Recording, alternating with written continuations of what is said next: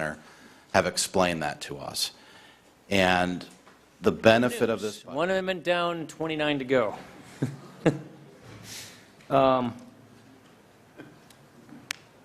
Are there any further amendments? Mr. Yarmouth, I believe you're up, correct? Yes, thank you, Mr. Chairman. I have an amendment to the chairman's mark at the desk. The clerk will designate and the staff will distribute copies.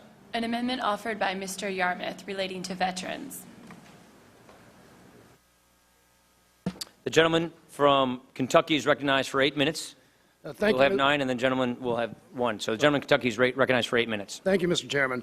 This amendment would extend advance appropriations to all discretionary programs at the Department of Veterans Affairs so that veterans' benefits are protected from another government shutdown.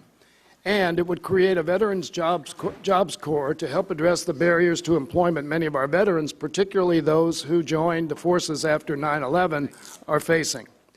We depend on our veterans to fight for us overseas, and they should be able to depend on us to fight for them when they come home. But right now, too many veterans are struggling to find work, and they could use a little fight from Congress. Among those who joined military service post 9/11, the unemployment rate is 9%, nearly a third higher than the current unemployment rate for civilians. The Veterans Jobs Corps would put tens of thousands of veterans back on the job immediately, helping to rebuild our infrastructure, protect and enhance federal lands, and keep our communities safe as police officers, firefighters, and other first responders. The Job Corps would also establish a network of job training centers to help ensure veterans are prepared for the jobs available now and in the future. The Veterans Jobs Corps is paid for through a combination of revenue recovered by reducing taxpayer subsidies to oil companies, closing the loopholes that allow companies to ship American jobs overseas, and ending certain tax breaks for millionaires and billionaires. Now, the last thing a veteran should have to worry about is whether he can or she can get the job training they need to get to work and start building a stronger future. Instead of using taxpayer dollars to ship American jobs overseas, let's put our veterans to work here at home. I urge my colleagues to join me in supporting this amendment. I now yield 3 minutes to Mr. Kildee of Michigan. Thank you. I appreciate the time and particularly appreciate my colleague's amendment, which I am happy to support. And look, this is one of those opportunities to simply make a clear statement of values. We all talked earlier about how a budget is a statement of our national priorities, of our values, and of the concerns that we want to make sure that the government addresses. Often there is a debate, and we hear this particularly from members on the other side, about whether or not government investment represents a national imperative. And there's often ideological differences as to whether or not government ought to have a role at all in some investment. And I suppose that that's a legitimate, certainly it's a legitimate debate. It ought never be a question when it comes to the support for those who have served this country, worn the uniform of the United States, defended us, and actually put themselves in harm's way. This amendment would make sure that that federal commitment to the people that we depend upon is protected. And it does so with a very simple statement of values. The question is, which do we hold in higher regard? Those who have served this country and put themselves at risk, or companies that offshore their profits, that make billions of dollars and still continue to look to the government through its tax code to spend money on their behalf by granting them enormous subsidies and tax relief. So it's a simple question of priorities, and I understand budgets are a matter of priorities and choices. When it comes to the question as to whether or not, as this amendment proposes, we continue to support the veterans as they come home, and particularly support them as they try to transition from their service to our country to the opportunity to join the workforce, as opposed to continuing to support tax loopholes for companies making enormous profits and not seeing that money returned into our economy. I think it's a fairly simple statement, and it's one that I'm happy to support. With that, I yield back. Mr. Chairman, we yield back the balance of our time. I'll recognize Mr. Forrest for 9 minutes. Thank you, Mr. Chairman. let me start at the outset by saying this. Every member of this committee supports our veterans, period. This committee, when it comes to veterans, is much like the House Veterans Affairs Committee. It's bipartisan. It's committed to our veterans, and we do all that we can to make sure that they receive excellent services from the federal government's second largest bureaucracy. That's why this budget calls for increasing discretionary spending for veterans programs by $410 million, which fully funds the President's fiscal year 2015 discretionary request. Let me repeat that, fully funds the President's request, and why this budget makes no cuts whatsoever to veterans' benefits. Furthermore, this budget matches the President's advance appropriations request for veteran medical care for fiscal 2016. Again, it matches the President's request. We all want to make sure the veterans and their families get all the benefits, health care, and support services that they've earned through their service and sacrifice to our nation. The question is, what's the best way to do this? My colleagues on the other side of the aisle would throw more money at the VA in a quicker fashion, even though the VA's budget has grown by 84% in the last 10 years. So the question is, how have they spent that money? What's been the outcome? And this comes from the House Veterans Affairs Committee VA Accountability Watch Service. And I quote, "Despite the fact that multiple VA Inspector General reports have linked many VA patient care problems to widespread mismanagement within VA facilities and GAO findings that VA bonus pay no longer has a clear link to performance, the Department has clearly defended its celebration of executives at the VA who provided over these events by giving them glowing performance reviews and cash bonuses." Matter of fact, in one of our hearings, we found out the VA has only fired one senior employee for substandard behavior, even substandard performance, even though this is widespread through the VA. In 2013, the House Committee on Oversight and Government Reform issued a report highlighting how the VA mismanaged funds and wasted millions of taxpayer dollars on extravagant conferences for employees. On a bipartisan basis, the HVAC has expressed concern regarding VA's progress in eliminating the disability claims backlog, despite significant increased funding for the veterans' benefits in recent years. In the bipartisan fiscal year 2015 Views and Estimates letter, which was provided to this committee yesterday by the HVAC notes that the committee is concerned with the VA's ability to meaningfully reach its 2015 goals for the processing of veterans' disability benefits claims, including eliminating the backlog by the end of that fiscal year. In their fiscal year 2015 Views and Estimates letter, the HVAC also mentions the failure of the VA to sufficiently meet the mental health care needs of our nation's veterans. It states that from 2007 to 2013, the VA's mental health care budget, programs, and staff have increased significantly. However, there's not been a corresponding increase in mental health care outcomes for veterans. This is illustrated most alarmingly in the administration's 2012 suicide data report, which found that the suicide rate among veterans has remained stable for 14 years, with between 18 to 22 veteran suicides per day since 1999. So this takes us to the context for their proposal to increase taxes by $1 billion and to initiate a new temporary entitlement. What I would ask the Budget Committee to do is think about a different way to look at this other than a new federal program. As Ronald Reagan used to observe, government programs, once launched, never disappear. Actually, a government bureau is the nearest thing to eternal life that we'll ever see on this earth. But if we look at alternative views, recently several corporations, including J.P. Morgan and Home Depot, have launched programs to hire veterans, and they've been fabulously successful, hiring up to almost 250,000 veterans, way above their initial goal. And that was done without a new, huge federal bureaucracy spending billions of hardworking taxpayer dollars. It was done by the private sector working together in a collaborative way with the government. So I would propose that we not have a new federal entitlement program. What I would propose is that we look outside government and propose, for instance, in an industry that is struggling to find an adequate number of employees, like the energy industry, why don't we work collaboratively with the energy industry to take veterans who are skilled, disciplined, and have the right work ethic to help put together another public-private program so that we can put our veterans to work without spending billions of taxpayer dollars.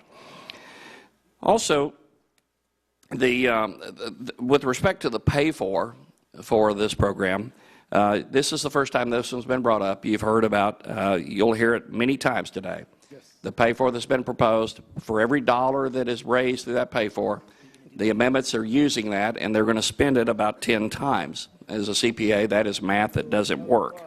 And so I think the folks that are listening to C-SPAN will hear that pay for over and over and over again. Now, with respect to advance appropriations for the VA receives about 85% of its funding on an advance appropriations basis already. What this amendment would do is advance the other 15% a year earlier than normal. The problem with that is that it makes oversight by the HVAC much more difficult than it already is, since the VA's funding is virtually assured for 85% of its budget. They can ignore the request of Congress, and the VA has a history of doing that. If we advance appropriate the rest of VA's money, it will be much harder to deal with the issues that we just described earlier in my part of the conversation on this amendment, not easier. And so I would propose that we continue to provide more oversight, not less oversight, and not do anything from a funding perspective that would make that oversight more difficult. So, Mr. Chairman, I urge a no vote on this amendment, and I yield back the balance of my time. Gentleman yields back, so Mr. Yarmouth gets a minute to close. Thank you, Mr. Chairman. I do want to clarify one thing that my friend, Republican friend, said. He mentioned that in the budget under consideration, they matched the advance appropriation levels of the President's budget. Their number is actually $1.657 billion short of the President's budget, and we correct that in my amendment. But I hope most of us here saw the survey of veterans that appeared in Sunday's Washington Post.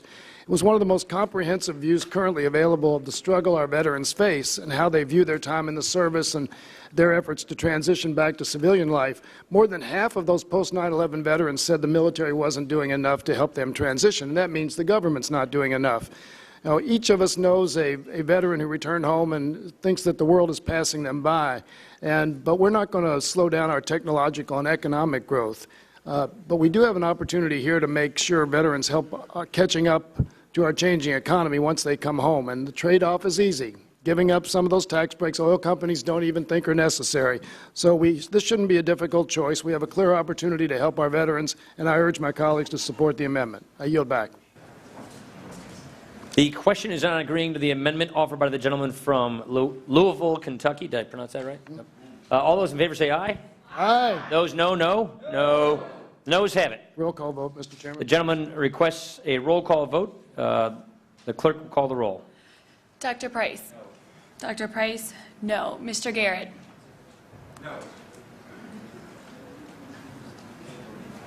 Mr. Garrett? No. Mr. Garrett? No. Okay, sorry. Mr. Calvert? Mr. Calvert? No. Mr. Campbell? No. Mr. Campbell? No. Mr. Cole? No. Mr. Cole? No. Mr. McClintock? No. Mr. McClintock? No. Mr. Langford? No. Mr. Langford? No. Ms. Black? No. Ms. Black? No. Mr. Ribble? No. Mr. Ribble? No. Mr. Flores? No. Mr. Flores? No. Mr. Okita? No. Mr. Okita? No. Mr. Woodall? No. Mr. Woodall? No. Ms. Blackburn? Ms. Blackburn? No. Mr. Nunnally? No. Mr. Nunnally? No. Mr. Ridgell? No. Mr. Ridgell? No. Ms. Hartzler? No. Ms. Hartzler? No. Ms. Wolarski? No. Ms. Wolarski? No. Mr. Messer? No. Mr. Messer? No. Mr. Rice? No. Mr. Rice? No. Mr. Williams? No. Mr. Williams? No. Mr. Duffy? No. Mr. Duffy? No. Mr. Van Hollen? Yes. Mr. Van Hollen? Aye. Mr. Yarmouth? Mr. Yarmouth? Aye. Mr. Pascarell? Mr. Pascarell? Aye. Mr. Ryan? Mr. Ryan? Aye. Ms. Moore? Ms. Moore? Aye. Ms. Castor? Ms. Castor? Aye. Mr. McDermott? Ms. Lee? Ms. Lee? Aye. Mr. Jeffries? Mr. Jeffries? Aye. Mr. Pocan. Mr. Pocan. Aye. Ms. Luan Grisham. Aye. Ms. Luan Grisham. Aye. Mr. Huffman. Mr. Cardenas. Aye. Mr. Cardenas. Aye. Mr. Blumenauer. Mr. Blumenauer. Aye. Mr. Schrader. Mr. Schrader. Aye. Mr. Doggett. Mr. Kildee. Aye. Mr. Kildee. Aye. Mr. Chairman. Nay. Mr. Chairman. No. Mr. Chairman, on... Nope. Mr. Chairman, on that vote, the ayes are 14, the noes are 22. Ayes 14, noes 22. The amendment is not agreed to. Are there further amendments? What, number 12 are we on? Mr. Chairman, Mr. Blumenauer. I have an amendment. The clerk will report and the staff will distribute copies. An amendment offered by Mr. Blumenauer relating to transportation infrastructure. The gentleman is recognized for 8 minutes. Thank you, Mr. Chairman. Throughout American history, the path to prosperity, kind of a catchy phrase, has actually been infrastructure. It's been building that path. It's paving that road, constructing the Transcontinental Railroad, improving water systems, extending electrification to rural America, dealing with dams and water projects. Mr. Chairman, these were all public-private partnerships financed largely by government expenditures. Each and every one of these initiatives was key to improving the quality of life for Americans, enhancing business opportunities, putting millions of Americans to work, creating our infrastructure marvels, which for much of our history were the envy of the world. Sadly, that's no longer the case. The United States, as any of you who've traveled extensively abroad looking at centers of commerce around the world, know that we've fallen behind global leaders. Our infrastructure is mediocre, according to independent expert reports. The American Society of Civil Engineers has raised us to a D+ and identified some $3.5 trillion necessary to bring it up to standard between now and 2020. And that's how far we've fallen. A D+ rating, needing hundreds of billions of dollars just to keep from further deterioration and decline. The failure to act carries significant costs in and of itself. This is more than just mere wear and tear on vehicles. It's more than delays to congestion. There are safety problems associated with inferior infrastructure. The estimates are, again, by the American Society of Civil Engineers in a separate and fascinating report that I would commend to any member of the committee, that the average American family is going to incur $1,000 a year in excess costs and damage as a result of our deteriorating infrastructure. 10 years ago, some of us were around with the Transportation Committee when we had initiated in the reauthorization, I think it was in '97, a blue ribbon committee that was appointed by and reported to then President Bush, that identified the 10-year need for infrastructure at approximately $375 billion. That was 10 years ago. Currently, as is in our report that we're reviewing today, we are spending at about a rate over the next 6 years, not of $375, but $275 billion. And the income to the Highway Trust Fund is barely $200 billion. Now, both Chairman Camp and in his tax reform proposal and President Obama in his infrastructure proposal identified the need to close this gap to be able to fully fund a 6-year transportation reauthorization to meet America's needs for projects of national significance that in some cases are multi-state, that are part of a system that we all depend upon. The budget proposal fairly captures the problem and articulates the right policy framework, that we are moving towards bankruptcy, that we actually should not be shoveling large sums of general fund money through sleight of hand, raising the deficit. Sadly, unfortunately, the budget would just simply lock us into the decline. And if approved as written, we're looking at a 30% reduction from already inadequate revenue levels.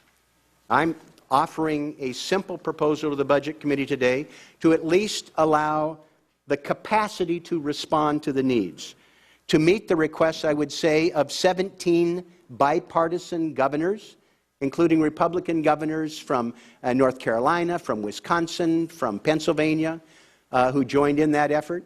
There were 31 chief executives of statewide business chambers of commerce that said that we ought to step up, deal with the revenue issues, be able to have a robust, fully funded 6-year reauthorization.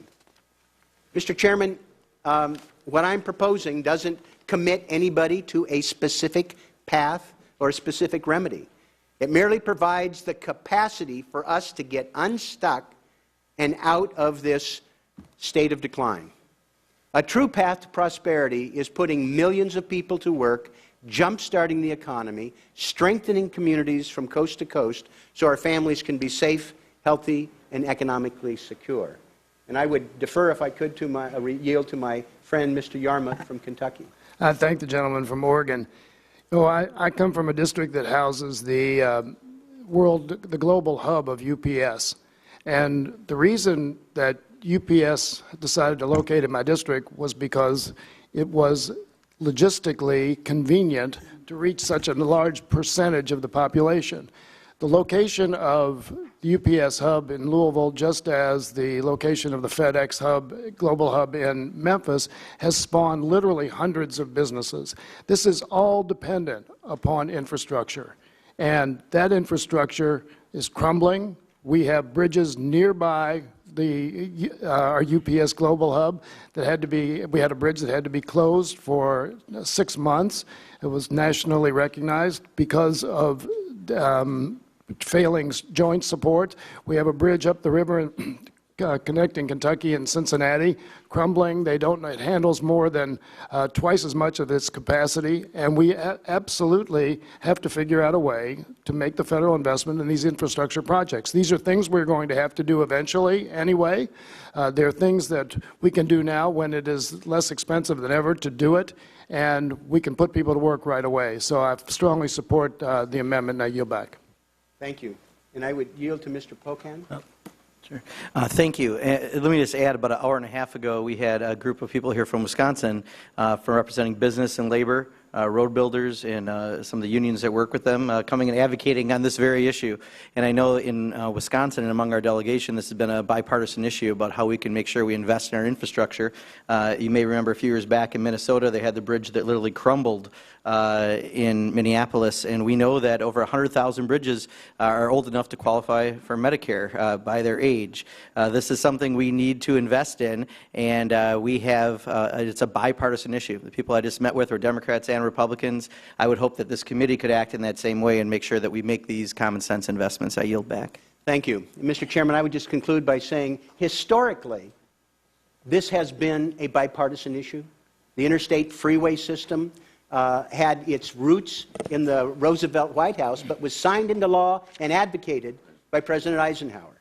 The Transcontinental Railroad, 152 years ago, there was a Republican president at that time. Teddy Roosevelt, over a century ago.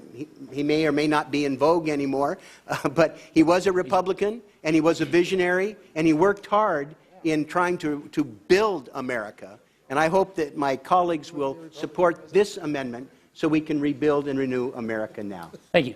I recognize Mr. Ribble for 9 minutes. Ms. Ribble, you just yield for a moment. I want to ask. Yes, so, Mr. Blumenauer, as you know, we have a reserve fund for transportation in this budget.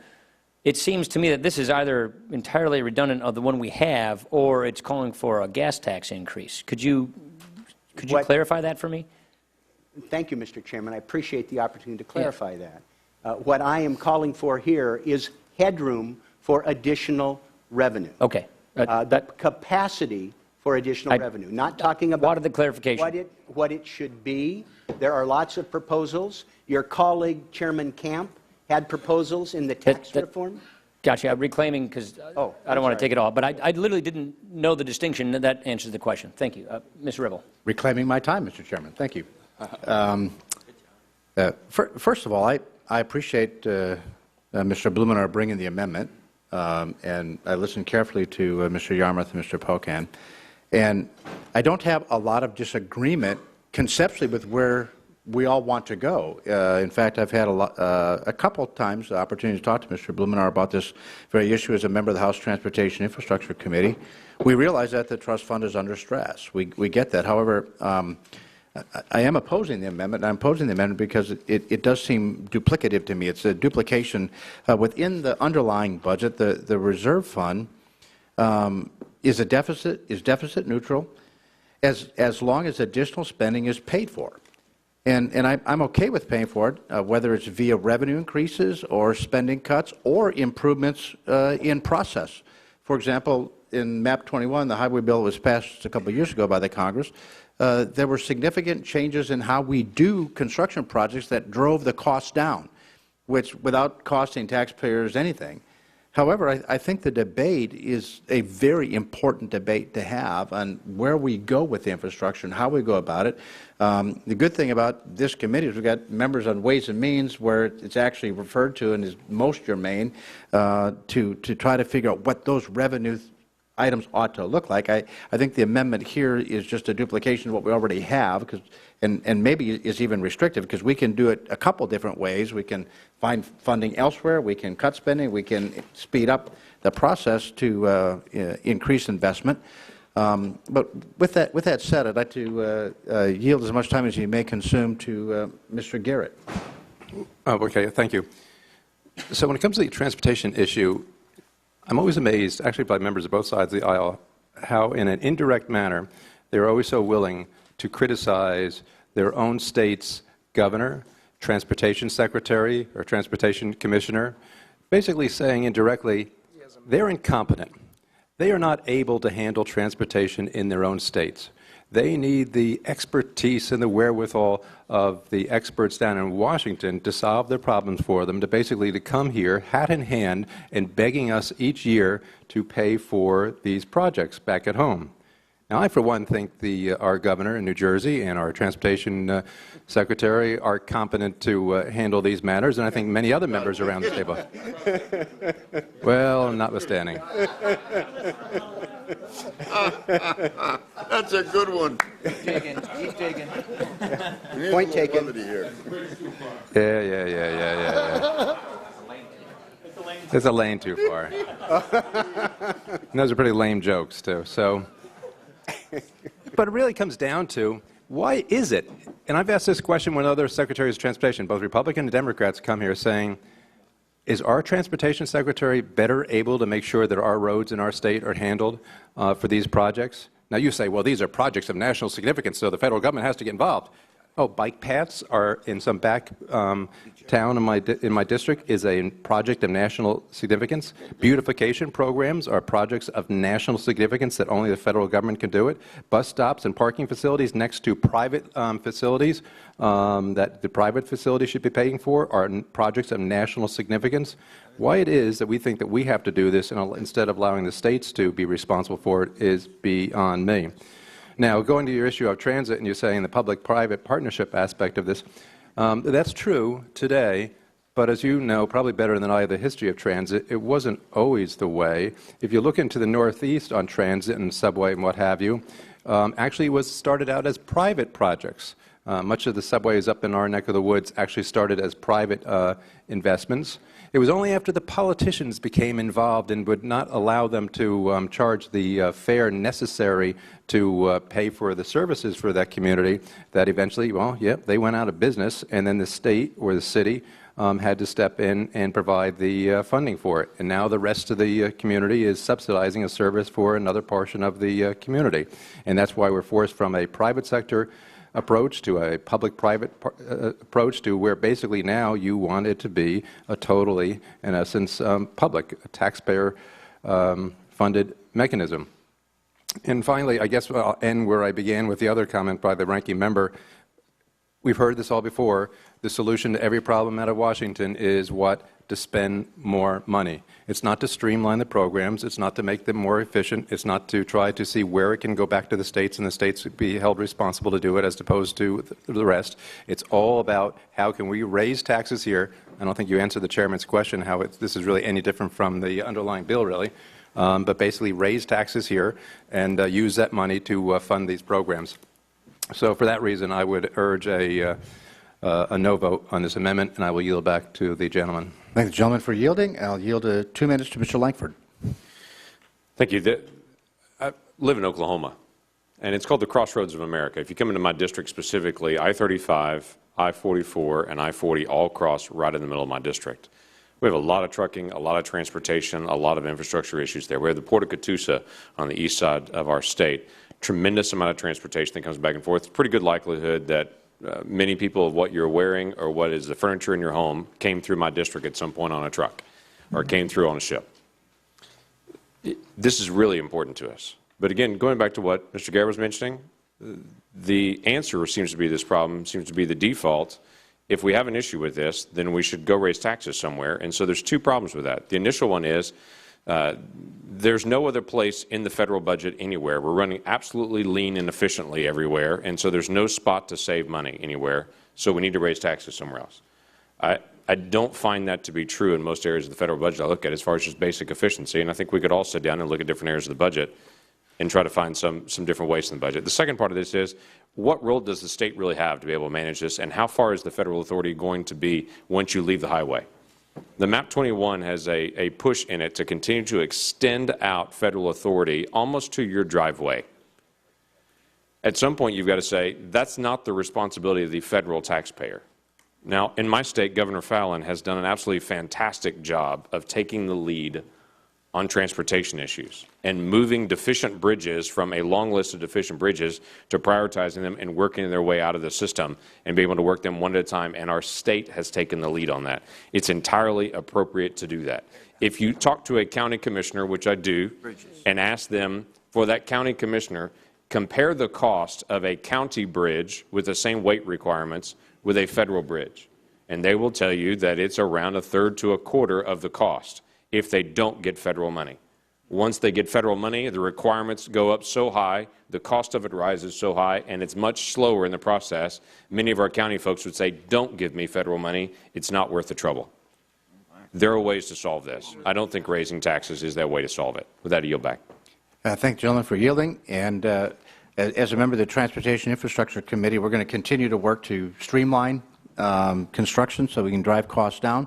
I would encourage our illustrious chairman, as he moves to maybe more work on ways and means, to really get serious about taking a look at this and finding additional ways of funding the constitutional responsibilities for infrastructure within this country, making us the most competitive place we can be, and to help the United States to advance its own economy. With that, I yield back.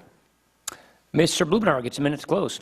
Thank you. Well, first of all, Mr. Garrett's wrong. I'm not talking about federalizing it entirely. And, excuse me, it is, and the those transit agencies that he's talking about, those transit lines, actually were public-private partnerships. They were operated under franchises granted by municipalities, in many cases provided resources to them.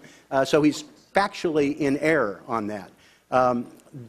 Even with a direct quote from the statewide chamber executives that I mentioned to you, 31 of them, in their letter, even with increased state revenues and innovative mechanisms, such as public-private partnerships, there are projects of national significance that cannot be completed without federal assistance. And all of you are being visited by local contractors, unions, local government, transit agencies, a whole array of businesses that are saying, we need more resources and we need a 6-year, fully funded bill. This amendment would help us move in that direction. I'd respectfully request its approval.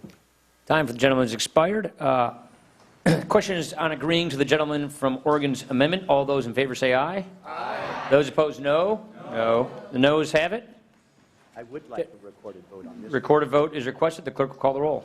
Dr. Price? No. Dr. Price? No. Mr. Garrett? No. Mr. Garrett? No. Mr. Campbell? No. Mr. Campbell? No. Mr. Calvert? No. Mr. Calvert? No. Mr. Cole? Mr. Cole? No. Mr. McClintock? No. Mr. McClintock? No. Mr. Langford? No. Mr. Langford? No. Ms. Black? No. Ms. Black? No. Mr. Ribble? No. Mr. Ribble? No. Mr. Flores? No. Mr. Flores? No. Mr. Okita? No. Mr. Okita? No. Mr. Woodall? No. Mr. Woodall? No. Ms. Blackburn? Ms. Blackburn? No. Mr. Nunnally? No. Mr. Nunnally? No. Mr. Ridgell? No. Mr. Ridgell? No. Ms. Hartzler? No. Ms. Hartzler? No. Ms. Wolarski? No. Ms. Wolarski? No. Mr. Messer? No. Mr. Messer? No. Mr. Rice? No. Mr. Rice? No. Mr. Williams? Mr. Duffy? No. Mr. Duffy? No. Mr. Van Hollen? Mr. Yarmouth? Aye. Mr. Yarmouth? Aye. Mr. Pascarell? Aye. Mr. Pascarell? Aye. Mr. Ryan? Aye. Mr. Ryan? Aye. Ms. Moore? Aye. Ms. Moore? Aye. Ms. Castor? Aye. Ms. Castor? Aye. Mr. McDermott? Ms. Lee? Aye. Ms. Lee? Aye. Mr. Jeffries? Aye. Mr. Jeffries? Aye. Mr. Pocan? Aye. Mr. Pocan? Aye. Ms. Luan Grisham? Aye. Ms. Luan Grisham? Aye. Mr. Huffman? Aye. Mr. Huffman? Aye. Mr. Cardenas? Aye. Mr. Cardenas? Aye. Mr. Blumenauer? Aye. Mr. Blumenauer? Aye. Mr. Schrader? Aye. Mr. Schrader? Aye. Mr. Doggett? Aye. Mr. Doggett? Aye. Mr. Kildee? Aye. Mr. Kildee? Aye. Mr. Van Hollen? Aye. Mr. Van Hollen? Aye. Mr. Williams? No. Mr. Williams? No. Mr. Chairman? No. Mr. Chairman? No. Are there any other members wishing to vote or to change their vote? If not, the clerk shall report. Mr. Chairman, on that vote, the ayes are 16, the noes are 22. Ayes 16, noes 22. The amendment is not agreed to. Are there further amendments? Mr. Chairman, I have amendment number 3 at the desk. Which amendment is it? Number 3. Okay, Mr. Cardenas? All right. The clerk will report and the staff will distribute copies. An amendment offered by Mr. Cardenas relating to immigration reform. Yep, gentleman from California is recognized for 8 minutes. Thank you, Mr. Chairman. Today we raise a simple question with this amendment. Are you for or against creating more than 100,000 jobs per year and $900 billion toward debt reduction? This amendment is the only amendment to this budget that would create jobs, supercharge our economy, and balance the budget all in one amendment. It deserves a fair majority rules debate today. Any serious debate on balancing our budget must include comprehensive immigration reform, since reform will cut the deficit by $900 billion over the next 20 years. Comprehensive immigration reform will also create over 100,000 American jobs each year in the first 10 years alone. I'm offering this amendment because there's no other amendment that will do such a thing. Comprehensive immigration reform deserves a fair majority rules debate and vote. The American people want comprehensive immigration reform, and they have told us that over and over again. Businesses want it, cops want it, and 68 Republicans and Democrat U.S. senators voted for it because they all know it will help supercharge our economy. Voting for comprehensive immigration reform today, once again, will reduce our deficit by over $900 billion over the next 20 years. Again, over 120,000 American jobs every year just in the first 10 years alone. Right now, because of the unwillingness of House Republicans' leadership to allow for a debate, this is the only vote we can get on comprehensive immigration reform. The American people will and should hold us responsible for what we do here or don't do here today, and those who vote yes or no will have their names recorded on this vote. At this point in time, I'd like to Yield 1 minute to Mr. Yarmouth from Kentucky. I thank my friend from California. I had the privilege last year of serving as one of the 8 members of the bipartisan Gang of 8 working on comprehensive immigration reform, and I considered it a great honor. And one of the fascinating things about that entire process was that virtually everyone in this country, in an organized way, is for comprehensive immigration reform. The business community is for it, the U.S. Chamber of Commerce, Wall Street, the high-tech community. It's hard to find anyone who's concerned about the economic future of this country that is not for comprehensive immigration reform and who does not consider it an essential element to continued growth in our economy. But I'm just going to close by quoting Jeb Bush of Florida from a Wall Street Journal op-ed, obviously a Republican. He said, "No Republican would vote for legislation that stifled economic growth, promoted illegal immigration, added to the welfare rolls, and failed to ensure a secure border. Yet they essentially will do just that if they fail to pass comprehensive immigration reform and leave in place a system that does all of those things." So I think we ought to agree with and underscore the words of Governor Bush and agree to the amendment before us. I yield back. Thank you very much. Mr. Chairman, I'd like to yield 1 minute of my time to Michelle Lujan Grisham from New Mexico. Thank you, Congressman Cardenas. I thank you for the opportunity to speak on this amendment, which provides what this Republican budget excludes, a strong boost to the economy and a way to actually reduce the deficit. Comprehensive immigration reform would expand the size of the U.S. workforce and will grow the economy. CBO estimates that comprehensive immigration reform, like H.R. 15, would reduce the deficit by $900 billion over the next 2 decades and grow the national GDP by more than 5%. Just in New Mexico, passing immigration reform creates more than 6,000 new jobs, adds $201 million in state and local taxes, and increases New Mexico's economic output by more than $3.8 billion over the decade. But comprehensive immigration reform is not only an economic issue. It breaks apart families. It turns people away who would clearly make significant contributions to our country. Mr. Chairman, members of this committee, besides the positive effects to the economy and the budget, immigration reform is the right thing to do. We need to take a vote on immigration reform. This is likely the only chance members of the House will have to vote on this important issue. I urge my colleagues to support this common sense amendment. I yield back. Thank you. I'd like to yield a minute to Lloyd Doggett from Texas. Congressman Doggett. Thank you. On Monday of this week, a group of Republican business leaders gathered at the Texas State Capitol in Austin to ask for comprehensive immigration reform. They said they could not see the kind of expansion of their businesses that they wanted if we did not address the need for workers that they have.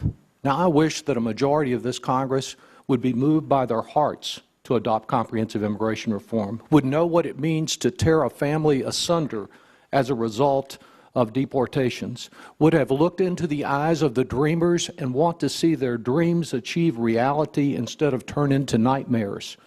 But whether you're moved by your heart or by your pocketbook, there are real economic gains to be had through comprehensive immigration reform that no objective economist can deny. There is no good reason why we have not voted on the bipartisan Senate bill that has been pending in the House since last summer. Speaker Boehner needs to give us a vote. Today, we have a chance to go on record and present to the House the benefits of comprehensive immigration reform. Thank you. Thank you. Next, I'd like to yield a minute to Congresswoman Castor from Florida. Thank you. Colleagues, one of the most important things we can do for our economy is to pass comprehensive immigration reform right now. And 3 main reasons. The nonpartisan CBO has estimated that immigration reform would grow our economy and then reduce our deficits by $900 billion over the next 20 years. 2, immigration reform will strengthen Social Security. The chief actuary for Social Security estimates that the 8 million individuals that currently work in the shadow economy would come out of the shadows and begin to pay into the Social Security Trust Fund. We would collect those taxes, and it would strengthen Social Security to the tune of $284 billion. And number 3, we educate students from all across the globe. We train them in America, and then what do? Under our immigration laws, we send those scientists and engineers who earn PhDs at our universities back to their home countries. In doing that, these professionals will make their next great discoveries and products abroad instead of the U.S., so that doesn't make sense. For these reasons, please adopt Representative Cardenas' amendment on comprehensive immigration reform. I yield back. Thank you. Next, I'd like to yield a minute to Congresswoman Lee from California. 45 seconds. Thank you very much, and I want to thank Mr. Cardenas for introducing this amendment and just associate myself with most of the remarks that have been made. Our immigration system, once again, we're saying it's totally broken. It's been broken far too long, and it's time to act. In my own district, there are heart-wrenching stories of families who come here for a chance at the American dream. That's what they want, only to be torn apart and separated. Today, we have the opportunity in this committee to support an amendment based on bipartisan legislation that has the support of the American people and the votes needed to pass our House.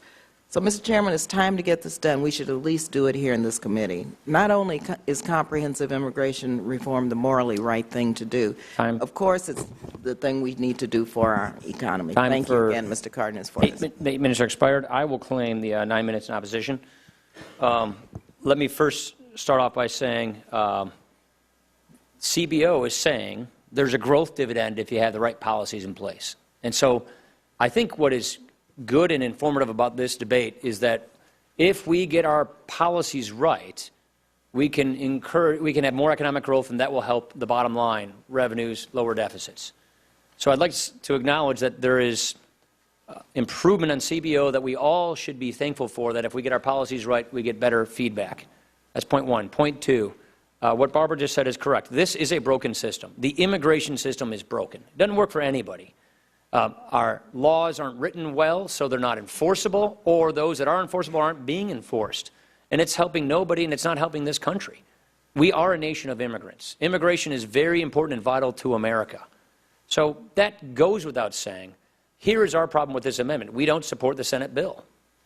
The Senate bill is over 1,000 pages.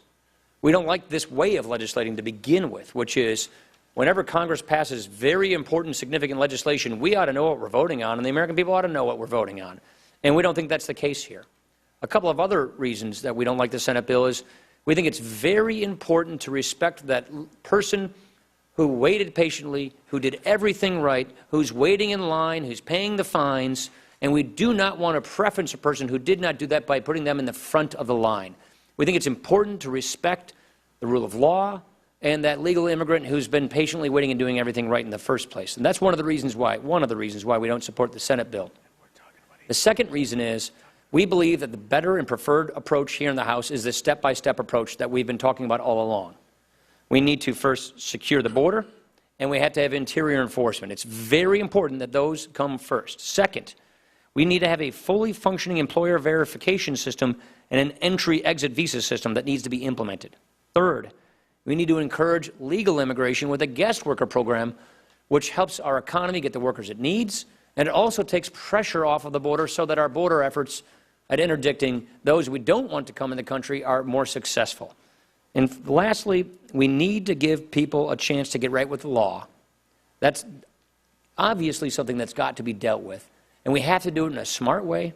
We have to do it in a way that does not create an amnesty or a moral hazard so that we had the same problem 15 years down the road. And so what we want to get right is lasting immigration reform. A few of us have been around this issue a long time. Before my time, we had comprehensive immigration reform in 1986. That didn't work. Then we had comprehensive immigration reform in 1996. That didn't work. And we've been debating comprehensive immigration around here since 2006. This ultimately needs to be a bipartisan issue. It's a problem America needs to confront, and the way we think is the better way to go is to do it in this step-by-step way so that we get the sequence of these right, so that we have respect for the rule of law, that we honor legal immigrants, that we honor immigration, and that we know what we're voting on, and that we do it in a way that the country sees that it's a transparent process, and that it's, more importantly, a lasting reform that guarantees that we're not having the same problem 10, 15 years down the road. Chairman Goodlatte and Chairman McCall are already well. They've already had a lot of markups on legislation. They're having lots of hearings. Those are the committees of jurisdiction. This is the Budget Committee. It's not our committee's jurisdiction to rewrite all the immigration laws. It is those committees' jurisdictions, and they're well into doing that. And the plan is to have a series of bills, not one big, massive 1,000-plus page bill, but a series of bills walking through what I just described. And we just think that's a far better approach, and that's why I urge a no vote on this amendment. And I'd like to yield 5 minutes, the remainder of the time, to Mr. Calvert. Mr. Chairman, point of clarification. Sure. You referred to the Senate bill. My amendment refers to H.R. 15, House bill. My understanding is that's the equivalent of the Senate bill. Is that not right? They're not exactly the same. Okay. In fact, just for clarification, that bill incorporates Mr. McCall's bill into the, so in fact, this will be an opportunity to vote on Mr. McCall's bill at the same time. Thank you, Mr. Chairman. Still, nonetheless. Mr. Calvert. Thank you, Mr. Chairman. And as you, we all agree that this immigration system is broken, and we need to fix it. But I agree, this is not the place to do it, not in the Budget Committee. I've been an employer. I understand the complexities of trying to deal with, as an employer, with the I-9 forms. That's one of the reasons I came up with the idea of E-Verify back in 1996. It was an idea just to allow employers to be able to check the potential status of an employee. And it's worked fine. It's worked well. We have half the United States employees now have gone through the E-Verify system. But the Senate bill, this comprehensive bill, has a lot of flaws in it. One of the flaws, quite frankly, is the bill requires entry-exit checks at sea and airports, but neglects land ports of entry. What a huge flaw.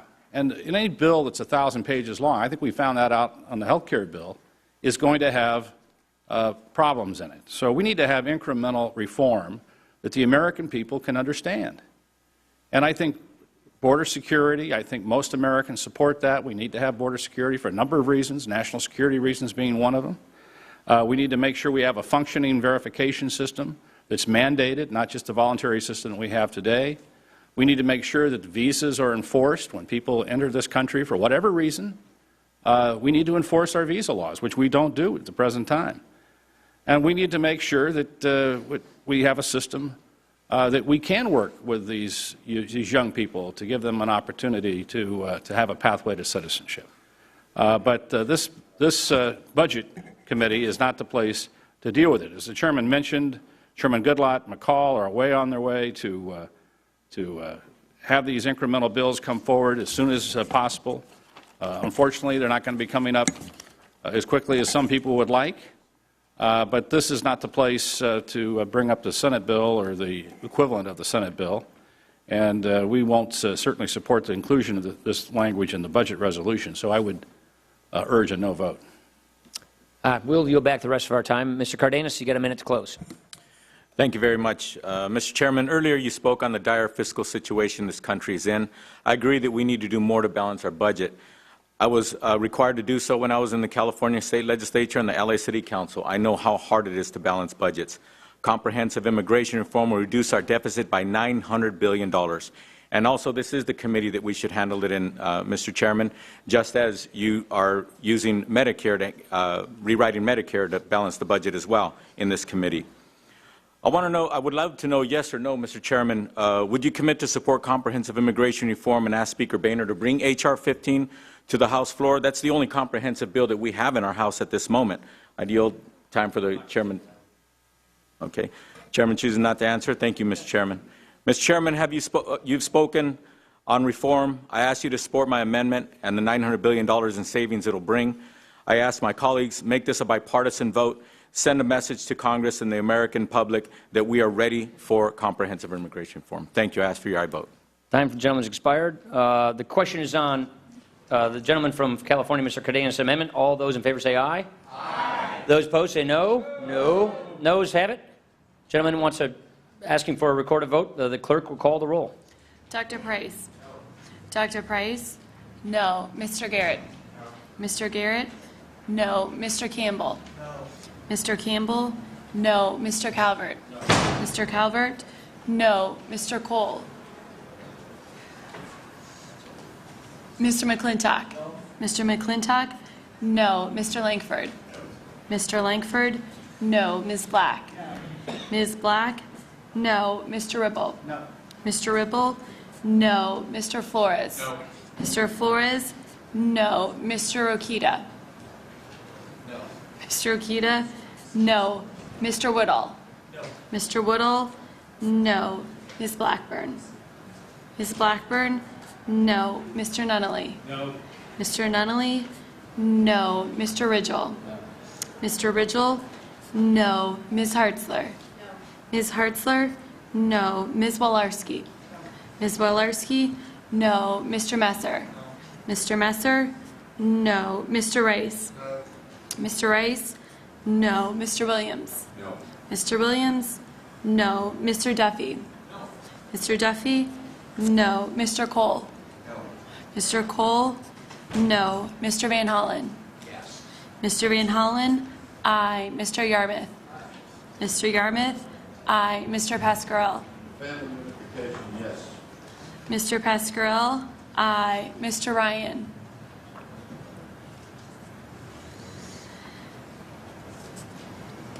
Ms. Moore? Aye. Ms. Moore? Aye. Ms. Castor? Ms. Castor? Aye. Mr. McDermott? Ms. Lee? For Pathway to Citizenship, aye. Ms. Lee? Aye. Mr. Jeffries? Aye. Mr. Jeffries? Aye. Mr. Pocan? Mr. Pocan? Aye. Ms. Luan Grisham? Aye. Ms. Luan Grisham? Aye. Mr. Huffman? Aye. Mr. Huffman? Aye. Mr. Cardenas? For the sake of our economy, aye. Mr. Cardenas? Aye. Mr. Blumenauer? Mr. Blumenauer? Aye. Mr. Schrader? Mr. Schrader?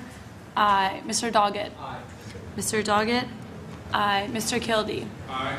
Mr. Kildee? Aye. Mr. Chairman? No. Mr. Chairman? No. Are there any members wishing to vote or to change their vote? If not, the clerk shall report. Mr. Chairman, on that vote, the ayes are 15, the noes are 21. Ayes 15, noes 21. The amendment is not agreed to. Are there any other amendments? Mr. Pocan, you're up, right? Mr. Pocan has an amendment. The clerk will designate the amendment. The staff will distribute copies of the amendment. An amendment offered by Mr. Pocan relating to the importance of raising the minimum wage. Gentleman is recognized for 8 minutes. Great. Thank you, Mr. Chairman. I have some slides. I think if you could put slide 11 up first. America deserves a raise, and this is an amendment to make a state of Congress that we want to raise the minimum wage.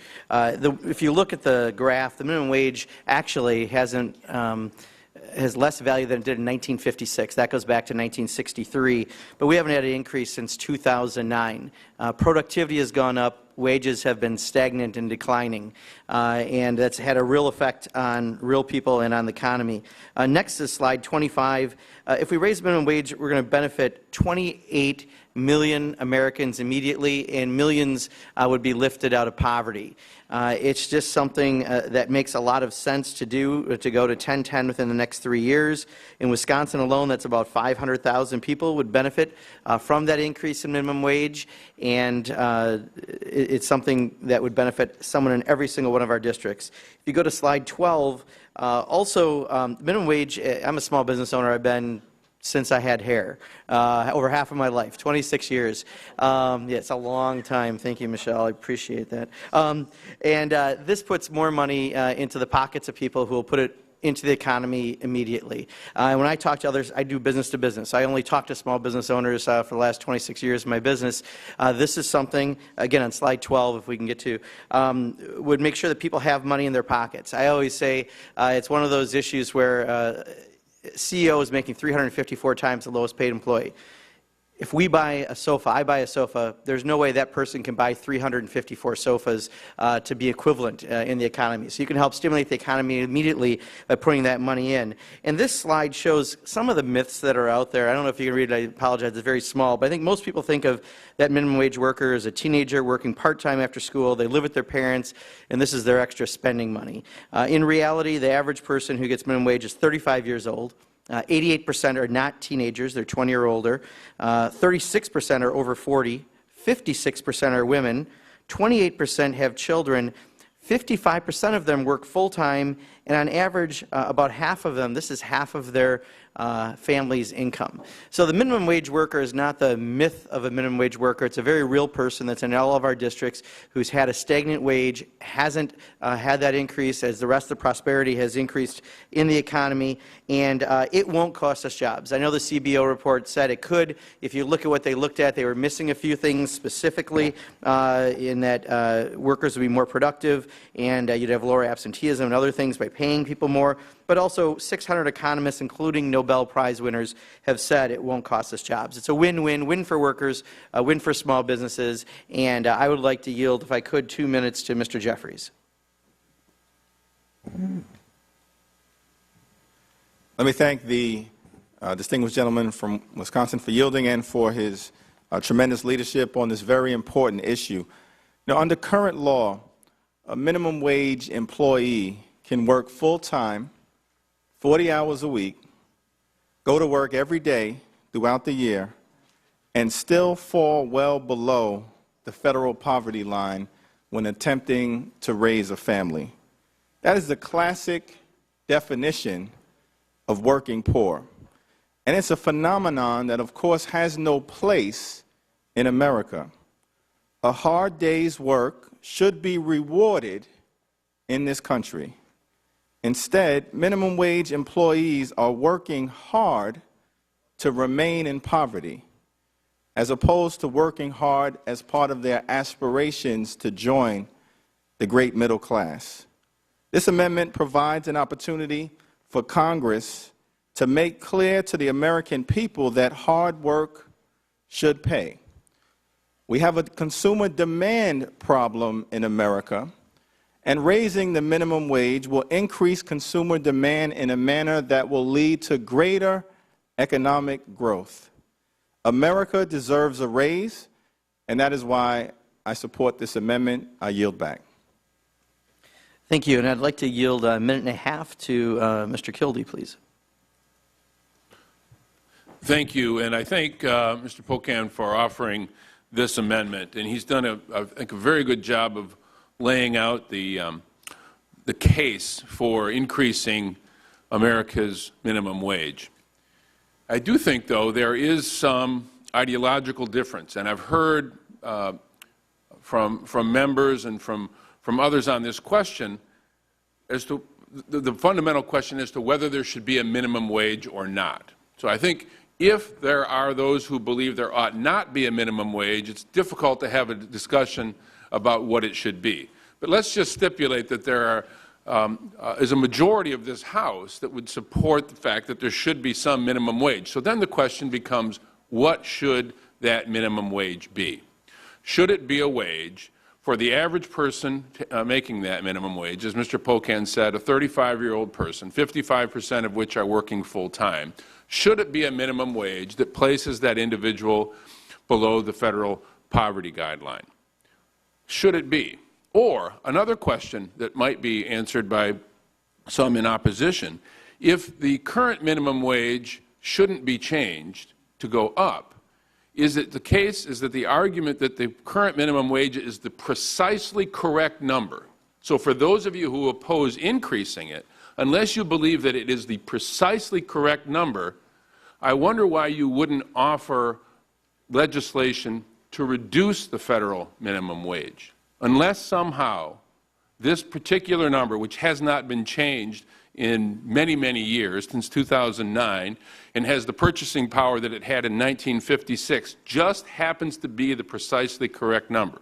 So it either needs to align with what a working person should have in order to have a decent life, a floor of decency below which they ought not be allowed to fall, or it should be eliminated, or, I suppose, in the alternative, you might offer that it be reduced. I think the logic of those arguments says that if we are going to have a minimum wage in this country, which most of us believe we should, that it ought to reflect what it costs to raise a family, to provide the basic level of support that an individual needs to have a decent life in this country.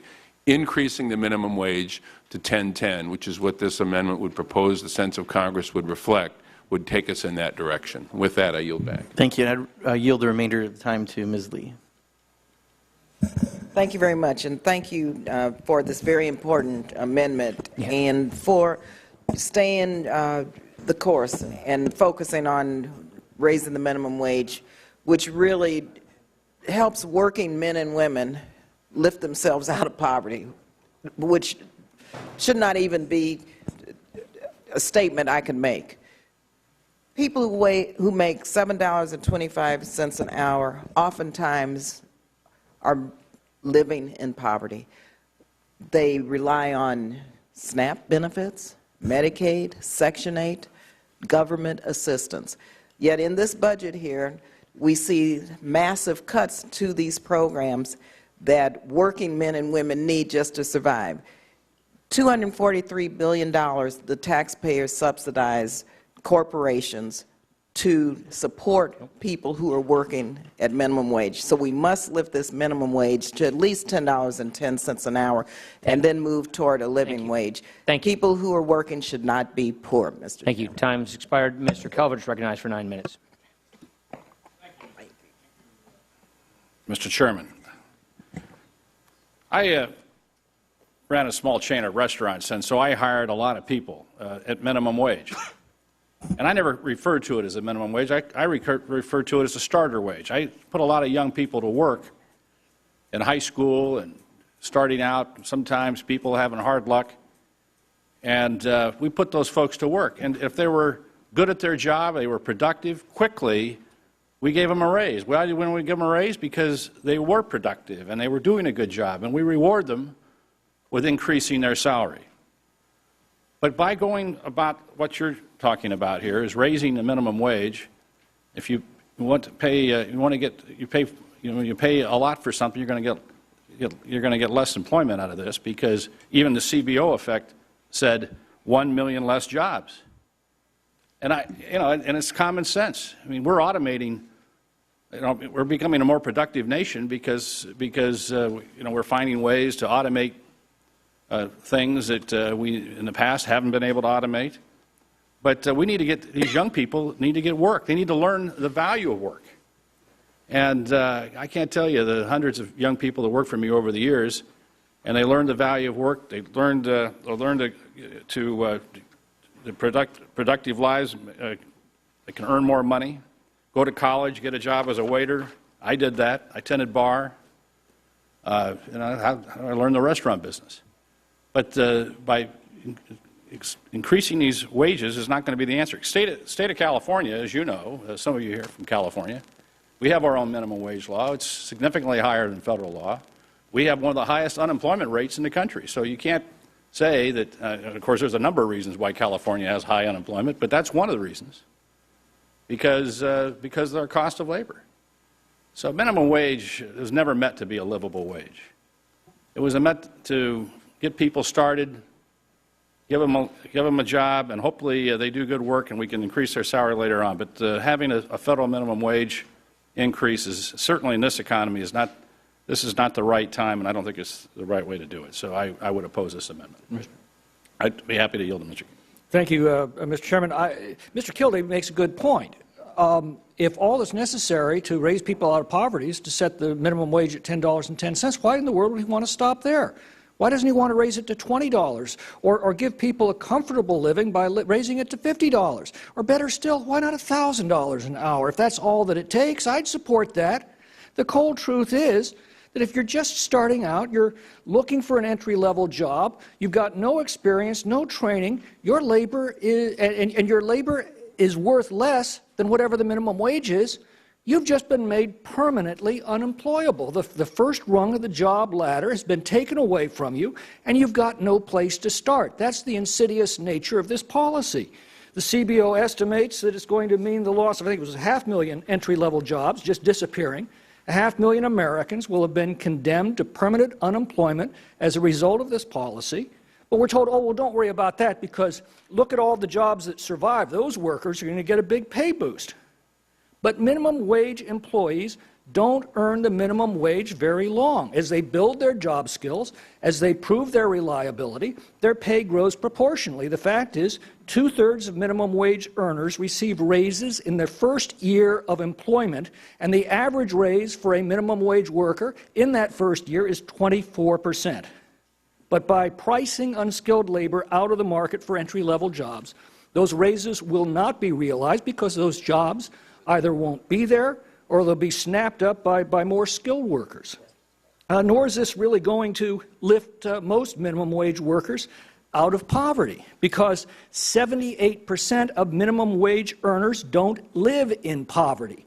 The median household income of a minimum wage worker is $53,000 a year. How can that be? Well, it's because many of them are teenagers chasing their first job, or spouses of breadwinners making a niche for themselves in the job market.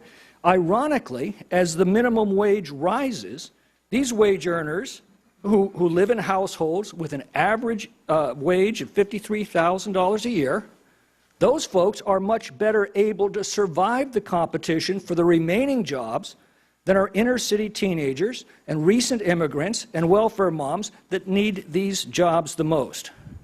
I'd finally say the other big losers are the vast majority of the working poor who landed an entry-level job at the minimum wage, but who've now worked their way up to wages above the minimum. These workers get no benefit from the minimum wage hike, but as prices rise in response to the employment constraints of the new law, their family standards of living will decline. This is just really bad public policy, and I would urge the Democrats to reconsider the damage that they are doing to that very first rung of the employment ladder that is most desperately needed by those who have no experience and no skills. And I'll yield back to Mr. Calvert. I yield some time to Mr. Rice, 2 minutes to Mr. Rice. I got an idea for how we can put more money in people's pockets. As you said, we had a problem with consumer spending. Why don't we stop taking money out of their pockets? Why are we mandating that these federal requirements for health insurance, making 70-year-olds buy maternity coverage, making them buy dental and substance abuse coverage that they don't need? Why don't we pursue our own fuel resources in every way we can and drive down the price of gasoline at the pump and put another $100 a month in their pocket that way? Why don't we stop this war on coal and stop driving up people's utility bills every month to the tune of $40 or $50 a month? If our goal is to put more money in people's pockets and have them spend more money in the economy, why is the government taking it away from them? I yield back. Thank the gentleman. Everyone here wants to reduce poverty, but many researchers have found that increasing the minimum wage may actually increase the number of people in poverty because more people are going to lose their jobs that benefit them. And I can't tell you how many small independent businesses I've seen close up here in the last number of years, because this economy, and if you put the cost of labor up in some of these very fragile businesses, we're going to lose a lot of jobs, and these are entry-level jobs that people can't afford to lose. So with that, Mr. Chairman, I would hope that we could defeat this amendment. Thank you. The gentleman yields back the remainder of his time. Okay, Mr. Pocan, you got a minute to close. Sure. Thank you.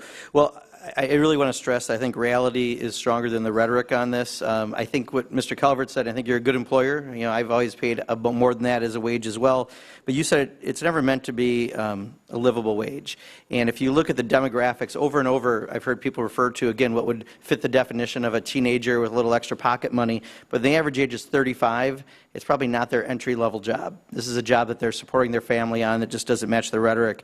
On the job loss, in Wisconsin, I spent 14 years in the legislature. Each and every time we raised minimum wage, more people entered the workforce. We had an increase. We didn't lose jobs. And the studies have been shown county by county in states where they've had an increase and no negligible difference. And finally, we've introduced things around immigration to create jobs, around infrastructure. We want to create jobs, and we want to have people get paid well for them. And your budget, unfortunately, is going to cost 3 million jobs, and this is one way that we can help people in poverty. And I would yield back. Time for the gentleman has expired. The question is on agreeing to the amendment offered by the gentleman from Wisconsin. All those in favor say aye. Aye. Those opposed say no. No. Noes have it. Ask for recorded vote. Gentleman requests a recorded vote. The clerk will call the roll. Dr. Price? Dr. Price? No. Mr. Garrett? No. Mr. Garrett? No. Mr. Campbell? No. Mr. Campbell? No. Mr. Calvert? No. Mr. Calvert? No. Mr. Cole? No. Mr. Cole? No. Mr. McClintock? No. Mr. McClintock? No. Mr. Langford? No. Mr. Langford? No. Ms. Black? No. Ms. Black? No. Mr. Ribble?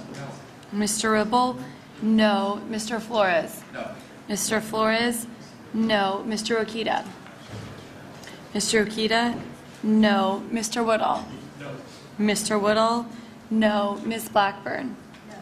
Ms. Blackburn? No. Mr. Nunnally? No. Mr. Nunnally? No. Mr. Ridgell? No. Mr. Ridgell? No. Ms. Hartzler? No. Ms. Hartzler? No. Ms. Wolarski? No. Ms. Wolarski? No. Mr. Messer? No. Mr. Messer? No. Mr. Rice? No. Mr. Rice? No. Mr. Williams? No. Mr. Williams? No. Mr. Duffy? No. Mr. Duffy? No. Mr. Van Hollen? Yes. Mr. Van Hollen? Aye. Mr. Yarmouth? Mr. Pascarell? Aye. Mr. Pascarell? Aye. Mr. Ryan? Ms. Moore? Aye. Ms. Moore? Aye. Ms. Castor? Ms. Castor? Aye. Mr. McDermott?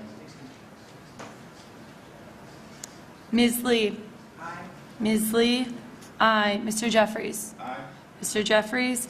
Aye. Mr. Pocan? Aye. Mr. Pocan? Aye. Ms. Luan Grisham? Aye. Ms. Luan Grisham? Aye. Mr. Huffman? Aye. Mr. Huffman? Aye. Mr. Cardenas? Aye. Mr. Cardenas? Aye. Mr. Blumenauer? Aye. Mr. Blumenauer? Aye. Mr. Schrader? Mr. Doggett? Aye. Mr. Doggett? Aye. Mr. Kildee? Aye. Mr. Kildee? Aye. Mr. Chairman? No. Mr. Chairman? No. Any other members wishing to vote or to change their vote? If not, the clerk shall report. Mr. Chairman, on that vote, the ayes are 13, the noes are 22. Ayes 13, noes 22. The amendment is not agreed to. Who is up next? Is it Mr. Jeffries? Yes, Mr. Chairman, I have an amendment at the desk. All right, the clerk will designate the amendment, and the staff will distribute copies of the amendment. An amendment offered by Mr. Jeffries relating to extending the unemployment insurance. Mr. Jeffries is recognized for 8 minutes. Thank you, Mr. Chairman. This amendment would allow for the extension of emergency unemployment compensation throughout calendar year 2014, providing for those who have lost jobs at the height of the Great Recession to continue to receive this critical support as they search for employment opportunities.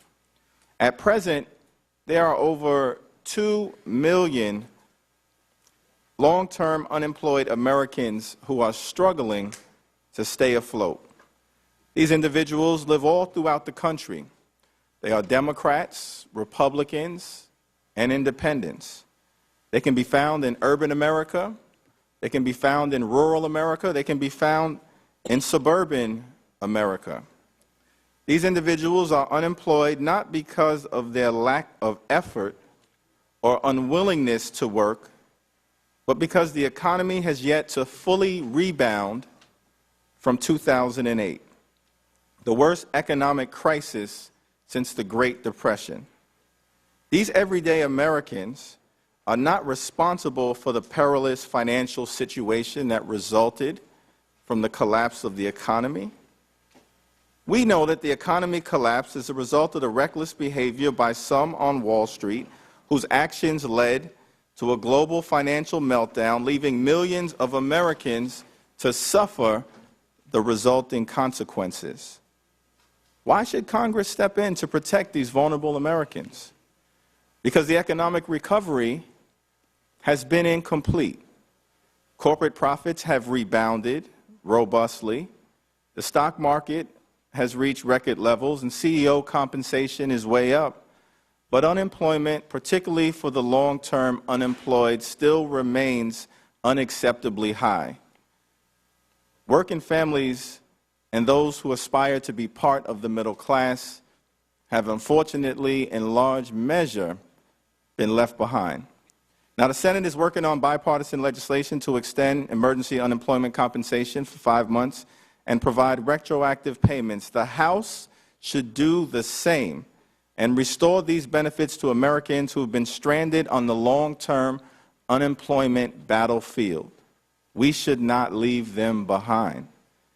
Speaker John Boehner has said that he would consider a plan that's fiscally responsible and gets to the root of the problem by helping to create more private sector jobs. The amendment in question, like its Senate counterpart, meets this criteria and is also fully paid for in a manner that is deficit neutral. Now, here in the House, the GOP majority often talks about fiscal responsibility, but then in puzzling fashion seems to lead us down a pathway toward fiscally irresponsible behavior. We allowed sequestration to take effect on April 1st of last year, notwithstanding the fact that independent economists said it would cost us 750,000 jobs. And then in October, we were forced to endure a reckless and irresponsible government shutdown, GOP-led, that cost the economy $24 billion in lost economic productivity. And now, according to the nonpartisan Congressional Budget Office, the reduction in demand that will result from the lapse of unemployment benefits could cost us an additional 200,000 jobs through the balance of the year. Congressional inaction will only worsen our economic situation, not make it better. It's fiscally irresponsible behavior. We have an opportunity to act in a bipartisan manner to restore emergency unemployment compensation now for the good of the American people across this country who we represent, and for these reasons I respectfully ask my colleagues to support this amendment. Let me now yield 2 minutes to my distinguished colleague from Wisconsin, Mr. Pocan. Well, thank you, and thank you for introducing this amendment. I just want to mention from Wisconsin's perspective, it's 2 million people nationally, but I like to think of it back home. It's 55,100 people so far have lost their benefits since we didn't extend them. That's the size of a pretty good sized town in the state of Wisconsin. I just want to share the story of one person who was my guest at the State of the Union speech this year. It was someone who's one of these people who around Christmas time got the notice that his benefits were ending. His wife had sent us an email, a rather hot email first to find out about their situation. We got a chance to talk to him. All his life he's worked hard, played by the rules, but he was in the trades. When unemployment hit its max in the trades, it was about 24 to 26%. When the economy gets a cold, people in that industry get pneumonia. And he's a 47-year-old steam fitter. And the reality for him, he went on food share. His kids have gone on a reduced lunch program. He's working with the utility company and credit card companies to get some kind of a payment plan worked out. He put his home up for sale so he won't get foreclosed on, and he said if things keep going the way they are, bankruptcy is a possibility. It's a last resort, but I can see it happening. This just isn't fair to someone who, because of our very tough economy, who's played by the rules all their life, they just need that assistance, especially someone in an industry like that. And at 47, he's been applying for everything from janitor positions to everything else. This just doesn't seem fair. So I would hope that we could do the right thing for all of our constituents, Democrat and Republican, independent alike, and make sure that we extend these benefits. And I'd yield my time back. Thank you. Let me now yield the balance of time remaining to the distinguished gentleman from Michigan, Mr. Kildee. Thank you to my colleagues for offering this. Mr. Jeffries, I appreciate your work on this subject. Let me just say this. This should be a bipartisan issue. It certainly has been in the past. When President Bush signed unemployment extension, there was bipartisan support, and there ought to be now. Look, everybody has this narrative that they could offer if they chose to, and I've heard it a lot from the other side, that people receiving unemployment compensation, unemployment insurance, are somehow choosing that over work, and that this somehow creates an incentive for people not to work. Look, this is a cynical and I think condescending position to take. And I suppose we could all either conjure or think up a story of somebody who does prefer unemployment over work. Let's call it the no-good brother-in-law paradigm. Everybody can think of somebody, but I will tell you, That's the exception. Where I come from in Flint, Michigan, where in Michigan we have 106,000 people who've lost their benefit, that's more than the population of my hometown. Everybody that I've talked to that has lost their benefit would, if they accepted that benefit, would trade that the next day for a decent job. It takes 37 weeks right now for the typical American who loses their job to find their next position. In Michigan, you receive unemployment insurance for 20 weeks. So what happens in that 17-week period for the average worker? And I think in Michigan it's probably longer than that. What happens? They're unable to put food on the table, unable to pay their car payment, unable to pay their rent, unable to pay a mortgage, unable to provide the basic, decent sort of standard of living that a few $100s does, just to provide a bridge from the last job to the next job. This has always been, in recent history, a bipartisan effort. Somehow it has become made a partisan question. We ought to set the partisanship aside. Time for the gentleman's expired. And realize there are 2 million people suffering who need Congress. Time for the gentleman's expired. Mr. Campbell is recognized for 9 minutes. Thank you, Mr. Chairman. And my friends on the other side, I will probably be shocked to understand that, to hear that I'm opposed to the amendment. Shocked, absolutely shocked. Even Mr. Kildee, look at that look of shock on his face. But I want to give you 3 reasons why. Reason number 1. I noticed the title of this amendment is Extend Emergency Unemployment Compensation. Let's focus on the word emergency. And Mr. Kildee, you were talking about bipartisan. In 2009, I voted for this here on this floor. In 2009, we had an unemployment rate that topped 10%. This crisis started in 2008. It peaked out in the middle of 2009. Things were bad. And I voted for it as an emergency effort at that time. That was 6 years ago that this crisis occurred, 6 years ago. The unemployment rate now is 6.7%. Now, nobody in this room is happy with that. You know, economics professors will tell us that 5% is what's called functional unemployment, that 5% is basically full employment. So we're not there, and no one in this room is going to be happy until we are there. But it's clearly not an emergency anymore. And if in budgeting, whether it's unemployment or whether it's anything else, if we bring something up, this is an emergency when it is, and then we don't withdraw that emergency when the emergency is gone, we are doing ourselves a disservice, and we are, frankly, we are crying wolf when we use that word emergency, and we don't want to do that. And we see this in other things. I've seen it in my time around here, and that's what we have now. The emergency is over. There's still a problem with employment. We discuss that all the time. We're going to continue to discuss it, but the emergency is over. Second thing is the pay for that Mr. Jeffries discussed, that it's fully paid for. Now, I read it, there's cats and dogs of all kinds of tax increases on all kinds of people and no specificity. Now, I've asked Mr. Garrett, who has $20 here, to assist me with this. Mr. Garrett has $20. I have $1. I'm going to give Mr. Garrett $1. Okay, good. And now I'm going to ask for you to give it back. Now I'm going to give it to you again. I'm going to give it back. I'm going to give it to you again. Yeah, I'm going to give it back. Now, if I do this 20 times, give him my $1 20 times, then I get his $20, because I've now given him $20. Mr. Garrett doesn't seem pleased. I don't understand why Mr. Garrett isn't pleased. I gave him $20, $1 at a time, taking it back each time, and I got $20 in return, and he somehow doesn't think this is a good deal, since at the end of the day, he has $1 and I have 20.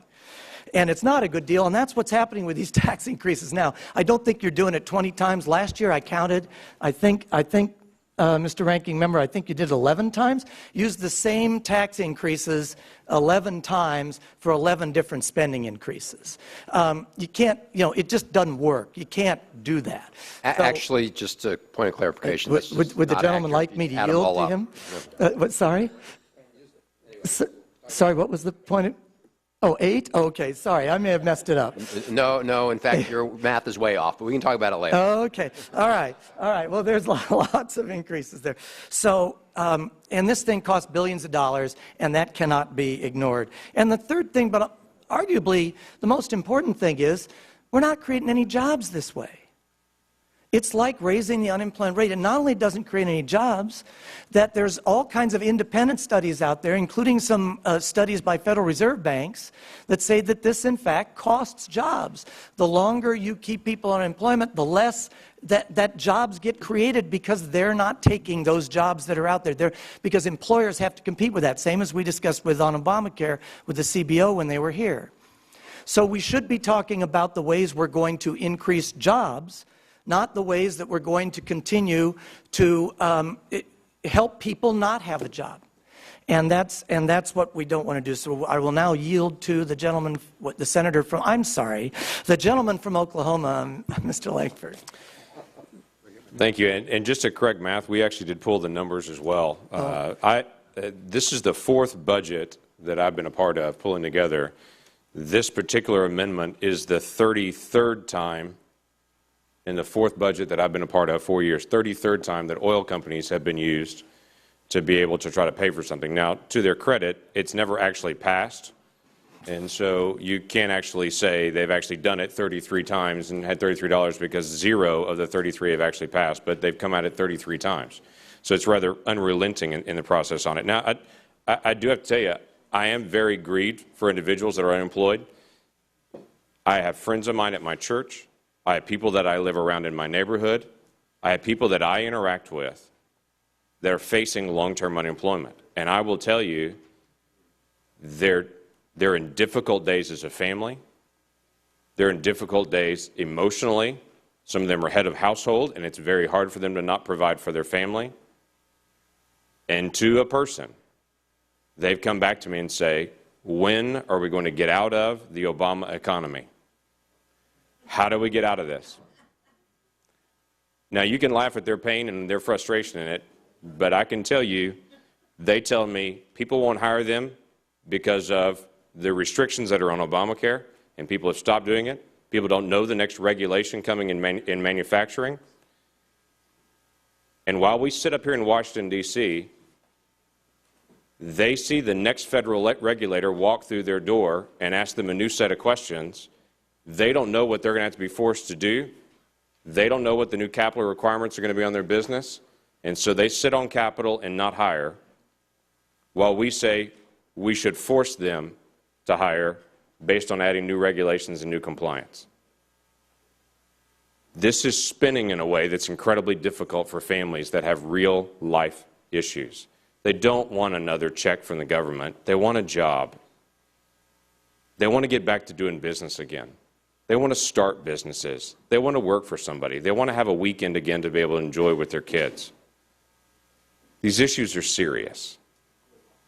So let me just bring up a couple things. One is, again, on the energy side of it. I was interested to note, Bureau of Labor Statistics said from 2007 to 2012, all private sector employment grew by 1%. But if you pull oil and gas industry, employment in the oil and gas industry grew by 40% at that same time period. Now, this is a brand new tax on the people that actually are creating the jobs, to say we're going to solve the unemployment by trying to slow down the people that are actually getting a job. We're running past it again. Bureau of Labor Statistics, all private sector employment grew 1%. Oil and gas in that same time period grew 40%. Why don't we not punish the people that really are starting jobs and really are expanding? I ran into a young man not long ago that was getting onto a plane, and he was flying on his own because he couldn't find a job where he was living, and he was headed to North Dakota, where the unemployment rate is 2.5%. That young man's going to land a job. The jobs in that area start at about $60,000 for the lowest level. He's going to land a job, and he's advancing himself in that. He didn't want a check from somebody. He wanted an opportunity to be able to do something. Now, the discussion here between the emergency unemployment is an interesting one to me as well. What we're saying is there should be 6 months of safety net. What you're saying is, no, there should be 9 months. And somehow 9 months is compassionate and 6 months is harsh, when really, when you're 9 months, 1 day of unemployed, they're out on that plane as well. There's no more emergency in this setup for 9 months and 1 day. we are dealing with real families, and let's focus on how do we get our economy going again. Let's find what's slowing down our system, and let's fix that rather than continue to patch. With that, I yield back. We'll yield back our time, Mr. Chairman. We yield back. The gentleman has a minute to close. Let me first just thank the distinguished gentleman from Oklahoma for his observations and for reminding all of us that the majority has defended unwarranted tax subsidies for oil and gas companies 33 times and apparently will continue to do so. The emergency that exists is the fact that the long-term unemployment rate is nearly twice as high when these benefits lapsed than it has been at any other point in American history when they have been previously renewed. That is the emergency. The emergency is the fact that of the more than 2 million long-term unemployed individuals who have been left on the battlefield to fend for themselves, 228,000 are from the state of New York. And every single member of Congress can point to constituents who've been left behind. The notion that these individuals are not looking for work is belied by the facts. They are required to look for employment.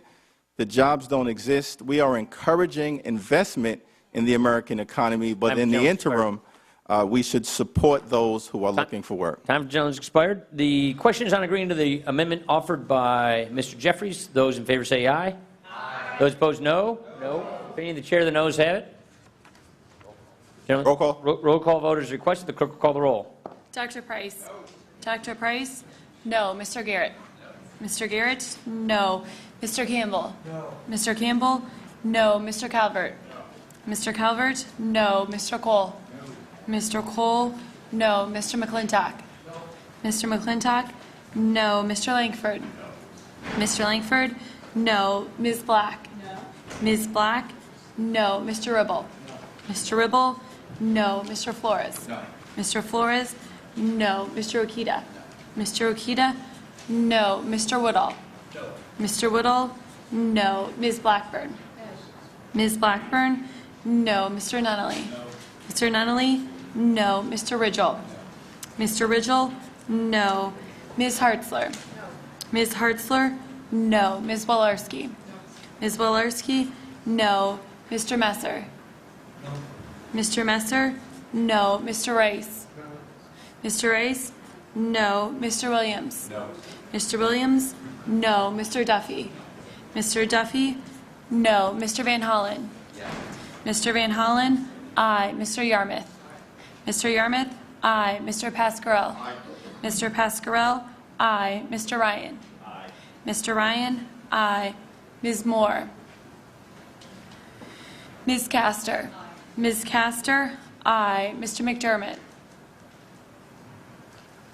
Ms. Lee? Aye. Ms. Lee? Aye. Mr. Jeffries? Aye. Mr. Jeffries? Aye. Mr. Pocan? Aye. Mr. Pocan? Aye. Ms. Luan Grisham? Aye. Ms. Luan Grisham? Aye. Mr. Huffman? Aye. Mr. Huffman? Aye. Mr. Cardenas? Aye. Mr. Cardenas? Aye. Mr. Blumenauer? Aye. Mr. Blumenauer? Aye. Mr. Schrader? Mr. Doggett? Aye. Mr. Doggett? Aye. Mr. Kildee? Aye. Mr. Kildee? Aye. Ms. Moore? Aye. Ms. Moore? Aye. Mr. Chairman? No. Mr. Chairman? No. Any other members wishing to vote or change their vote? If not, the clerk shall report. Mr. Chairman, on that vote, the ayes are 15, the noes are 22. Ayes 15, noes 22. The amendment is not agreed to. Who is up next? Is it you, Mr. Pascarell? Yes, sir. Okay. Clerk will designate the amendment. The staff will distribute copies of the amendment. This is your Medicaid amendment? Yes, sir. Okay. An amendment offered by Mr. Pascarell relating to Medicaid. Gentleman's recognized for 8 minutes. Mr. Chairman, I'm introducing an amendment to protect Medicaid for children, families, seniors, people with disabilities by reversing the devastating cuts proposed by the chairman's budget. My amendment would offset reversing these cuts by reducing or eliminating tax breaks for big oil companies, egregious tax breaks like special depreciation for corporate jets, tax loopholes that encourage outsourcing, and additional tax breaks for millionaires. Mr. Chairman, 60 million Americans rely on health care safety net provided by Medicaid, including seniors, disabled individuals, and children and young adults from working families. Medicaid provides health insurance coverage for 1 in every 3 children. Medicaid improves health, access to health services, and financial security. Medicaid coverage lowers infant, child, and adult mortality rates, increases the use of critical preventive services, such as prenatal care. Medicaid coverage also virtually eliminates catastrophic out-of-pocket medical expenditures, providing much-needed financial security and peace of mind.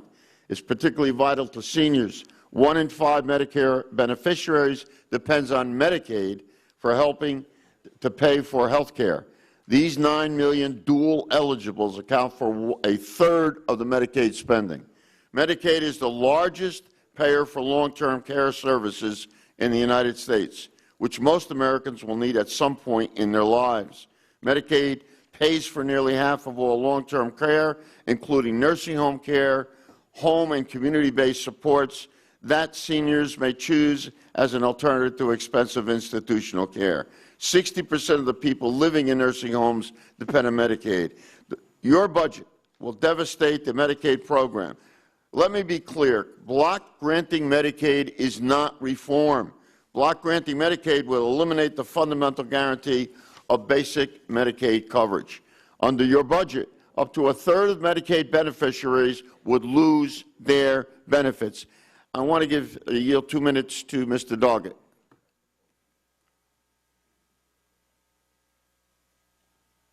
There we go. Thank you. When we talk about having dignity in retirement, one of the key aspects is, of course, Medicare, and another is Social Security. But Medicaid is the nearest thing we have to long-term health policy for seniors, who find themselves unable to stay in their own homes and in nursing homes. Some 60% of the seniors that are in nursing homes depend upon Medicaid to help pay the bill. A measure such as this budget, which cuts Medicaid in such a dramatic way, will have a very serious impact on seniors. Second aspect is whether or not we need more discretion for the states in the way they implement the Medicaid program at present. I think the level of federal supervision, if anything, is inadequate. In the state of Texas, which already has substantially lower reimbursement rates for healthcare professionals than is necessary to assure an adequate supply of health care across the state, in 2009, we sent Texas an extra $1 billion for the Medicaid program. Texas promptly lowered the reimbursement rate to professionals instead of increasing it, and used the money to fill the state budget gap at that point. I think we need to have an approach that assures certain minimum health services for those seniors and young families with infants who rely on the Medicaid program. To block grant this program will not improve health care outcomes. It is really a blockheaded approach concerning health care. Some states have relied on the 100 cents on the dollar that is available under the Affordable Care Act to extend health care coverage to some of our most vulnerable neighbors. In some states, that money has been used for private insurance policies to do just that. There are others, such as Texas, despite the fact that the county judge, for example, in San Antonio, Bexar County, said he would actually lower local taxes if the state would accept Medicaid, have chosen not to do so. I think it is just a matter of time before more of the states participate in a program that funds care for the most vulnerable, but without this amendment and with the adoption of this budget, that alternative would be eliminated. Thank you, I yield Mr. back. Mr. Chairman, many Republicans make a lot of claims about why block granting Medicaid is necessary. None of them, I believe, would stand even minimal scrutiny. Let's take the issue of flexibility. What you really mean by flexibility is the ability of states to keep people off Medicaid rolls, to cut benefits and increase cost sharing. Radical governors in this country will not even accept the Affordable Care Act's Medicaid expansion, which is funded almost entirely by the federal government, a decision that will result in 4.8 million Americans not getting coverage. Even our own governor in the state of New Jersey got it half right when he provided for Medicaid expansion. Believe that. States already have true flexibility in providing more comprehensive care. Secondly, efficiency. You like to say that Medicaid is not an efficient program. That is patently false. State Medicaid programs are already some of the leanest, efficient government programs. 5% of Medicaid spending goes to administrative costs. I will compare that with any private plan you put before us. Whereas prior to the Affordable Care Act, CBO found that administrative costs accounted for nearly 30% of premiums in the individual market. I never hear any response to that. Cost effectiveness. Republicans like to perpetuate the myth that Medicaid costs are out of control, when in fact Medicaid costs less than private insurance and has a slower rate of cost growth. From 2000 to 2007, Medicaid per capita health costs grew at 0.3%, while private insurance costs grew at 5.1% per year. And predictability. The facts don't stand up there now. Mr. Chairman, this is, the consequences are, you know, when you vote, there's consequences. When we vote, there are consequences also. I ask you to review what you have attempted to do with the Medicare program, and I would appreciate it, and I'd be more than willing to discuss it, debate it, whatever you want to do. But I think that when you look at the consequences, I think there's overwhelming support for the Medicaid program that helps Americans. And I'll yield back. Gentleman yields back his time. Ms. Blackburn is recognized for 9 minutes. Thank you, Mr. Chairman. And I think it's important for us to say from the start that this budget does not cut benefits and kick people off programs. And it is so important that we state that for the record. What the budget does do is spend $3.5 trillion over the next decade on Medicaid and other health programs. It increases spending on the program every year from fiscal year 2016 onward. Now, there are some things that we need to go back and recall. Discussions we've had as we have gone over the long-term budget analysis and looked at what we're up against, looked at what our children and our grandchildren are going to be facing, and put these on the table and discuss them. Now, one of those is that Medicaid is growing an average of 9% a year. The budget proposes simply to slow the growth in spending and to give states more flexibility so that they can design programs around the needs that they have there in their states. Now, I don't know, and I'm not going to ask for a show of hands, and I don't know how many have taken time to visit with their state legislators lately. I did that last week, and I talked to them. We have one other that joins me in that. They want more flexibility, and they want fewer regulations and mandates from the federal government. They also know that spending and having this program grow 9% a year when the economy is only projected to grow 2.5% a year, that it's not sustainable. It's not going to add up. It may be new math to think it does, but I'm going to tell you it's not going to add up. The problem with Medicaid isn't just that it spends too much. It is that it gives false promises the way this is constructed right now, because we have Medicaid patients right now. Go back and look at the 2012 Kaiser report. What does it tell us? It tells us that 30% of the physicians in this country are not seeing new Medicaid enrollees, 30%. So what we are doing is giving people access to the queue, but they're not going to be able to see the physician. Now, let me tell you why I know this is what happens. And Ms. Black knows this is what happens because we've lived through this in Tennessee with TennCare. That was the experiment for Hillary Care. We were both state legislators. We know the buzzsaw that you run into when you do not have the flexibility for the states to work through these programs. I want to yield some time, 2 minutes, to Ms. Walorski to add to this discussion. Thank you, my good friend from Tennessee. You know, I just want to talk specifically about what happens in my district in northern Indiana. 4 or 5 years ago, the access to Medicaid doctors started shriveling up. In one county, the county I live in, Medicaid is not being recognized at all.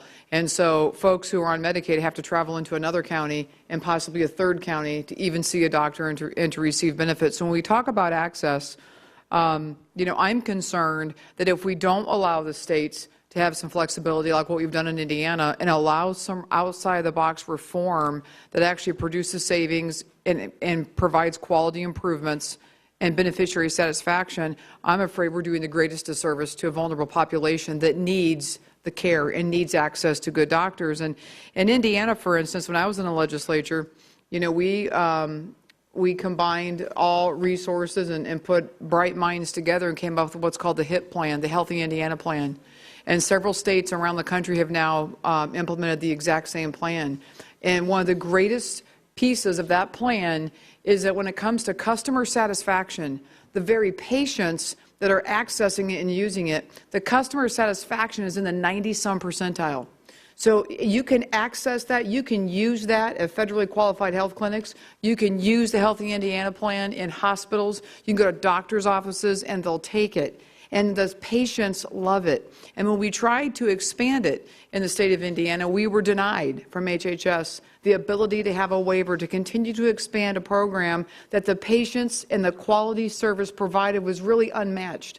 And that's the disservice that we see. So I don't think the federal government always has a one-size-fits-all model that every state has to comply with. Our state has done a tremendous job in leading the way with a model that works. And so I would just say that, again, when it comes to who are we really looking at here, we're looking at patient-centered care. That's what we're supposed to be about.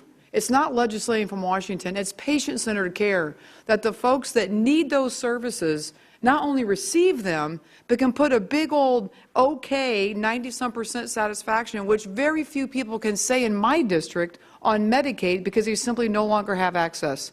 So I just want to affirm what my friend from Tennessee was saying, that this budget doesn't cut benefits. It actually looks to the incubators of the states to continue to find ways to deliver quality services to people who deserve quality services. So I would urge my colleagues to reject this amendment and to continue to say what we're saying in this budget, which is let's allow good programs and not a one-size-fits-all model, and I yield back. I thank the gentlelady. I think it's important to note that Obamacare doesn't do a thing to address the structural problems that are within the Medicaid program. When you're talking about expanding a program by 12 million individuals, that's going to mean longer wait times, reduced access, and worse health outcomes. You know, there's something else in here that we've got to get in behind and get it cleaned up, and that is the Medicaid improper payments issue. And they have the second highest estimated improper payments issue. That's unacceptable to me, and it should be unacceptable to each and every one of us on this committee. You're talking $22 billion. Now, that's not federal government money. That's taxpayer money. There's a lot of good that can be done with $22 billion, and we ought to agree on that, because we see just a litany of fraud and abuse cases every year, and these cases are what is leaving beneficiaries without the access that they need. So let's not have a one-size-fits-all solution. Let's clean up this waste, fraud, and abuse. Let's give the states the ability to design these programs. And I'm going to yield the balance of our time to Mr. Rakita. Well, I think the gentleman, I'd like to associate not only with her comments, but also my friend and colleague from Indiana. She's exactly right. We were able to cover 40,000 more people in Indiana alone, people who really needed the help, all without raising a dime to the budget. And the main ingredient in all that, Mr. Pascrell, Yes? is we trusted them. We trusted people over unelected, faceless, unaccountable bureaucrats here in Washington, D.C. We didn't think that the poorest or simplest among us were too stupid to manage their own health care They don't have their own system, do they? via a health savings account. We trusted them to do it, and they did it. And those 40,000 people and more were able to bring down the cost of Medicaid. Look at the state of Rhode Island if you don't want to look at Indiana. Not too many Republicans in Rhode Island. A lot of Democrats, a lot of Italians even. Just like you. That's right. What else? For a waiver for Medicaid and an agreement to not seek any more funding, they're doing great things. They're able to determine who is poor, who really needs the help, what kind of health care they should get, and how the delivery system should be. And they said no thanks to traditional Medicaid. Thank you. The gentleman from New Jersey is recognized for a minute to close. Thank you, Mr. Chairman. Number one, Mr. Chairman, what you're asking for, my friend from Tennessee, is more oversight, for the record, in order for you to cut down on any fraud that is existing. Number two, Indiana asked for a waiver, got a waiver, but Indiana did not. Are you shaking your head no? Am I wrong? I'll correct myself. Go ahead is right. You asked for a waiver and you got it. And number three, make matters even more interesting, you turned down the federal inclusion for Indiana for increasing. So let me say this. Can I have a point of Let me clarification? say this. No, you had your chance. All right. Medicaid is an important social safety net program. I think you would agree with that. And should not be collateral damage in budget proposals that reduce our national debt on the backs of hardworking American families, on seniors, and our most vulnerable populations. Time for gentleman's We're expired. talking about a budget that's cutting. Time for gentleman expired. The question is on agreeing to the amendment offered by Mr. Pasquarello from New Jersey. Those in favor say aye. Aye. Those no say no. No. Opinion of the chair, the noes have it. Roll call vote is requested. The clerk will call the roll. Dr. Price? No. Dr. Price? No. Mr. Garrett? No. Mr. Garrett? No. Mr. Campbell? Mr. Calvert? No. Mr. Calvert? No. Mr. Cole? No. Mr. Cole? No. Mr. McClintock? No. Mr. McClintock? No. Mr. Langford? No. Mr. Langford? No. Ms. Black? No. Ms. Black? No. Mr. Ribble? No. Mr. Ribble? No. Mr. Flores? Mr. Okita? No. Mr. Okita? No. Mr. Woodall? No. Mr. Woodall? No. Ms. Blackburn? No. Ms. Blackburn? No. Mr. Nunnally? No. Mr. Nunnally? No. Mr. Ridgell? No. Mr. Ridgell? No. Ms. Hartzler? No. Ms. Hartzler? No. Ms. Walorski? No. Ms. Walorski? No. Mr. Messer? No. Mr. Messer? No. Mr. Rice? No. Mr. Rice? No. Mr. Williams? No. Mr. Williams? No. Mr. Duffy? No. Mr. Duffy? No. Mr. Campbell? No. Mr. Campbell? No. Mr. Van Hollen? Aye. Mr. Van Hollen? Aye. Mr. Yarmouth? Aye. Mr. Yarmouth? Aye. Mr. Pasquarello? Aye. Mr. Pasquarello? Aye. Mr. Ryan? Aye. Mr. Ryan? Aye. Ms. Moore? Aye. Ms. Moore? Aye. Ms. Castor? Mr. McDermott? Ms. Lee? Aye. Ms. Lee? Aye. Mr. Jeffries? Aye. Mr. Jeffries? Aye. Ms. Luan Grisham? Aye. Ms. Luan Grisham? Aye. Mr. Pocan? Mr. Pocan? Aye. Mr. Huffman? Aye. Mr. Huffman? Aye. Mr. Cardenas? Aye. Mr. Cardenas? Aye. Mr. Blumenauer? Mr. Blumenauer? Aye. Mr. Schrader? Aye. Mr. Schrader? Aye. Mr. Doggett? Mr. Doggett? Aye. Mr. Kildee? Aye. Mr. Kildee? Aye. Mr. Chairman? No. Mr. Chairman? No. Any other members wishing to vote or change their vote? If not, the clerk will report. Mr. Chairman, on that vote, the ayes are 15, the noes are 21. Ayes 15, noes 21. The amendment is not agreed to. Next up, is it Ms. Lee? Ms. Lee is recognized. Thank you very much, Mr. Chairman. I have an amendment at The clerk will designate the amendment, and the staff will distribute copies of the amendment. An amendment offered by Ms. Lee relating to poverty. Gentlelady is recognized for 8 minutes. Thank you, Mr. Chairman. Despite louder and louder calls to end poverty in this country, the Republican budget before us today threatens to make things worse for millions of Americans. We simply cannot afford a budget like the one presented today that keeps tax breaks and loopholes for corporations and the wealthy while slashing the social safety net. That's why my amendment highlights critical federal programs that require ongoing investments to continue to lift people out of poverty into the middle class. These programs include Social Security, unemployment insurance, SNAP, Medicaid, the Earned Income and Child Tax Credit. These are lifelines for millions of Americans living in poverty. And let me be clear, I know that from personal experience. Republicans suggest that the current federal programs have not made enough progress in fighting poverty in America. This amendment findings contradicts arguments from my Republican colleagues. The Council on Economic Advisors, using the supplemental poverty rate, reports that poverty has been cut by 1/3 since 1967. This amendment also cites the minimum wage as an important component of the strategy to fight poverty. According to the Congressional Budget Office, an increase in the minimum wage would lift 900,000 people out of poverty.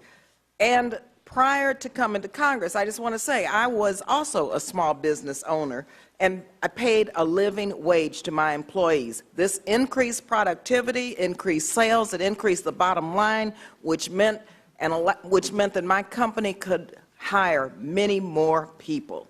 This amendment would commit the House to developing a plan to eradicate poverty in America, beginning with the goal of cutting it in half in 10 years, and to remove the barriers that keep millions of Americans from accessing the economic opportunities that this great nation provides. Let me now yield 1 minute to the gentleman from Wisconsin, Mr. Pocan. Thank you. I just want to echo your words, Ms. Lee, and really talk about the problem we have when you have in this budget. You have tax breaks for the wealthiest and for special interests. You have lowered the rate on those who are the wealthiest in this version of the budget. You cut the SNAP program not by $20 billion or $40 billion, like have been debates in this House, but $125 billion. Those are all real programs that affect real people. And I think somehow there's this notion that by reducing poverty programs will reduce poverty, and there's no basis in fact whatsoever. So I support this amendment, and I think we need to have a far more serious approach to people who are living in poverty than we have in this budget. And I yield back. Thank you. Mr. Chairman, now I'd like to yield 1 minute to the gentleman from Texas, Mr. Doggett. While it's very important to evaluate all of our public policies concerning their impact on middle-class families, this amendment is saying that we want to do more for those families who are working hard to get into the middle class. If you have an economic ladder that lacks bottom rungs, families can never get off the ground. This is the 50th anniversary of President Johnson's War on Poverty. We celebrate a part of it next week in Austin with all of our living presidents coming together to honor the 50th anniversary of the Civil Rights Act. It is critical that we continue that war on poverty. It makes as little sense to eliminate those who are fighting poverty, the programs that are working to cut poverty, as it does to say the war on crime has not been won, and we ought to cut those who are involved in fighting crime. The effort needs to be renewed, expanded, in order to give more of our Americans an opportunity to share in the American dream. I yield back. Thank you. Now I'd like to yield 1 minute to the gentlewoman from Wisconsin, Ms. Moore.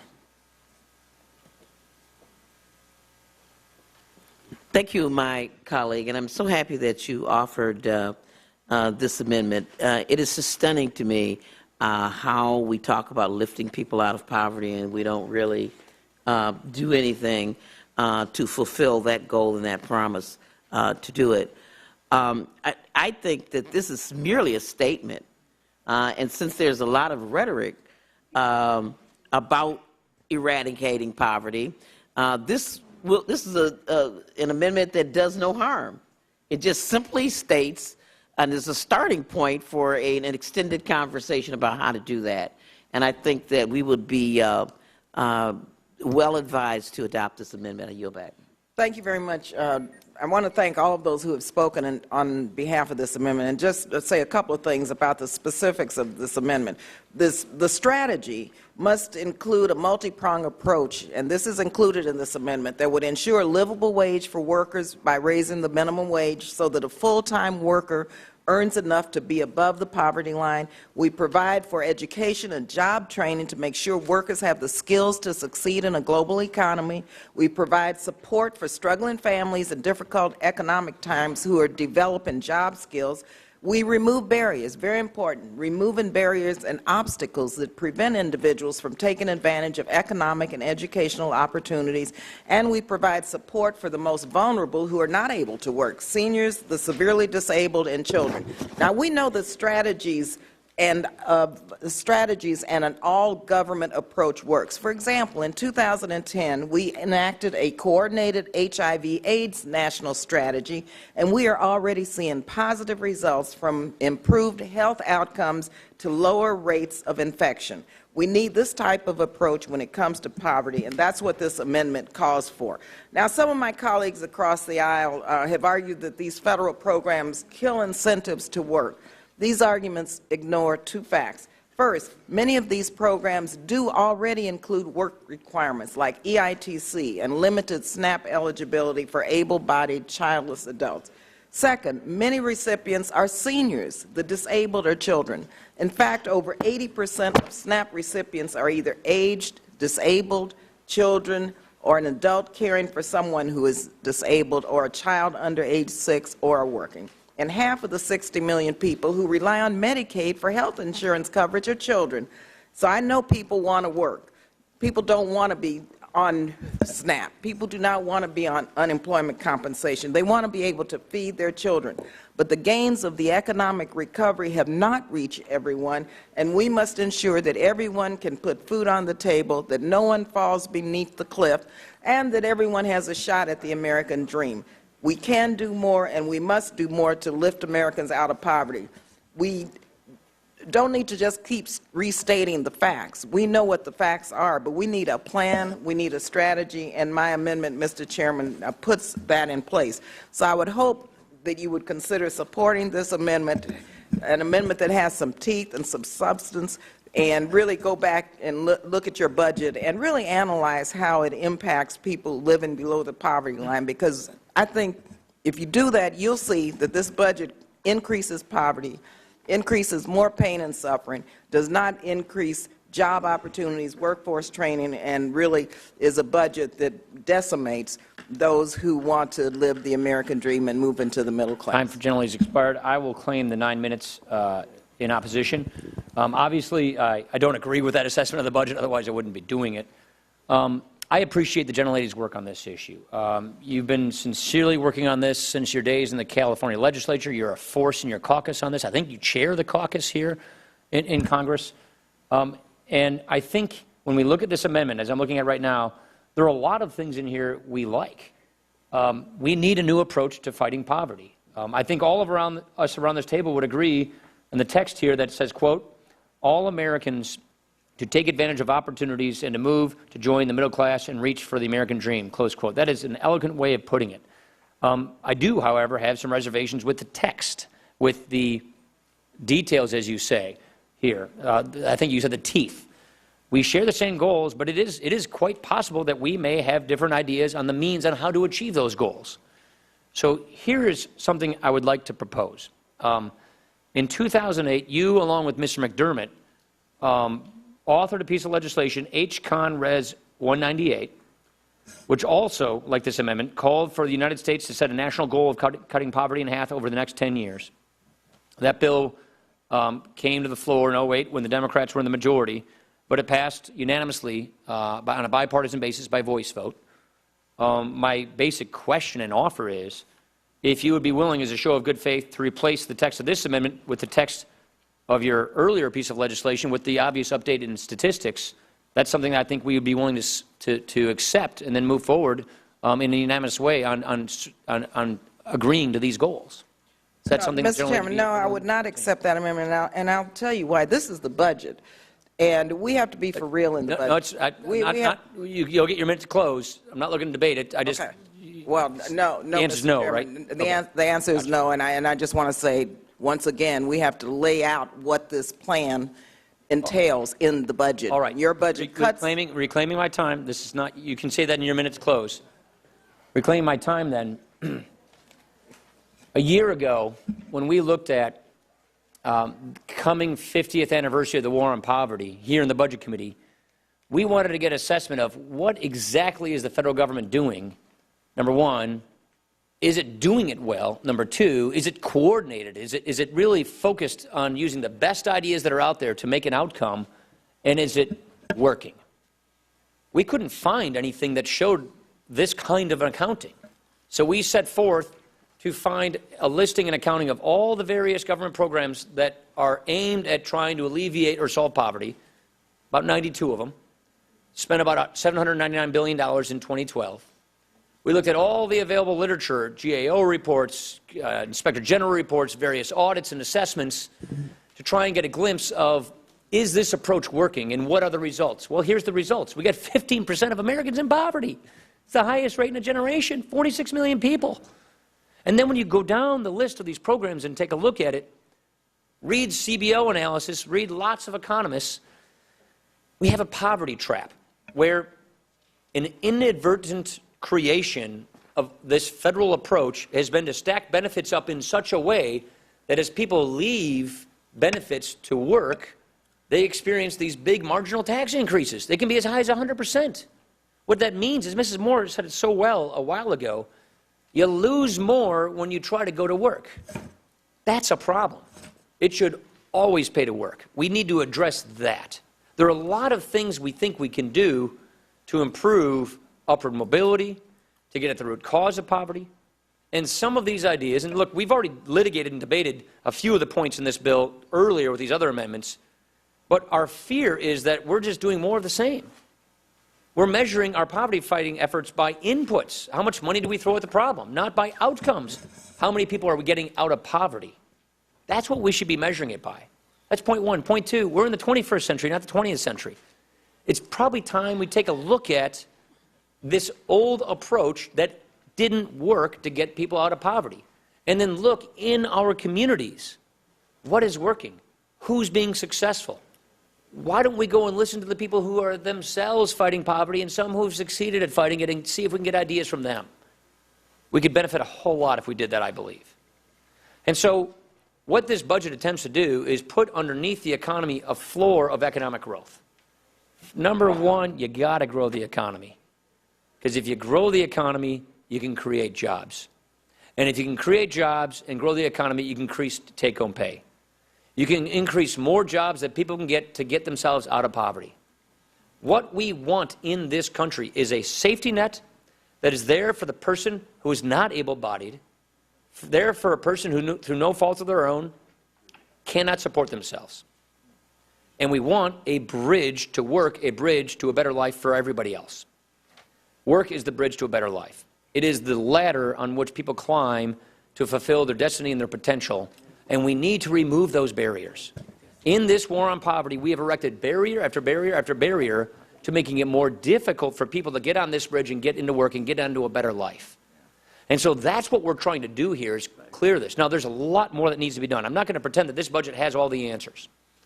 It does help us balance the budget, grow the economy, increase take-home pay, create more jobs, and make sure that the next generation has a debt-free future, and to make sure that people who are fighting poverty locally in our communities and our states have more flexibility to tailor their programs to meet the unique needs of their constituents. We think that's a good step in the right direction. But at the end of the day, we got to look back and say, is what we're doing working? And if it is, then we should just throw more money at it. And we would argue it's not working. Some of these ideas will actually bring us backwards. They'll cost us jobs. Look at what CBO is saying about Obamacare. The equivalent of 2.5 million jobs will not be worked by 2024 because of just this one health care law. And that hits low-income people the most. We're going from a 40-hour work week to a 30-hour work week because of this law. It doesn't help to get your hours knocked from 40 hours down to 20 hours getting out of poverty. So we are putting barriers in front of people getting out of poverty, and those are the things we ought to be focusing on. So I respectfully urge a no vote on this amendment, because I think some of the policies in here will not help us achieve the goal that we all share, which is getting at the root cause of poverty. We want to get at the root cause to break the cycle of poverty versus simply treating its symptoms to make it slightly more tolerable. And with that, I'd like to give the rest of the time to Mr. Flores. Thank you, Mr. Chairman. I applaud the amendment being offered by Ms. Lee, but I will say that I think the approach is wrong, though. I mean, the single best solution, as someone who grew up starting in this house after we moved out of a trailer house, I know firsthand what the American dream's like. And we didn't get out of that house from government benefits or food stamps. We got out by hard work. And so what are the building blocks that eradicate poverty? More jobs and better paychecks. With a better paycheck, you can feed a family, you can house a family, you can educate a family, you can grow the local tax base, you can create a vibrant middle class. And we need to quit talking about minimum wages and unemployment. We need to be talking about things that cause employment and a vigorous economic growth, so that we don't have to worry about minimum wages and unemployment, because they're irrelevant, because we'll have more people working than struggling down in poverty. The policies that have passed have failed, just like the chairman said, and we need to look at a new approach. And I think that any new approach we take a look at needs to focus on what can we do to build the economy first. And that could be things like balancing the budget. We've heard the positive scores we get out of the CBO for balancing this budget. We need to look at a patient-centered private sector solution toward health care instead of the government-down approach that we've had so far. We need to look at American energy security. We need to look at regulatory reform. We need to look at tax reform. I mean, heck, we can even look at immigration reform, but done in pieces on a step-by-step approach. Those are the things that will do more to eradicate poverty than any big bureaucratically driven, big government deficit-building solution. And so I'm with the chairman. I would urge a no vote, but I'd look forward to continue the discussion so we can come up with real-world solutions to eliminate poverty. And I'd like to do it in my lifetime. Thank you. I yield back. Ms. Lee, as a minute to close. Yeah, Mr. Chairman, first of all, we don't have the highest level of poverty in history. We've come a long way. We still have a long way to go. Yeah, Mr. Chairman, more than 40 million people are not in poverty because of the government benefits and the programs we're talking about that have lifted people out of poverty. When you look at the fact that 19.2% of the U.S. population would have been in deep poverty in 2012, had it not been for what we outline in this amendment, we have about 5.3% now living in deep poverty. You have to factor in what we're talking about in terms of some of the cash incentives, SNAP, Medicaid, all of those programs go into the formula which really address poverty. And so I think your report and what you presented to this committee really needs to go back and really look at the facts and how you develop these formulas. Also, let me just say, you talk about we need to talk to the people who are living in poverty. Well, we've asked over and over, Mr. Chairman, for people who are living on SNAP. I've asked for several witnesses to come before this committee so they can tell you directly what it's like to live off of SNAP and why increasing the minimum wage would lift them out of poverty, and why increasing the minimum wage would allow them not to have to apply for food stamps and Medicaid and Section 8. And so hopefully we can get some of those people before this committee to testify before you, Mr. Chairman, and your side of that. Appreciate it. Time for gentlelady's expired. Question as agreeing to the amendment offered by the gentlelady from California, Ms. Lee. All those in favor say aye. Aye. Those opposed, no. No. Opinion of the chair, the noes have it. Recorded vote is requested. The clerk will call the roll. Dr. Price. Dr. Price?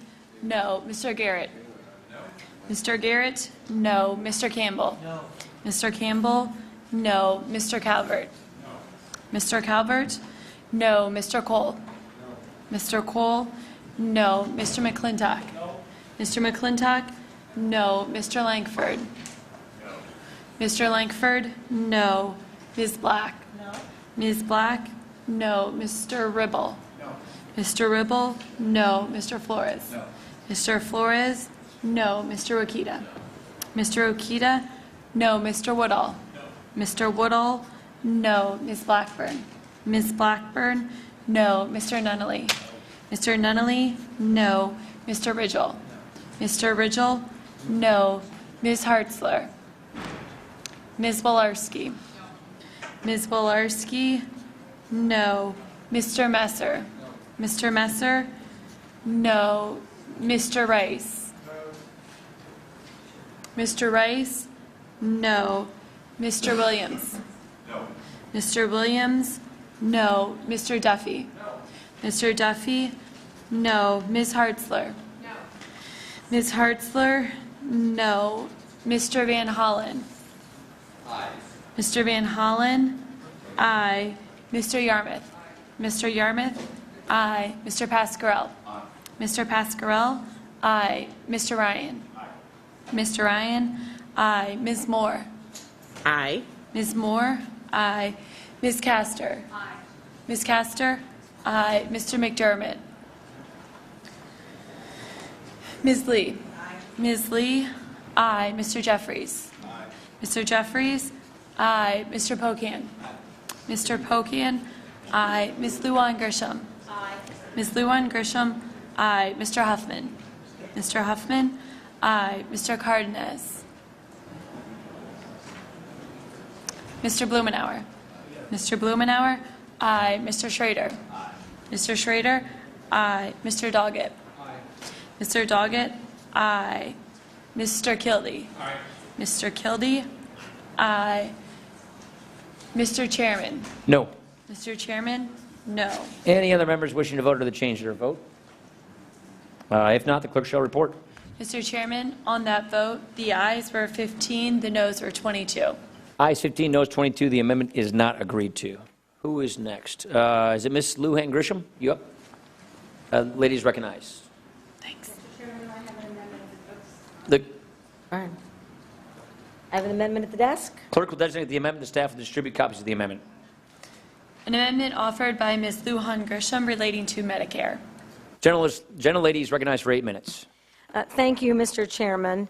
The budget before us ends traditional Medicare's guarantee of a specific set of health benefits available to all seniors. My amendment, simply put, guarantees the integrity of the current Medicare program. For the 4th straight year, the Republican budget includes a plan that shifts health care costs onto seniors, and I can tell you what that means. It means that out-of-pocket costs reach a point where seniors start to defer their treatment and care. They don't get a procedure that they really need because they don't have the money to pay for it.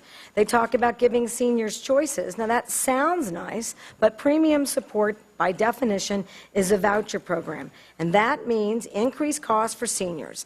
This plan would shift costs from the Medicare program directly to beneficiaries, forcing seniors to pay more for their health care. The Congressional Budget Office analyzed a similar plan in last year's Republican budget and found that federal Medicare expenditures on behalf of an average new beneficiary would continually decrease over the next several years, slashing benefits up to 42% in 2050. And I wonder what a senior is supposed to do to make up for that difference. It's not easy to find a job or get a 42% raise right now for anyone, and it's much harder if you're a senior citizen. So what do we tell a senior who requires wound care for a limb? that will cover 58% of that care from the forearm up. Now that sounds ridiculous because it is. Even seniors that choose to remain in traditional Medicare would pay 25% higher premiums on average than they do now.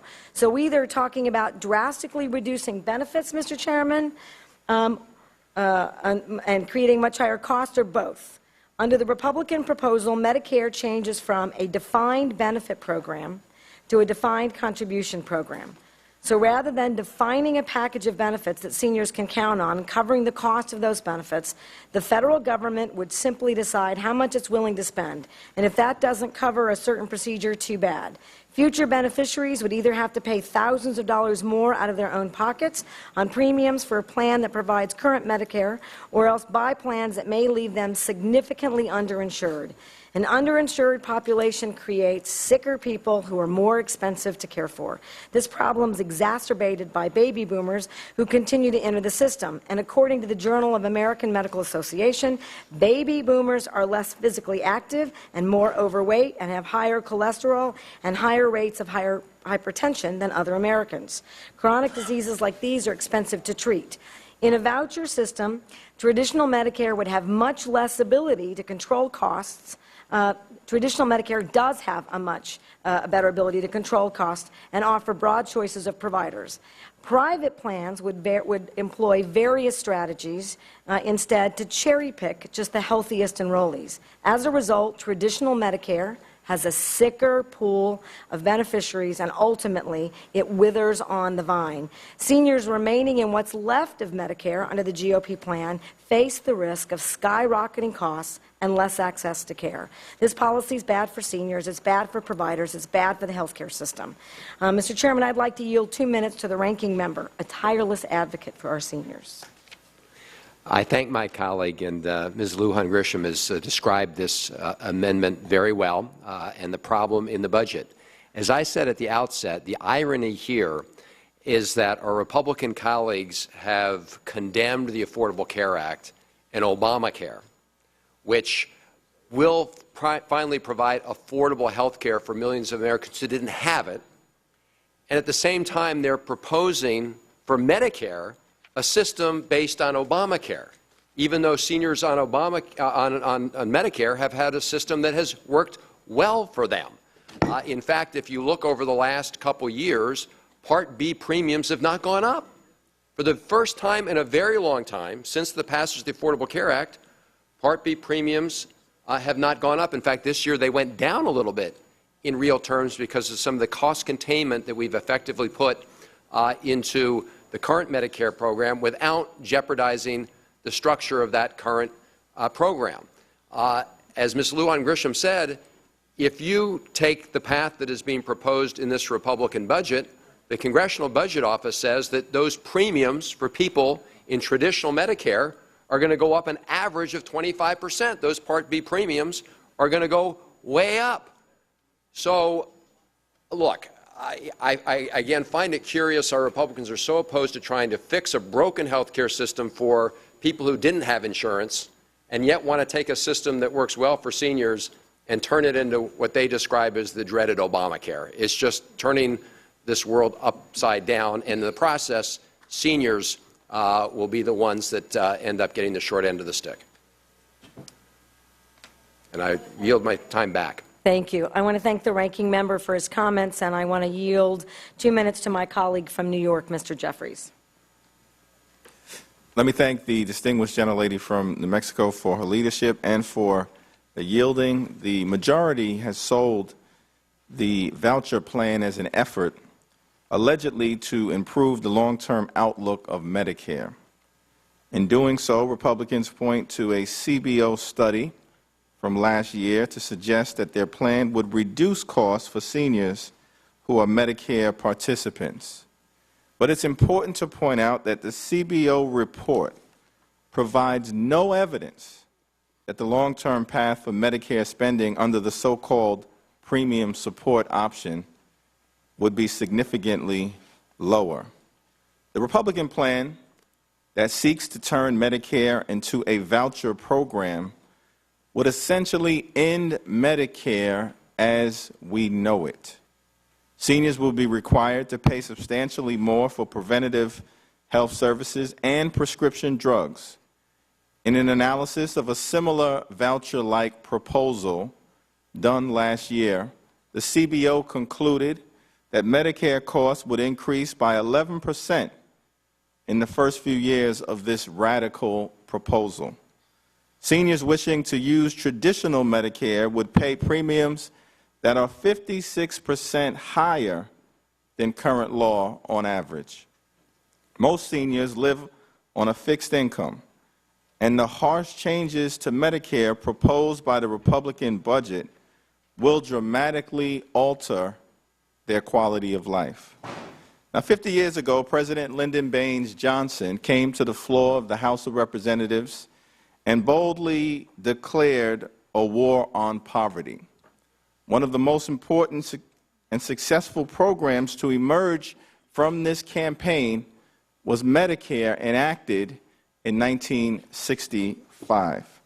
Today, this budget declares a war on the poor, a war on working families, and a war on senior citizens in this great republic of ours. And for that reason, I urge a yes vote on this amendment. I thank my colleague for offering it, and I yield back. Thank you, Mr. Jeffries. With that, Mr. Chairman, I yield back. The time of the gentlelady has expired. I'll claim the time in opposition to the amendment and just make a few specific statements. One, it really begs credulity to continue this notion that the program that we're proposing is a voucher program. And I know that my friends on the other side like to say that. They must have some polling data that says that works very well. A voucher program is where a check or benefit goes to the individual, and then the individual takes that and purchases whatever is prescribed to be purchased by it, or uses it as they see fit. Premium support is completely different. The individual under our program would select the individual, the patient. Patient's in charge, not government. Patient's in charge. The patient selects, and then the benefit that is for the individual patient goes to the covered entity, regardless of where it is. So it's not a voucher program. Mr. Jeffries calls the program radical. Radical. It's so radical that Alice Rivlin thinks it's a good idea. Amazing. So let me address some specifics, though, in the amendment. 2B in the amendment says that our program that we have in our budget on Medicare, saving, strengthening, and securing Medicare, which is what we do, the allegation is that it, quote, eliminates guaranteed health insurance benefits. Well, I would urge my colleagues to go to the budget itself that we're proposing, page 78, which says that for current Medicare benefits, a, quote, selection of guaranteed health coverage options from which recipients can choose a plan that best suits their needs, unquote. Guaranteed. Guaranteed is the pivotal word.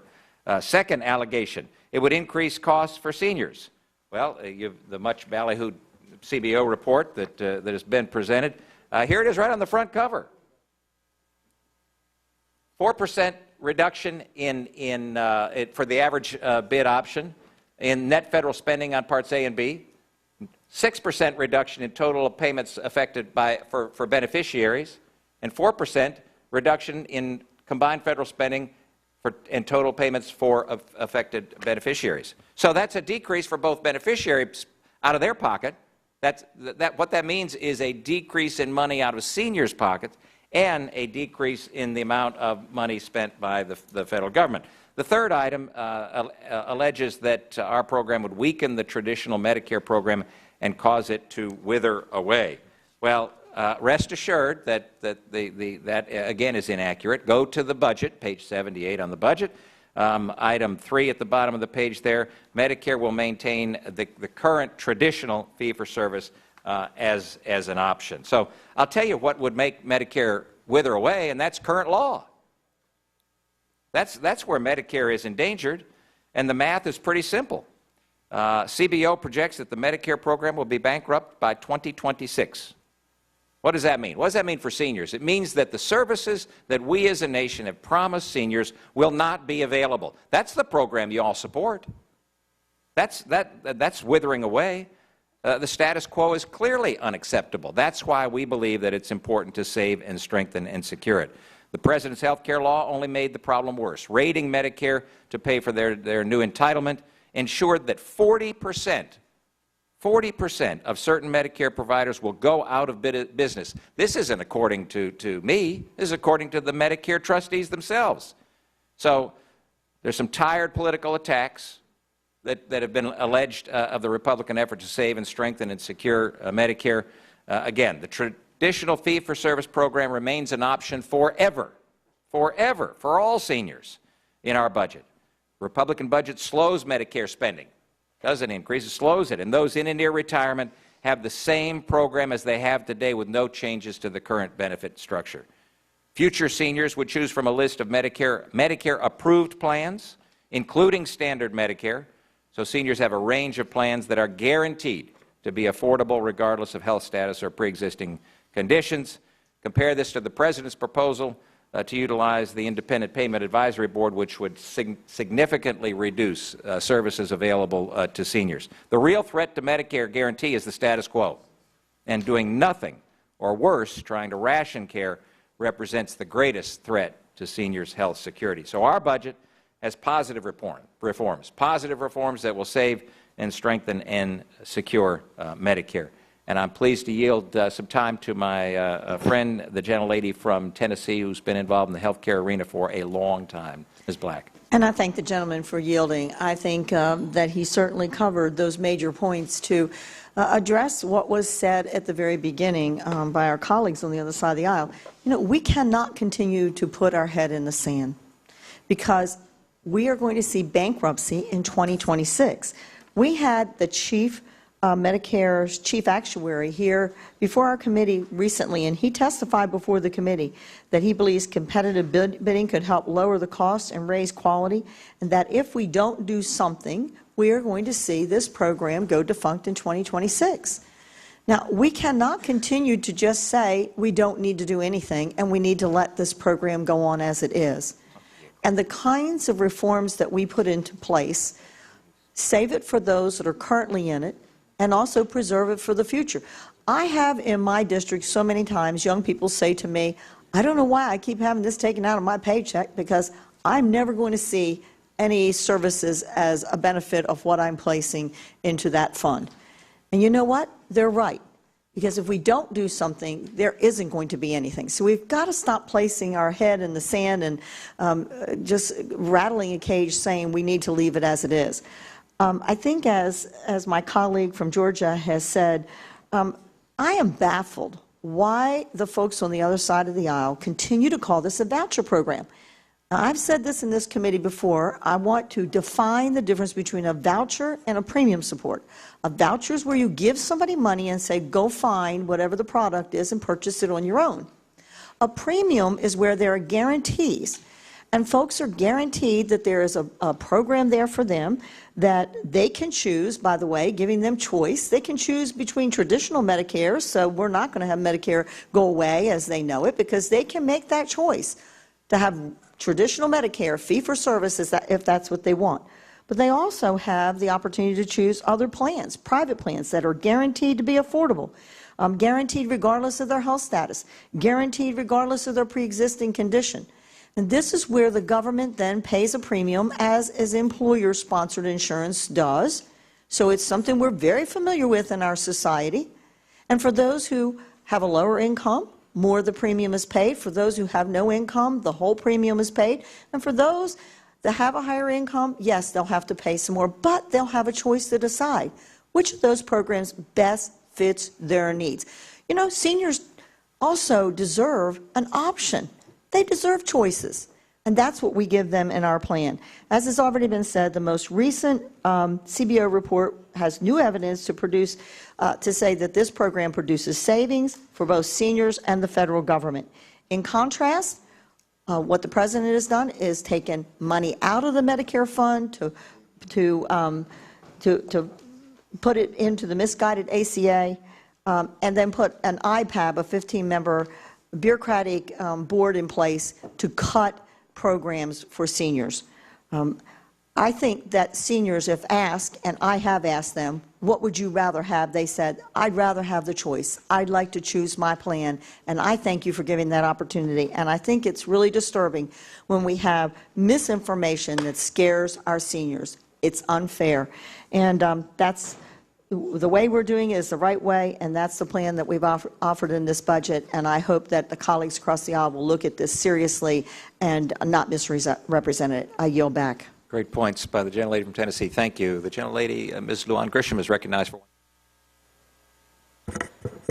Thank you, Mr. Chairman. And I appreciate my colleagues on the other side of the aisle that this should not be about scaring beneficiaries and about misleading them, because the only guarantee in the Republican budget offered is a guarantee that you're going to get a giant premium increase of 24%.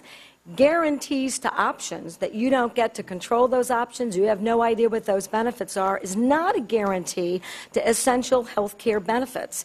In fact, the Affordable Care Act guarantees prevention, guarantees no copay investments in health care, provides for the first time ever opportunities for providers to do quality-based incentives that change the way in which they do pricing so that we can do something by 2026. And I agree that we ought to be really looking at Medicare in a much more holistic fashion, like we're doing with all of health care, and figure out a way to make sure that the care that you need, you can get. The right care at the right place at the right time, and providing some options is not that effort. Gentlelady's time has expired.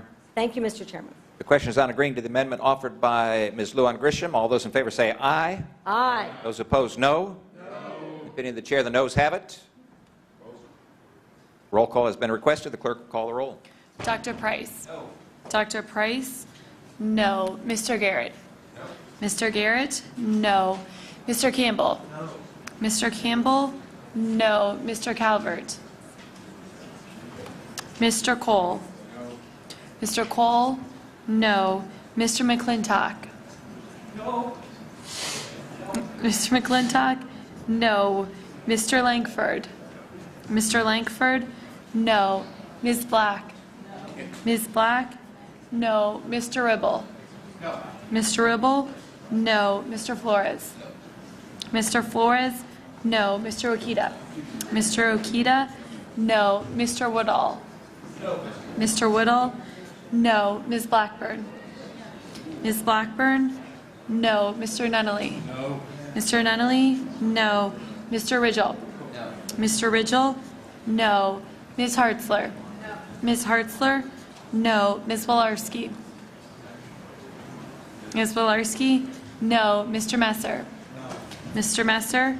No. Mr. Rice? No. Mr. Rice? No. Mr. Williams? No. Mr. Williams? No. Mr. Duffy? Mr. Calvert? No. Mr. Calvert? No. Mr. Van Hollen? Aye. Mr. Van Hollen? Aye. Mr. Yarmouth? Aye. Mr. Yarmouth? Aye. Mr. Pasquarel? Aye. Mr. Pasquarel? Aye. Mr. Ryan? Aye. Mr. Ryan? Aye. Ms. Moore? Aye. Ms. Moore? Aye. Ms. Castor? Aye. Ms. Castor? Aye. Mr. McDermott? Ms. Lee? Aye. Ms. Lee? Aye. Mr. Jeffries? Aye. Mr. Jeffries? Aye. Mr. Pocan? Aye. Mr. Pocan? Aye. Ms. Luan Grisham? Aye. Ms. Luan Grisham? Aye. Mr. Huffman? Aye. Mr. Huffman? Aye. Mr. Cardenas? Aye. Mr. Cardenas? Aye. Mr. Blumenauer? Mr. Blumenauer? Aye. Mr. Schrader? Aye. Mr. Schrader? Aye. Mr. Doggett? Mr. Doggett?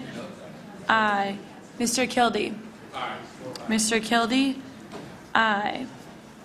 Mr. Chairman? No. Mr. Chairman? No. Any else need to vote or change the vote? If not, the clerk shall report. Oh, wait. Mr. Duffy? Mr. Duffy? No. Anybody else? All right, clerk shall report. Mr. Chairman, on that vote, the ayes were 16, the noes are 22. Ayes 16, noes 22. The amendment is not agreed to. Mr. Chairman, Ms. Castor, I have an amendment. the clerk shall designate the amendment, and the staff will distribute copies of the amendment. An amendment offered by Ms. Castor relating to funding for the National Institutes of Health. Gentlelady is recognized for 8 minutes. Thank you, Mr. Chairman.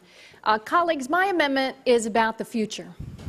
It ensures that America remains the world leader in medical research and scientific discoveries by strengthening the budget of the National Institutes of Health. We want to make sure that American jobs in science and innovation are not harmed by the Republican budget. One estimate released yesterday says that this Republican budget will require a significant reduction in the grants awarded to universities and research centers across America by as many as 1,400 in a grant reduction. This would slow research and treatments and cures for diseases such as cancer, Alzheimer's, diabetes, and more.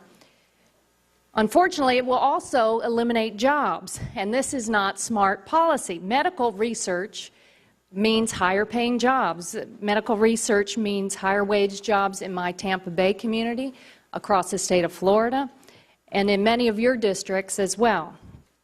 For example, many research initiatives at the University of South Florida and the Moffitt Cancer Center in Tampa are funded by the National Institutes of Health. In fact, more than 80% of the funds appropriated by NIH across the country flow out from NIH and support over 300,000 jobs. And it has a multiplier effect oftentimes by having companies and small businesses locate near these research centers. But these jobs are in jeopardy under the Republican budget. You know, every time I visit the Moffitt Cancer Center or one of our university research institutes, it is a privilege to meet and talk with many of the young researchers there. I'm so impressed with everything that they are doing. But they've told me that they need to have secure NIH funding. Otherwise, America will lose a pool of innovative talent. In fact, due to federal support being whittled away by Republican budget cuts in recent years, NIH has been forced to turn down new research proposals from the nation's leading labs and med schools. Here's what's happened to NIH. From 1977 to 2009, there was a robust bipartisan investment. But since then, NIH's budget has not kept up with inflation. From 2010 to 2013, real funding for NIH decreased 11.4%. America cannot continue on this course, so I offer a paid-for amendment that provides mandatory funding for the National Institutes of Health over the 10-year budget window. This will still be addressed through appropriations, but at a level sufficient to support an increase equal to inflation plus 5% over the fiscal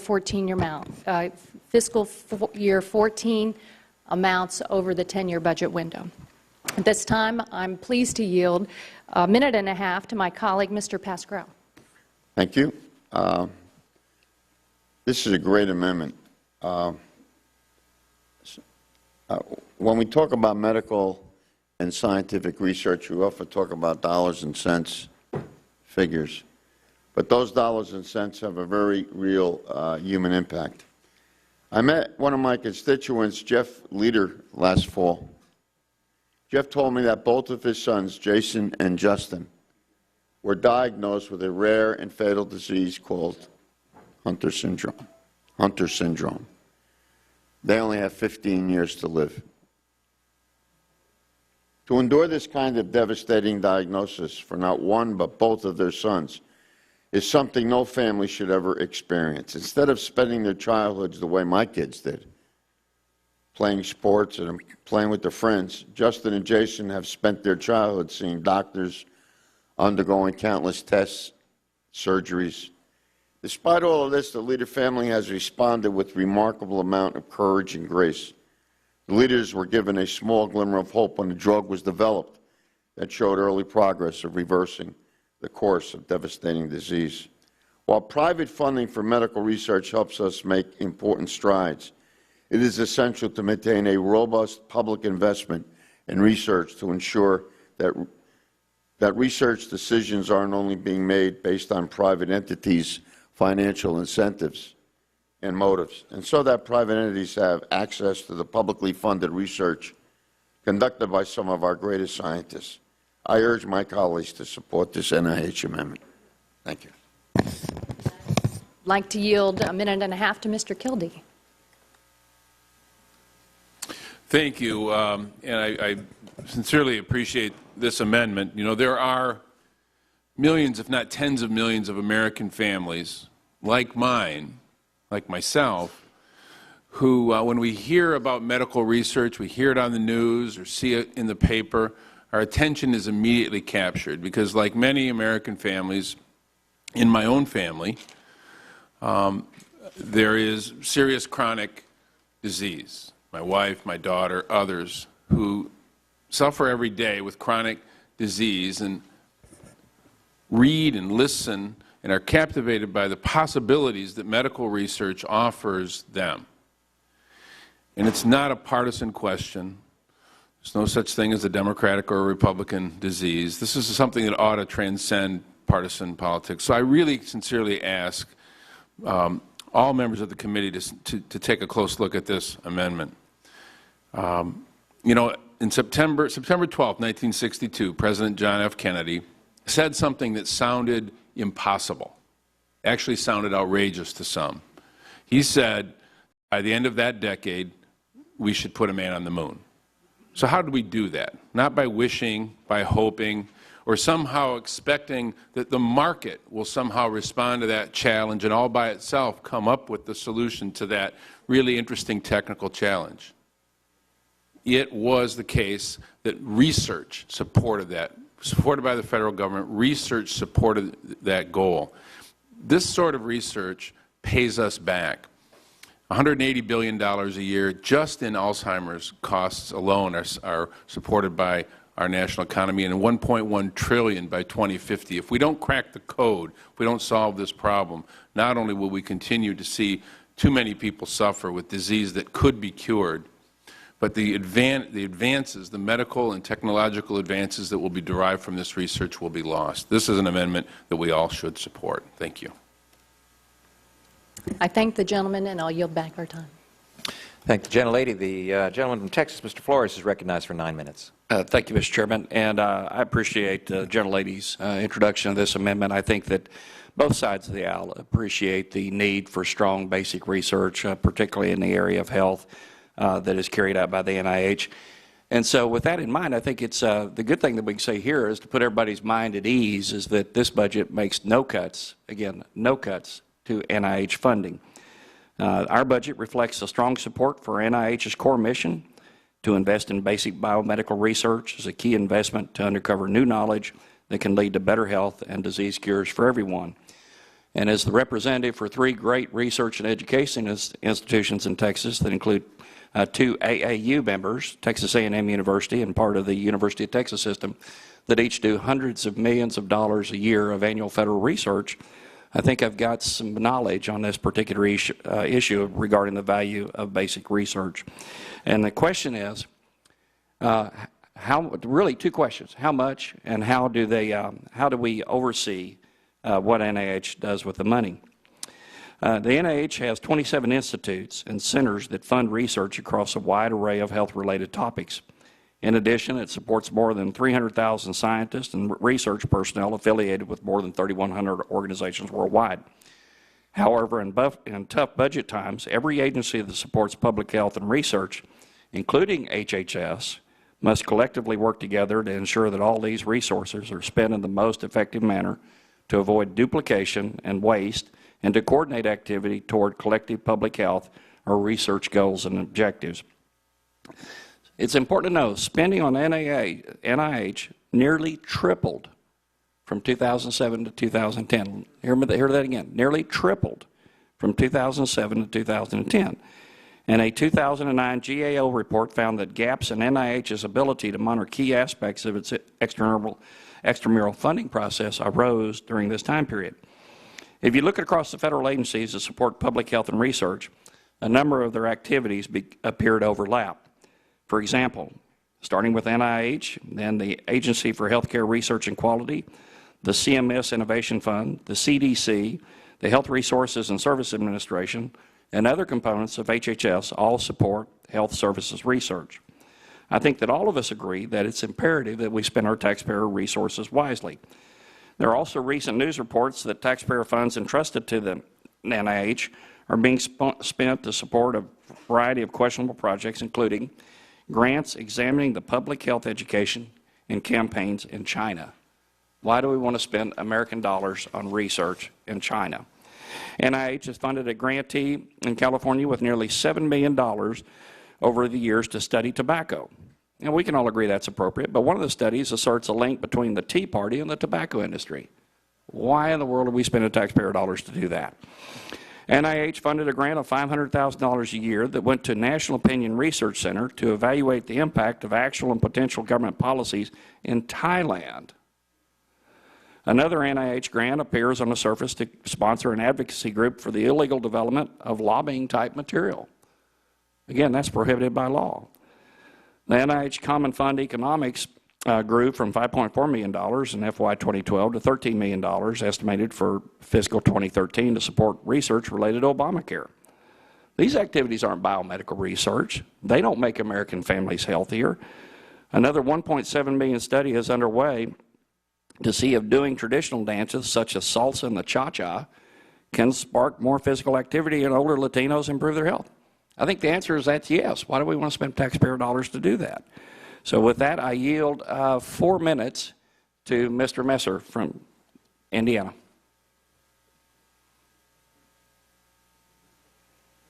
Thank you, Mr. Flores. Very much appreciate your comments. First, let me just say, I think everyone here today recognizes the important work of the National Institute of Health, the importance of research, and the great work that they do. I think it's important to recognize, though, when you talk about further increases, the question is at what cost? If money grew on trees, we could spend without consequence. But the reality is that obviously it does not. As Mr. Flores recognized, in tough budget times, every agency that supports public health and research, including HHS, collectively must work together to ensure that these resources are spent in the way most effective. You know, with all due respect to the salsa and cha-cha lobby, took particular note of the fact that $1.7 million is being spent on dances such as salsa and the cha-cha. It's not to say that that's the typical work being done at the National Institute of Health. Lots of great work is being done. But the reality is that that agency, like most other federal agencies, could spend money better too, could find better ways to spend their money. You know, the fact was noted that research is important because it creates jobs. And the reality is research can create jobs. But we have to note with this amendment that you're paying for that research by raising taxes on the oil industry and other businesses, raising taxes in a manner that will cost jobs. You know, this amendment reminds me of the classic problem that we've seen in Washington over the last multiple decades. The essence of the way compromise has been done in Washington has been, you have a great idea, I have a great idea, we'll compromise and do them both. And the consequence of that has been a $17+ trillion debt that we're foisting upon the next generation. It's not right, and it's time that we start to make tough choices. I would urge my colleagues to oppose this amendment. Thank you, Mr. Messer. We all agree, again, with the gentlelady's premise that basic research funding, particularly with NIH, is important. It is the what I call the seed corn to healthier families and to a healthier economic future for our country. And it's appropriate that we fund the NIH at a healthy level. The question is, again, how much and how should they spend it? And our budget addresses both of those, and particularly how much amount, by funding it at a level that assumes no cuts moving forward. And we also have to keep in mind that NIH, that's assuming from a base that grew by a level of about 3 times from 2007 to 2010. So again, I think this budget addresses the critical need for NIH funding. I think we're doing it at the right level. I think we're doing it with transparency and with efficiency, and I urge my colleagues to vote no on the gentlelady's amendment. Thank you, Mr. Chairman. I yield back. Gentleman yields back. Ms. Castor is recognized for 1 minute to close. Thank you. Members, don't be fooled. The Republican budget would decimate the budget for the National Institutes of Health. The proof is in what has happened in just the past few years. I know the gentleman said, well, NIH funding was good up until 2009, and that's true. I reviewed that. But from 2010 to 2013, real funding for NIH decreased by over 11%. What happened during those years? Republican budgets, sequester, government shutdowns. In the budget agreement at the end of the year, NIH's budget went down. I'm offering an amendment, colleagues, where you can demonstrate, not just through words, but through a vote, a commitment. You can demonstrate your commitment to America's future in medical research, innovation, and jobs. That's through sustained funding for basic and applied medical research at NIH. This amendment repairs the damage done to NIH over recent years, will provide a shot in the arm to Americans' families, boost treatment and cures, help our universities, research centers, and labs. Order. Please support the amendment. Gentlelady's time has expired. The question is on agreeing to the amendment offered by Ms. Castor. All those in favor say aye. Aye. Those opposed say no. No. In the chair, the noes have it. A recorded vote has been requested. The clerk will call the roll. Dr. Price? No. Dr. Price? No. Mr. Garrett? No. Mr. Garrett? No. Mr. Campbell? No. Mr. Campbell? No. Mr. Calvert? Mr. Cole? No. Mr. Cole? No. Mr. McClintock? Mr. Langford? Mr. Langford? No. Ms. Black? Mr. Ribble? Mr. Flores? No. Mr. Flores? No. Mr. Okita? No. Mr. Okita? No. Mr. Woodall? No. Mr. Woodall? No. Ms. Blackburn? Mr. Nunnally? No. Mr. Nunnally? No. Mr. Ridgell? No. Mr. Ridgell? No. Ms. Hartzler? Ms. Hartzler? No. Ms. Volarski? Ms. Volarski? No. Mr. Messer? No. Mr. Messer? No. Mr. Rice? No. Mr. Rice? No. Mr. Williams? No. Mr. Williams? No. Mr. Duffy? No. Mr. Duffy? No. Mr. Calvert? No. Mr. Calvert? No. Mr. Ribble? No. Mr. Ribble? No. Mr. McClintock? No. Mr. McClintock? No. Thanks. Mr. Van Hollen? Aye. Mr. Van Hollen? Aye. Mr. Yarmouth? Aye. Mr. Yarmouth? Aye. Mr. Pascarell? Aye. Mr. Pascarell? Aye. Mr. Ryan? Aye. Mr. Ryan? Aye. Ms. Moore? Aye. Ms. Moore? Aye. Ms. Castor? Aye. Ms. Castor? Aye. Mr. McDermott? Aye. Mr. McDermott? Aye. Ms. Lee? Aye. Ms. Lee? Aye. Mr. Jeffries? Aye. Mr. Jeffries? Aye. Mr. Pocan? Aye. Mr. Pocan? Aye. Ms. Luan Grisham? Aye. Ms. Luan Grisham? Aye. Mr. Huffman? Aye. Mr. Huffman? Aye. Mr. Cardenas? Mr. Blumenauer? Aye. Mr. Blumenauer? Aye. Mr. Schrader? Aye. Mr. Schrader? Aye. Mr. Doggett? Aye. Mr. Doggett? Aye. Mr. Kildee? Aye. Mr. Kildee? Aye. Mr. Chairman? No. Mr. Chairman? No. Any other member wish to record their vote or change their vote?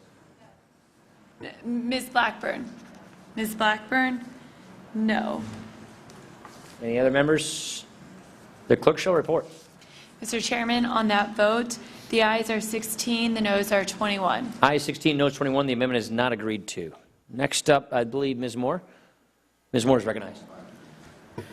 Well, thank you so very, very much, Mr. Chairman. I can tell you that I was baffled, puzzled, bewildered. Does the gentlelady have an amendment at the desk? I do, Mr. Chairman. Thank All you right. so much for keeping me. The clerk will designate the amendment. The staff will distribute copies of the amendment. An amendment offered by Ms. Moore relating to the earned income tax credit. Now your bewilderment can be known with 8 minutes. And thank you so much, Mr. Chairman, and I hope that you will get this straight before my 8 minutes are up. I can tell you that I really was surprised that the proposal to expand the earned income tax credit was not included in your budget, Mr. Chairman. When we've sat here for over 6 hours and heard how we need to cut, slash, burn all of the entitlement programs, send everybody to work, including children, the adults, and the disabled. We have heard how we need to supplement these poor businesses that want to hire people at $2.13 an hour, minimum wage for tipped employees, how we'll just drive them out of business if we try to raise the minimum wage. And we have heard how the Republicans are going to alleviate poverty. Well, here's your initiative right here. The Earned Income Tax Credit, first proposed by President Nixon and signed into law by President Ford, has enjoyed bipartisan support for all these decades because it, in fact, delivers on all those things. It promotes work, it alleviates poverty, and it supplements low-wage work. By God, with an adoption of this amendment, Walmart wouldn't have to ask customers to give their employees canned goods, perhaps, if we were to pass this. We've heard a lot of rhetoric and a lot of talk around low and falling labor force participation, particularly among inner city men. Well, it is true that that labor force participation between men ages 25 to 55 have fallen precipitously because, in fact, they have been poor, and this indeed would help them. Marriage rates have fallen by 30% among low-wage workers. There is a correlation between low-wage work and marriage. This would, in fact, help, and the Republicans say that marriage is a solution. I'm waiting on my husband, Mr. Ryan, to solve all my financial problems that I am having. And I would hope that that the majority would look at the expansion of the Earned Income Tax Credit as a possible solution. Again, it would take 500,000 people out of poverty by expanding it to those over 21, between 21 and 25 years of age. It would take 10 million people out of deep poverty. And I would now yield time to my good friend Barbara Lee. Thank you very much. And I want to thank my friend and colleague for this amendment and for really continuing to fight the good fight for those living in poverty who want to be part of the middle class. Yes, under current law, childless workers are the only people who can be taxed into deeper poverty. And so this amendment increases the credit amount in eligible age groups to include young adults, also those who may be over 65, 66 years old. It would help close the gap and provide support during crucial years of someone's career. Now, I have to just say the choices are very clear with this amendment. The offsets are very, very important to recognize. Do we want to repeal tax breaks for those with corporate jets, or do we want to support this amendment, which lifts more people out of poverty? Do we want to continue to subsidize big oil companies? This amendment makes sure that these subsidies for big oil are reduced, and we save about $25 billion. Do we want to do that, or do we want to provide an expansion of this tax credit for people who want to move into the middle class? Do we want to close loopholes in our international corporate tax system that encourages encourages corporations to ship jobs overseas? Or do we want to extend the EITC so that, again, men and women who are working can lift themselves out of poverty? And do we really want to continue with these tax breaks for millionaires? You know, it doesn't make any sense to me when we have so many people who are living in poverty, and if this amendment would pass, we would lift many, many more people out of poverty. This is one of the most effective anti-poverty programs. It needs to be expanded to include people who are childless, and in fact, when you look at the tax breaks for corporate jets, big oil companies, and millionaires, I think that the choice is very clear, and I'm so pleased that my colleague and friend have put forth this amendment, because I can't think of another amendment that is as glaring as this one in terms of whose side we're on. Are we on the side of working men and women, or are we on the side of corporate jet owners, big oil companies, and multimillionaires? Thank you again. And thank you, and I would yield time now to our ranking member. Well, I thank Ms. Moore for offering this very important amendment. And as she indicated, as the chairman's indicated, we've had a lot of hearings in this committee about addressing poverty issues. But in this budget, they're not dealt with in any positive way. In fact, as has been clear, we're going to make poverty worse for a lot of people by cutting food nutrition support, by cutting Medicaid by close to $700 billion. Here's something positive we can do. According to testimony from witnesses that were called by both Republicans and Democrats, why wait? Let's do it now. Let's reflect it in this budget.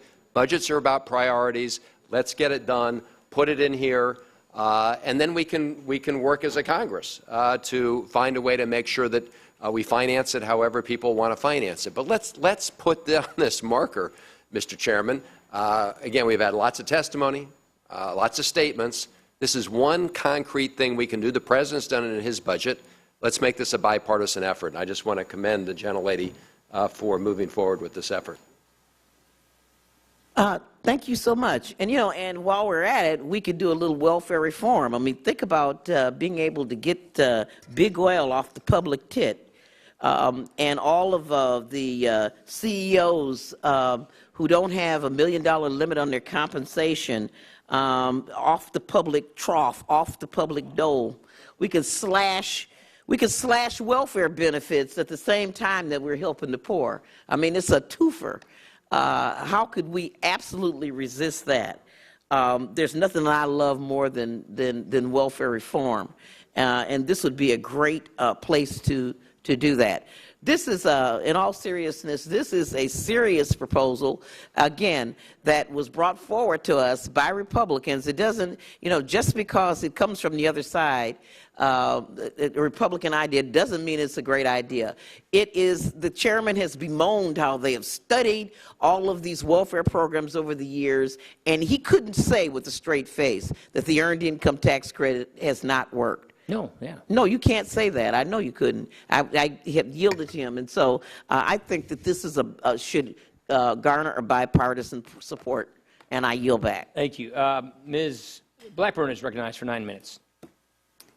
I thank the chairman for the recognition, and I want to thank Ms. Moore for the interest in the EITC. And I think that everybody agrees that this has been one of the more effective anti-poverty programs, and I am pleased to see that you all want to engage in a broader discussion about what to do about poverty problems. I think that we all would like to do that. But in order to pay for new spending, this amendment would increase taxes by about $50 billion over the next 10 years.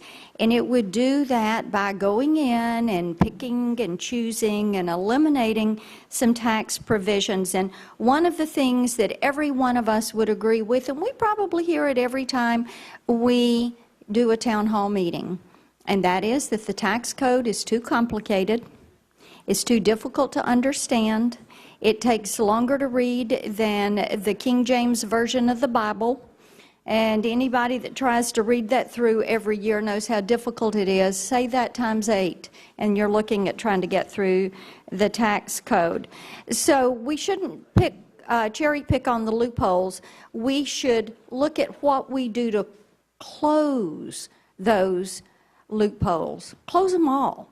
and lower the tax rates for everybody so that we can grow the economy for everybody. Now, that is an approach that can increase economic growth and create new jobs, and that is how you build a bridge out of poverty. The best economic stimulus that there is a job. It's a job. And that is what our focus should be. You know, I think it's so interesting, some of the work that AEI has done on poverty. When you look at this, if you go back and you look at 1970, more than 1 in 4 people were living on $1 a day. That's worldwide, globally. Today, that's 1 in 20. You have seen an 80% reduction in extreme poverty since 1970. Now, you have to say, how did this happen? I can guarantee you it was not because of a spending bill or a shovel-ready project. It was because of freedom, free people, and free markets. That is how it happens. That is how you lift people out of poverty. And if freedom and free markets can make this kind of reduction in extreme poverty globally, why in the world would we want to have the federal government trying to handle this here at home? We're currently spending about $800 billion a year on 92 different programs in a very poorly coordinated effort to fight poverty. Unfortunately, this approach is built on the premise that compassion is best measured by how much money we spend, not by the outcomes that we get. And that is something that we need to change. The outcome needs to be how many people are being lifted out or given the opportunity to be lifted out of poverty. The alternative approach would be to stop us from spending money that we don't have, which we don't. If we think it's bad today, what is it going to be for our children and grandchildren if we do not stop borrowing so much money? There's a lot of good ideas out there.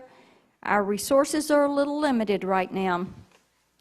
We need to shift our focus away from chasing higher spending with higher taxes, and most importantly, we need to redouble our anti-poverty efforts in a way that puts the focus on results.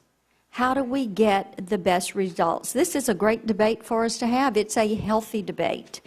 And it is one where we can put the focus on economic growth and making certain that we are making the decisions that create the environment for individuals to be lifted out of poverty. At this time, I yield the balance of our time to Ms. Black. I thank the gentlelady for yielding, and I first of all want to commend Ms. Moore for her just unwavering compassion for the poor. And this is a discussion we really, really must have. It's a discussion that we need to come to the table with open minds. We need to make sure that as we look at what does work, that we're measuring it and that there's value to where that money is being spent. As my colleague from Tennessee said, we've got 92 programs that are spending $800 billion a year. That's a lot of money to be spent for not seeing very much results. And I think that's sad, because that says that we who are responsible for the money are not doing a very good job in making sure that money is spent well. And I'm going to get just a little bit personal about this, because this has been something that I have looked at and worked in for a long time in my own community. We have a program there that is called Children Are People. It does not get any government funding. It is all private sector. A group of us got together and decided that we were going to do something about some children in our town that lived in a particular section of town that were failing. We started this program over 15 years ago now, and we have seen tremendous results all the way from kindergarten up to kids who are graduating, that we are actually raising money for scholarships to send them to school. It's incredible.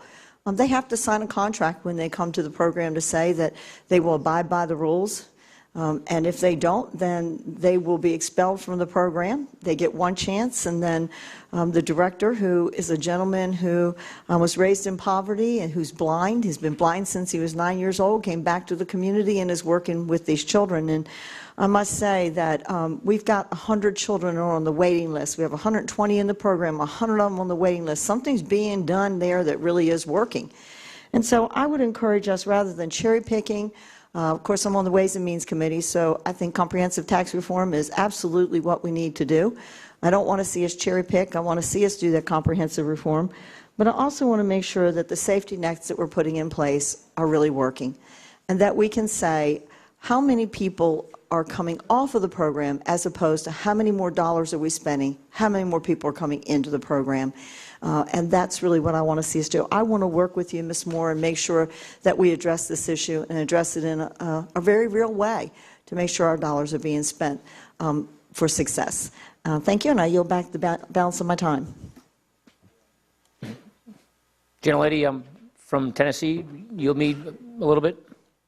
Yes, I yield you. I'll just say, I think what you can tell on this side of the aisle is you have a lot of fans of the EITC. It works really well. It's an effective program. There's room for improvement. Personally, I think it ought to go, I'd like to see it as a monthly program so you can embed it in the paycheck every month so you can see that it makes work pay. And there are other reforms that I think are absolutely worth considering, but that's the Ways and Means Committee, not this committee. I think there's a time and a place for that discussion. I think we need to have that discussion, and this is not the place to have that discussion. That's why I respectfully urge a no vote. Back to the gentlelady. And I yield back. Well, thank you so much. It's really great to know that we have a big kumbaya here. To sort of respond a little bit to what the ladies on the Ways and Means Committee have said. This program, again, does have outcomes and results that we can measure, that we know work. With regard to the town hall meetings, I have town hall meetings, and I don't have CEOs who earn $84 million a year come to me, to our town hall meetings, and complain about how confounding the tax code is and how they're suffering from great unfairness. I don't have oil companies coming to complain about the numbers of pages that are in the tax code. With regard to the free markets, I think that that's a really interesting study.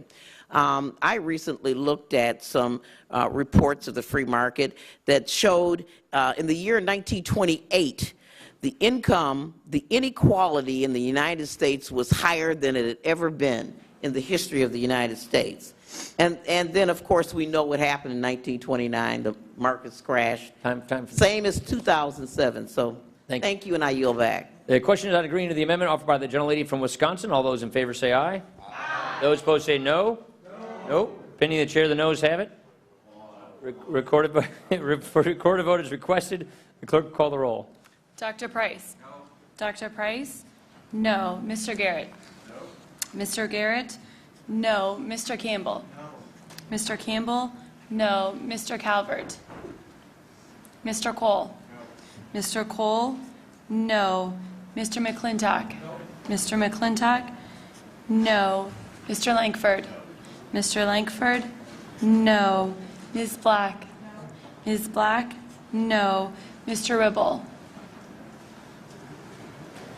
Mr. Flores? Mr. Okita? Mr. Okita? No. Mr. Woodall? Ms. Blackburn?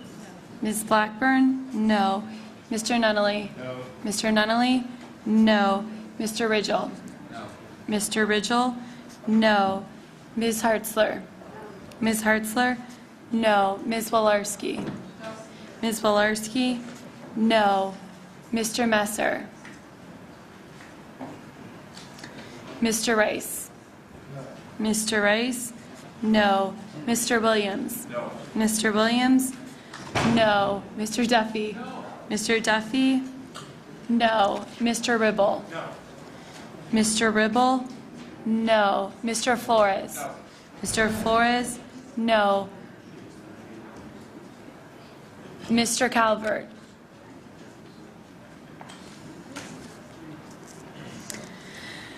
Mr. Van Hollen?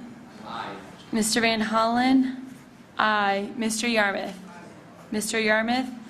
Aye. Mr. Pasquarel? Mr. Pasquarel? Aye. Mr. Ryan? Aye. Mr. Ryan? Aye. Ms. Moore? Aye. Ms. Moore? Aye. Ms. Castor? Ms. Castor? Aye. Mr. McDermott? Aye. Mr. McDermott? Aye. Ms. Lee? Aye. Ms. Lee? Aye. Mr. Jeffries? Aye. Mr. Jeffries? Aye. Mr. Pocan? Mr. Pocan? Aye. Ms. Luan Grisham? Aye. Ms. Luan Grisham? Aye. Mr. Huffman? Aye. Mr. Huffman? Aye. Mr. Cardenas? Aye. Mr. Cardenas? Aye. Mr. Blumenauer? Mr. Blumenauer? Aye. Mr. Schrader? Aye. Mr. Schrader? Aye. Mr. Doggett? Aye. Mr. Doggett? Aye. Mr. Kildee? Aye. Mr. Kildee? Aye. Mr. Messer? Mr. Messer? No. Mr. Calvert? No. Mr. Calvert? No. How did you get? Mr. Chairman? Did Mr. Williams? Did you get Mr. Williams? Okay. No. Mr. Chairman? No. Are there any other members wishing to vote or change their vote? All right. The clerk shall report. Mr. Chairman, on that vote, the ayes are 16, the noes are 21. Ayes 16, noes 21. The amendment is not agreed to. Next, is it Mr. Ryan? I have an amendment at the desk. The clerk will report, and the staff will distribute the copies. An amendment offered by Mr. Ryan relating to student loans. Gentleman is recognized for 8 minutes. Thank you, Mr. Chairman. Watching this hearing unfold really is an opportunity to really see the differences between the two parties, I think. And I think it highlights really why the Republican philosophy over the last 20 years or so has really failed to get the economy going in any way, shape, or form.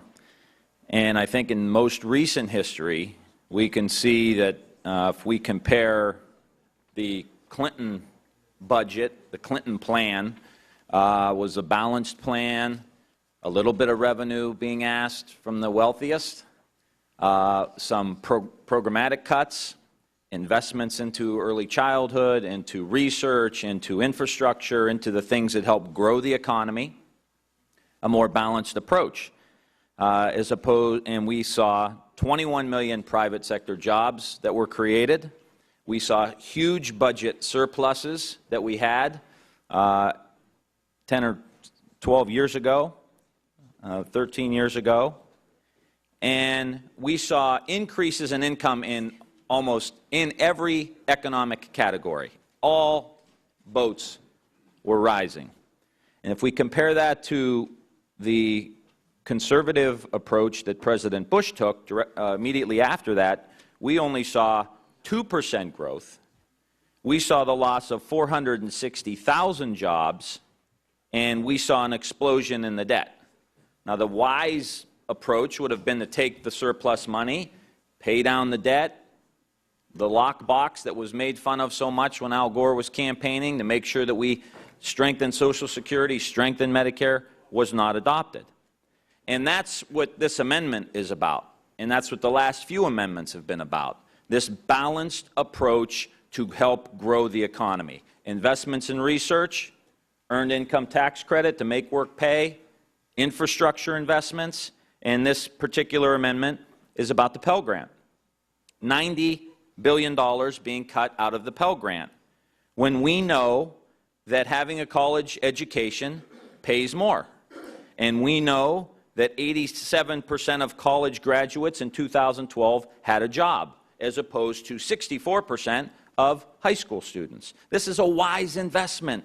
We're going to get a great return. And I hear all the time from my friends on the other side of the aisle, I run a business, I run a business, I've run this business, I've run that business. And it's an honorable thing. It's great. You're the artists of democracy and of capitalism in many ways. This is a good business decision. We're going to get money back. This is going to pay off for us as an economy. And now we see that we have $29,000 is the average debt that a college student carries. And that's a burden that prevents that student from buying a house, buying a car, maybe starting their own business, limiting their ability to create more wealth in our economy.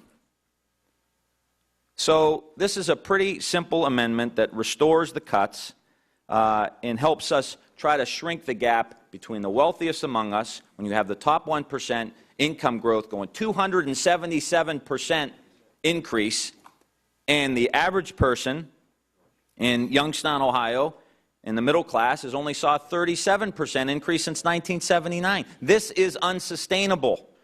And these investments that we've talked about making in a balanced way are how you grow the economy. Bill Clinton proved it in 1993 with that budget, and it's the way we need to move forward. And these deep cuts are not only going to hurt the people directly, they're going to hurt our economy altogether.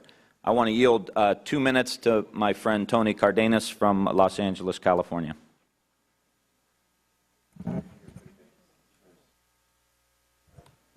Thank you very much. I think this amendment is about jobs, but it's about jobs of the future. I actually ran a business myself, and I made it a habit to hire young people from the high school just around the corner from my business, and I would always tell these young people, go to college. But how can a person go to college if their parents are, say, making a minimum wage, say their parents are only making $9, $10 an hour? How do you pay the tuition? The average kid in California that wants to go to a UC, which is a public institution, which is on the lower end of the scale, all in is probably going to have to pay anywhere between $25,000 to $40,000 annually just to make it through college. So the basis for young people in this country to go to college is the Pell Grant. So for any budget to say that it's investing in the future, investing in jobs, investing in the economy, that cuts at $90 billion out of the budget is just not a budget that's true to those ideals. It's important for all of us to understand that the countries that we talk about the most around the world that are, say, catching up to us or competing with the United States when it comes to innovation or production or what have you, or growing economies, are those countries that are actually investing in education. Other countries are doubling and tripling and quadruple down on education, but here in the United States, it's a shame if we would pass a budget that has a $90 billion cut in Pell Grants. Pell Grants are the basis for young people to be able to get to college, and it's for middle class and lower income families throughout this country. How are we going to lift ourselves up by our own bootstraps if we don't even have enough resources to get to college? In addition to that, everybody talks about that the jobs of the future depend on computers, they depend on technology, and where are those young people going to get those skills? They're going to have to go to a higher learning after graduating from high school. They're not going to get that in high school. So the jobs of the future more and more have to do with young people going to college. Matter of fact, adults retraining themselves and going to college, and Pell Grants are the answer to that solution. So if the United States is going to remain competitive, as an engineer myself, as a former business owner as well, we have to allow people to go to college so that they can actually retool and or learn the skills necessary for the jobs of today and tomorrow so that the United States economy can be #1 in the future. I yield back my time. I thank the gentleman and yield 1 minute and 30 seconds to the gentleman from Texas, Mr. Doggett. Too many of our students are already encountering major financial barriers to higher education, and others are graduating from college with mountains of debt, more student debt than credit card debt, student debt beginning to interfere with the ability of graduates to get a home mortgage. Now, the top Republican, the chairwoman of the subcommittee that oversees higher education policy in this United States, has told her colleagues that, quote, it is not the role of the Congress to make college affordable and accessible, end quote. I don't agree with that. This budget does agree with that because it basically cuts a substantial amount of funding that would allow students to get access to achieve their full God-given potential. You talk with these students, you talk with these college administrators, they want this Pell Grant program to remain strong. And you don't do that with the kind of cuts that are in this bill while paying lip service to maintaining the current funding level. We can't do that under the current sequestration, and this budget cuts billions upon billions beyond the current sequestration level. I urge adoption of the amendment and yield back. thank the gentleman. The last point I'd like to make is that the cut that does not directly include the Pell cut, but the student loan quote-unquote reforms that are happening here are going to force students to pay the interest on their loans that they're getting while they're still in school. To me, that just doesn't make any sense. We want to encourage kids to go to school. We want to encourage students to go to school and study and focus, and of course they got to get a job, but let's not put that additional burden on the student. Yield back. Time's up. Mr. McClintock's recognized for 9 minutes. Thank you, Mr. Chairman. My friend from Ohio began by extolling the virtues of the Clinton economy and lamenting the failures of the Bush economy, and I would wholeheartedly join him in both assessments. But what he didn't mention is Bill Clinton reduced federal spending by a miraculous 4% of GDP. He reduced entitlement spending through welfare reform. Bush increased federal spending by 2% of GDP. He pushed the biggest increase of entitlement spending since the Great Society. I just wish there was some way to reach out to my Democratic colleagues and help them find their inner Bill Clinton again, rather than taking the worst policies of the Bush administration and doubling down on them. With respect to the amendment before us, I've just put 2 children through college. I've got the Parent Plus loans to prove it. In fact, I think I have one of the highest levels of Parent Plus loans anywhere in the Congress, so this is a cause that hits close to home.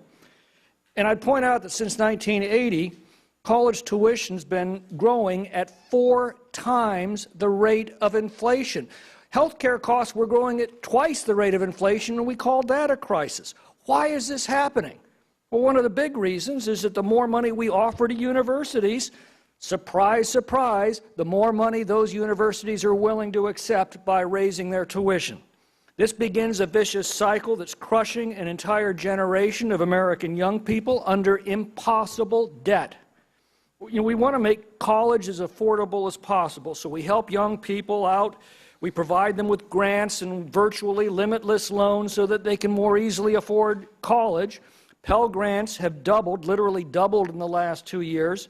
But the Pell Grants don't begin to cover most of the college costs, so the grant recipients are then forced to finance the rest of their tuition through student loans, as are all of the middle-class students who don't qualify for the grants but still have to meet spiraling tuition costs. Student loan debt now exceeds $1 trillion. As tuitions increase, a university education becomes harder to afford for more and more families, so demand then grows for student aid. And so, in the well-intentioned cause of making college affordable, we've done exactly the opposite. We've made it less affordable, and we've now arrived at the threshold where obtaining a college degree is becoming cost prohibitive. An entire generation of students now start their lives being crushed by debt, and their parents end their lives the same way. This is a disgrace. It cannot continue. Everyone, including the President, admits that Pell Grants are on an unsustainable course.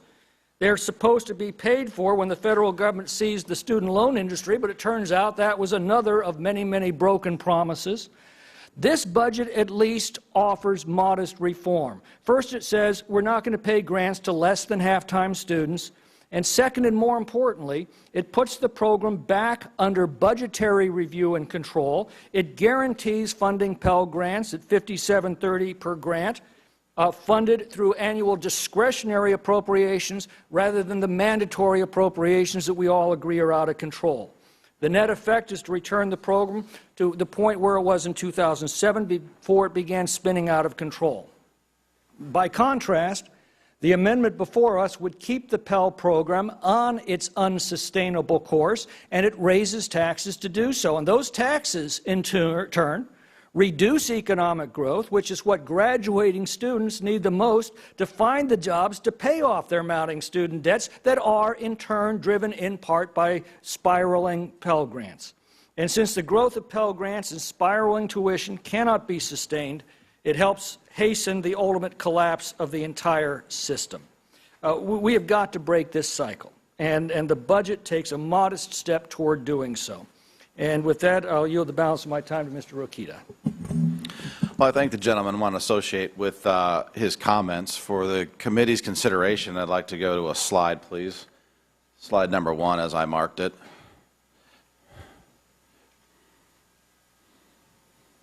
Yeah, that's it there. So here are the cuts, quote unquote, that Mr. Doggett, Mr. Ryan, and Mr. Cardenas are talking about. You can see the hump there that has gone up since 2009, and we're really there at the same plateau. I think Mr. McClintock's characterization of our proposal is correct, and that is modest. We simply want to bring this back under budgetary control, make sure that all students, especially those who truly need it, have access to higher education of some sort. I challenge Mr. Cardenas to find me the student who cannot get a post-secondary education, and bring it to my office, and I'll make a public apology. The fact of the matter is, anybody who wants to get to a post-secondary education can with the help of the federal taxpayer. And they can compete in the 21st century world and win. We are not going anywhere near what any reasonable person would call a cut. That's number one. The second slide, please. Now, this second slide also backs up Mr. McClintock's point. Look at the costs for education. Look how much they've gone up, Mr. Ryan. We're not helping kids gain any more accessibility by raising the ultimate maximum award, like your proposal does. All we're doing is giving college professors a raise, which you can argue back and forth, maybe noble in itself, I don't know, but that's a different amendment. Let's at least be honest with the American people and say, this isn't about students at all. This is about college faculty. This is about college administrators. This is about the college president that makes hundreds of thousands of dollars. Some of them make $1 million. And when you put more money on the street, like this amendment proposes, all you do is raise the salaries of professors.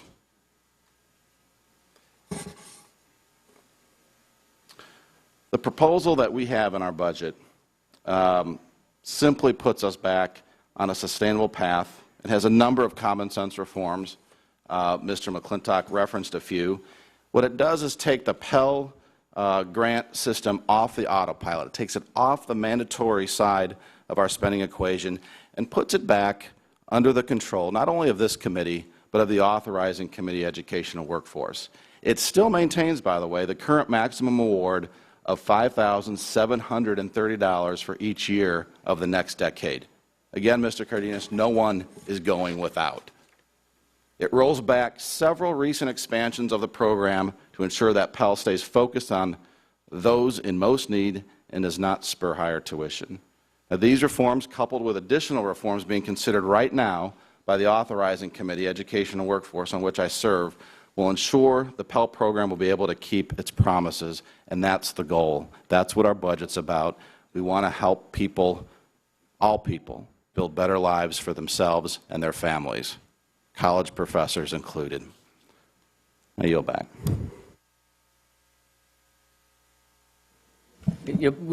Our side yields back. You get a minute to close, Mr. Ryan. I'd like to get that first slide up and just thank Mr. Rokita because I'm impressed with his knowledge of not only ethnic groups in Rhode Island, but also Pell Grant issues. The previous slide had a big bump. Of course, there was a big hump during the recession. People were making less money, people were poor, so more people were trying to access the Pell Grant program. And according to Mr. McClintock and yours logic, we might as well eliminate the Pell Grant program, and that'll drive down tuition costs all across the country. So why don't you just eliminate the Pell Grant program if that's the direction? You're calling that reform. And I don't think it's any improvement or any reform to say if you're less than a half-time student, you don't qualify for any of the Pell Grant. And I've got a district full of people who struggle to try to make ends meet to be able to scrape up enough money to go to college. They're all over the country. So to say that this is not something that can help facilitate young people go to college while they're maybe working part-time, have a job, have a house, helping their family out, and need a little help from the Pell Grant, I don't think that's... no, I can't. You just had 8 minutes, bro. Sorry. But I don't think that is the way to go about it. And again, this is about a balanced plan moving forward, research, Pell Grants, infrastructure, asking the wealthiest among us to pay just a little bit more of what they've been making in their 277% increase to help the cause out. And if you put all these together, that's how you grow the economy. The question is on agreeing to the amendment offered by the gentleman from Ohio. Those in favor say aye. Aye. Those opposed say no. No. Noes have it. A recorded vote is requested. The clerk will call the roll. Dr. Price? Dr. Price? No. Mr. Garrett? No. Mr. Garrett? No. Mr. Campbell? No. Mr. Campbell? No. Mr. Calvert? No. Mr. Calvert? No. Mr. Cole? No. Mr. Cole? No. Mr. McClintock? No. Mr. McClintock? No. Mr. Langford? Ms. Black? Ms. Black? No. Mr. Ribble? No. Mr. Ribble? No. Mr. Flores? Mr. Okita? No. Mr. Okita? No. Mr. Woodall? No. Mr. Woodall? No. Ms. Blackburn? Mr. Nunnally? No. Mr. Nunnally? No. Mr. Ridgell? No. Mr. Ridgell? No. Ms. Hartzler? No. Ms. Hartzler? No. Ms. Wolarski? No. Ms. Wolarski? No. Mr. Messer? No. Mr. Messer? No. Mr. Rice? No. Mr. Rice? No. Mr. Williams? No. Mr. Williams? No. Mr. Duffy? No. Mr. Duffy? No. Mr. Flores? No. Mr. Flores? No. Mr. Langford? No. Mr. Langford? No. Mr. Van Hollen? Aye. Mr. Van Hollen? Aye. Mr. Yarmouth? Mr. Yarmouth? Aye. Mr. Pascarell? Aye. Mr. Pascarell? Aye. Mr. Ryan? Aye.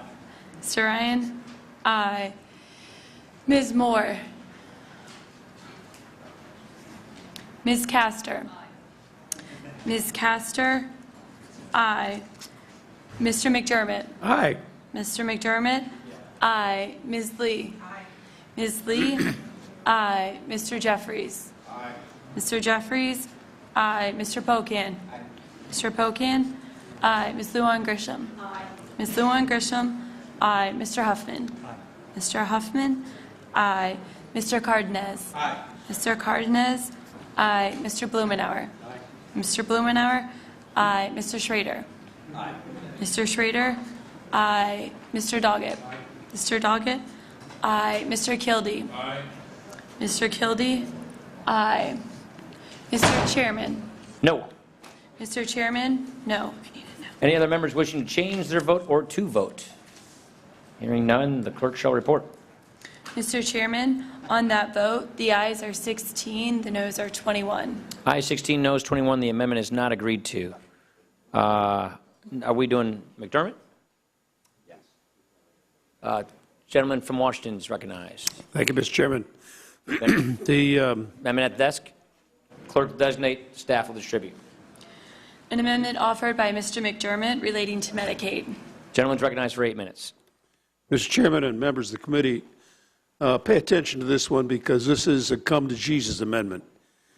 You're figuring out when you're going to cut the doctor's pay in Medicare around this country.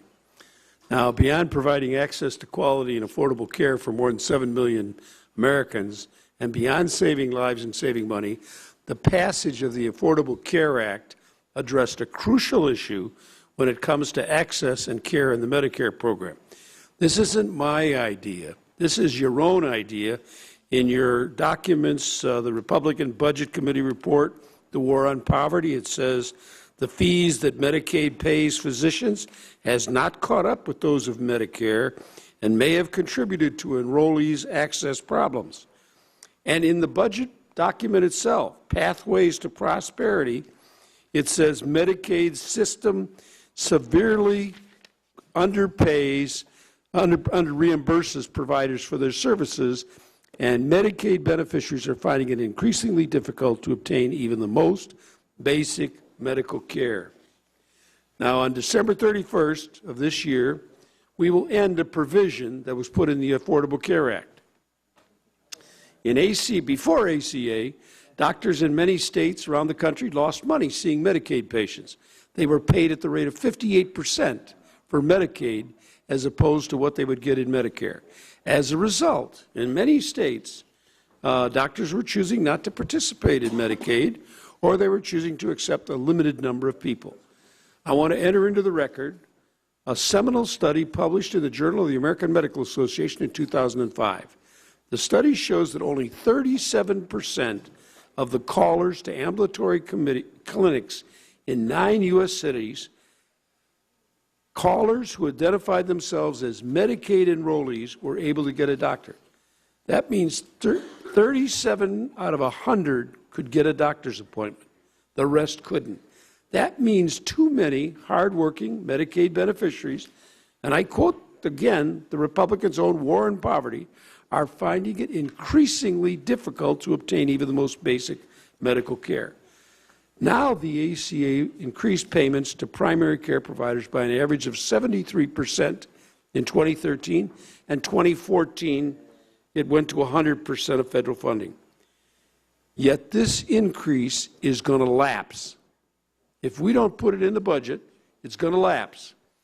Now, this is a matter of great concern in my home state of Washington. A coalition including the Washington State Hospital Association, the Washington State Medical Association, and Group Health Cooperative are working hard to see that the increase in payment continues beyond.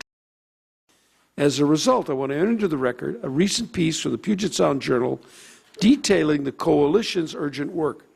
The Protect Access to Primary Care and Medicaid Amendment addresses the concerns of my home state and of all your states. The amendment promotes and protects access to care for Medicaid enrollees by extending the federal funding to states to continue increased physician payments at 100% of Medicare rate, and by extending these increased rates to independent and mid-level providers. It's the right thing to do, and it's the smart thing to do. Now, I know that some of you don't want the Affordable Care Act to ever work. Well, this is another one of your gutting things that's happening here, is not extending the payment to doctors. You expect doctors to work with a big cut after December 31st. It's a good amendment. I urge the adoption, and I yield to Mr. Van Hollen 4 minutes. Mr. McDermott. And earlier we had an amendment offered by Mr. Pascrell trying to convince our colleagues not to cut over $700 billion from the traditional Medicaid program, which under their budget would cut Medicaid by a full 25% when it's fully phased in. So you rejected that amendment. What this amendment says is, for goodness sakes, let's at least make sure that we reimburse physicians who provide Medicaid services at a rate that will make sure they're part of the program. For primary care physicians, and Dr. Price has made this argument, the Chairman Ryan has too, and in the Path for Prosperity document, as Mr. McDermott pointed out, our Republican colleagues acknowledge the fact that providers refuse to participate in a system that under-reimburses them for their services. Now, the Affordable Care Act addressed that by saying we're going to pay those primary care docs the same as Medicare, and that means they're willing to take on more patients. The block grant amendment, cutting $700 billion, will reduce those reimbursements further, according to the Congressional Budget Office. They calculate that if you just pass those cuts onto the states, one of the things states will likely do is cut reimbursement to providers, which will make the problem that our Republican colleagues acknowledge in their own report even worse. So what this does is say, let's make sure that lower income people can have access to doctors too. Make sure that at least for primary care physicians, we reimburse them. After all, when we have this debate on Medicare, our Republican colleagues point out that when you reduce reimbursement rates, you have less participation. Right. Same is true under Medicaid.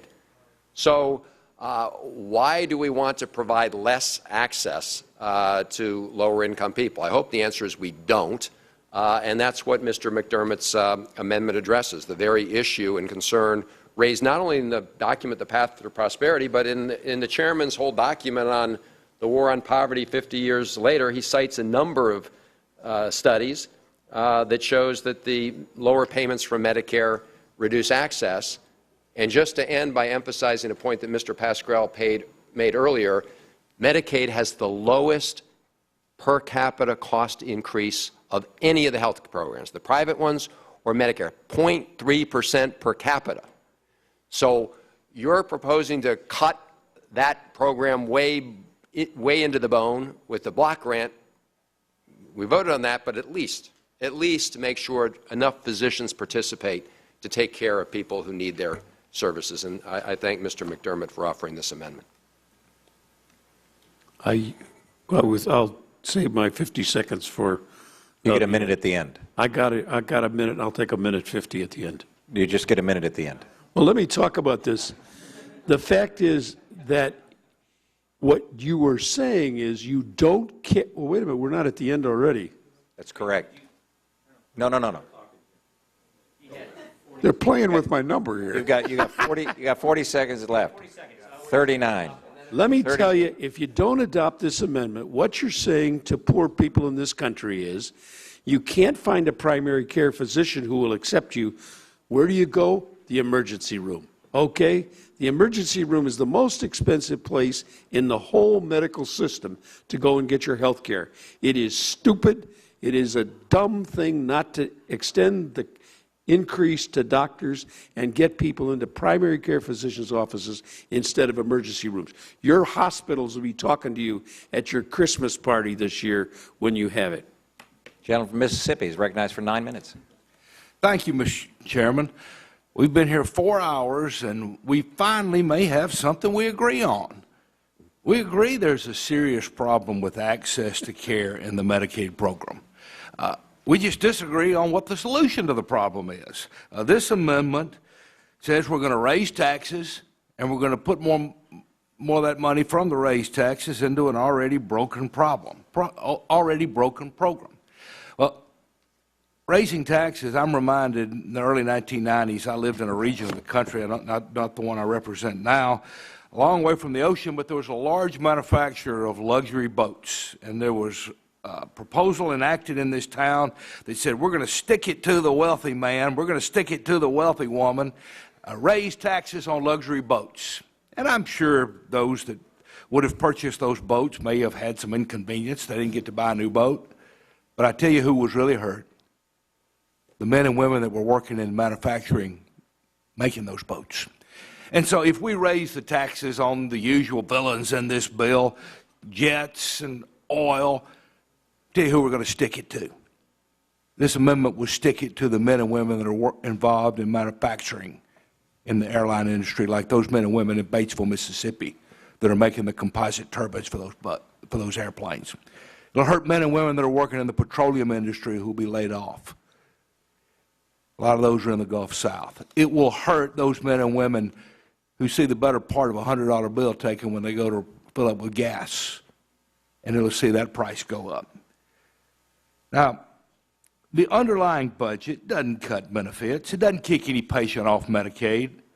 What it does do is give states flexibility. There's a reason why a bipartisan group of governors are begging for flexibility in Medicaid. There's a reason why a bipartisan group of state legislators are begging for flexibility in the Medicaid program. Before I came here, I chaired 2 different committees in the Mississippi Senate. I chaired the authorizing committee that had jurisdiction over Medicaid. I chaired the appropriations committee, and time again, we would have bipartisan proposals that would make sense, only to have my staff attorney say, no, the rules won't allow that in Washington. We can't do it.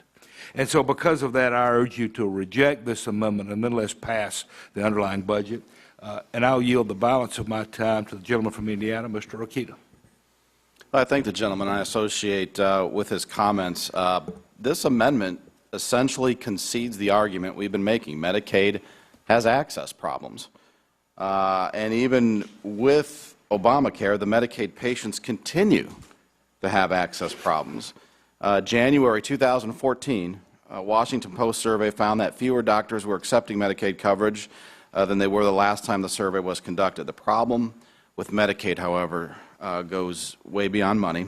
In fiscal year 2015, total spending on Medicaid, the combined federal and state shares are expected to total $538 billion.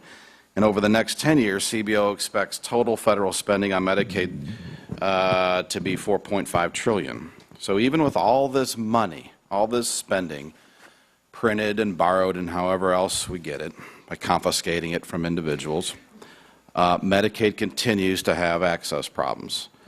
So with all due respect, the amendment does not fix the problem, it just throws more money at it. And that's been the problem with Washington, D.C., frankly, for quite a long time. And what's worse is that the amendment actually picks winners and losers among those primary care doctors that actually do serve Medicaid patients.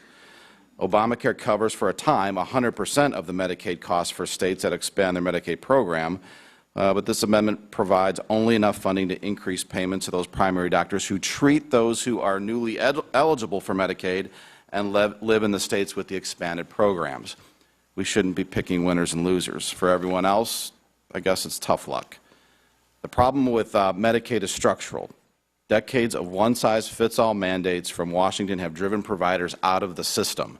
That's the problem, leaving patients stranded with less access and often worse health outcomes. The answer really is to put states back in charge of their Medicaid programs and give them the power to design reforms that fit the unique needs of their populations. I challenge anyone here to find me the federal bureaucrat who cares more about the poor than those in our states, who knows more about the truly poor than those in our states and local communities, who can determine firsthand who the poor really are, what kind of health care they really need, and how they can most effectively get it. One size fits all doesn't work. There's been comment made that Medicaid is in fact one of the most efficient programs ever devised by the federal government, or maybe even humans altogether. I contend that there's tremendous waste, fraud, and abuse in the Medicaid system, and we have facts to prove it. Medicaid has the second highest estimated improper payments of any federal program. About $22 billion in funds are wasted every year. $22 billion that's wasted with fraud and abuse and not going to help poor people get the health care that they need. That's a problem. Every year there is a litany of fraud and abuse cases that have left beneficiaries without access to services and left taxpayers footing the bill. In August last year, a Maryland man was sentenced to 30 months in prison for defrauding Medicare and Medicaid by billing for illegitimate prescriptions. In February of last year, more than 10 New Jersey medical providers admitted to participating in an illegal referral scheme and defrauding Medicare and Medicaid. That's New Jersey.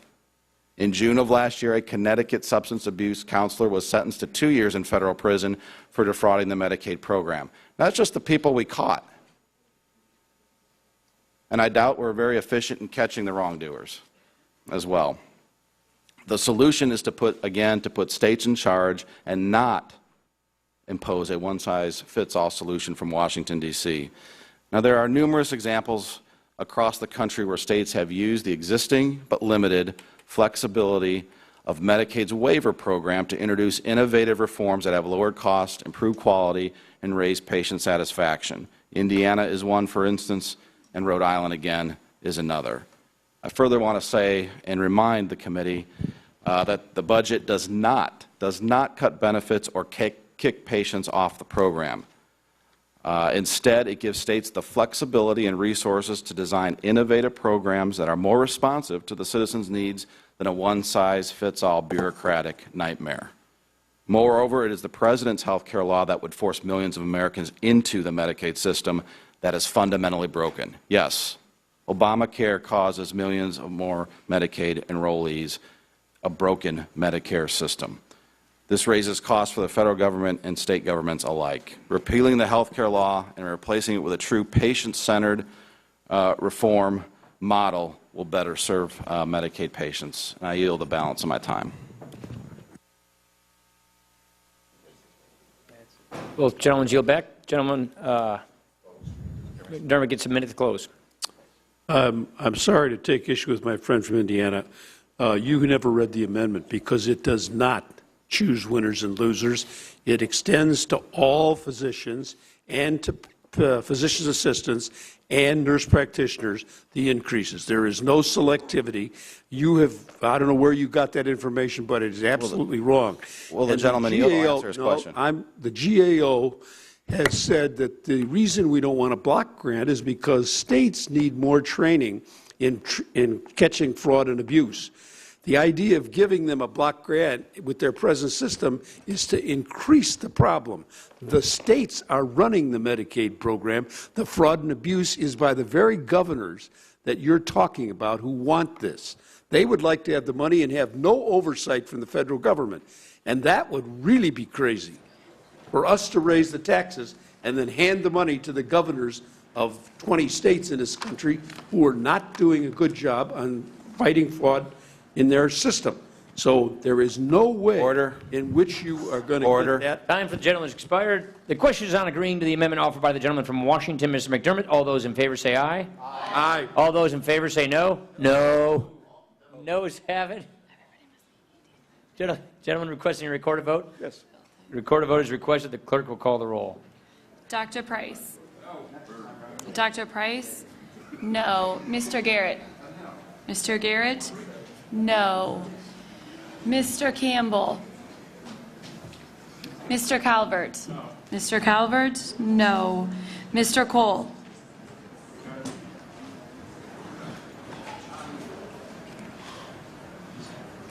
Mr. McClintock? Mr. McClintock?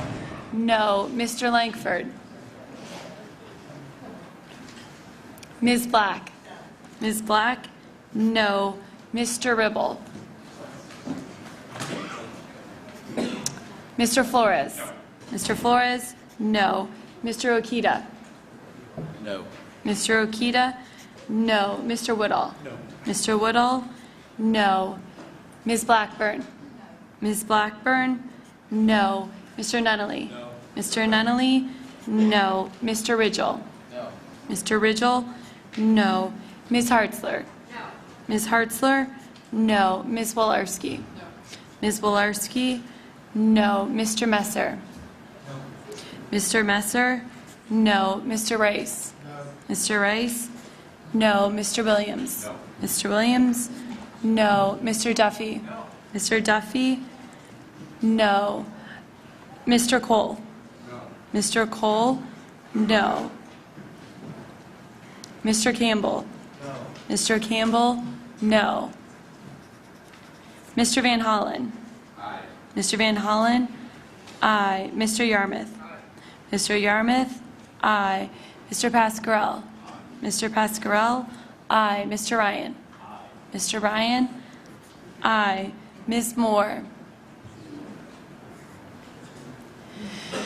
Ms. Castor? Mr. McDermott? Aye. Mr. McDermott? Aye. Ms. Lee? Ms. Lee? Aye. Mr. Jeffries? Aye. Mr. Jeffries? Aye. Mr. Pocan? Mr. Pocan?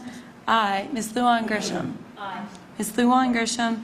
Aye. Mr. Huffman? Aye. Mr. Huffman? Aye. Mr. Cardenas? Mr. Blumenauer? Mr. Schrader? Aye. Mr. Schrader? Aye. Mr. Doggett? Mr. Doggett? Aye. Mr. Kildee? Aye. Mr. Kildee? Aye. Mr. Langford? No. Mr. Langford? No. Mr. Chairman? No. Mr. Chairman? No. Any other members wishing to vote or to change their vote? Clerk shall report. Mr. Chairman, on that vote, the ayes are 13, the noes are 21. The noes have it. The amendment is not agreed to. I think the gentleman from California. I have an amendment, Mr. Chair. Clerk will report. The clerk will designate the amendment, and the staff will pass it out. An amendment offered by Mr. Huffman relating to the funding for the Individuals with Disabilities Act. The gentleman's recognized for 8 minutes. Thank you, Mr. Chairman. I appreciate the opportunity to offer this amendment regarding special education funding, and I especially appreciate this coming today. As I look around the room, I see that many of us have the blue lapel pin.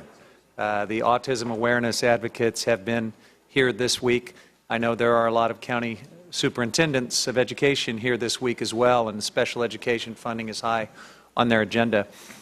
I suspect many on this committee, certainly many in Congress, have been touched by autism and other neurodevelopmental disorders and know people who depend on special education services. I will tell you, as the father of a special education child on the autism spectrum, I very much appreciate the expressions, the bipartisan expressions of support that we have seen around this issue.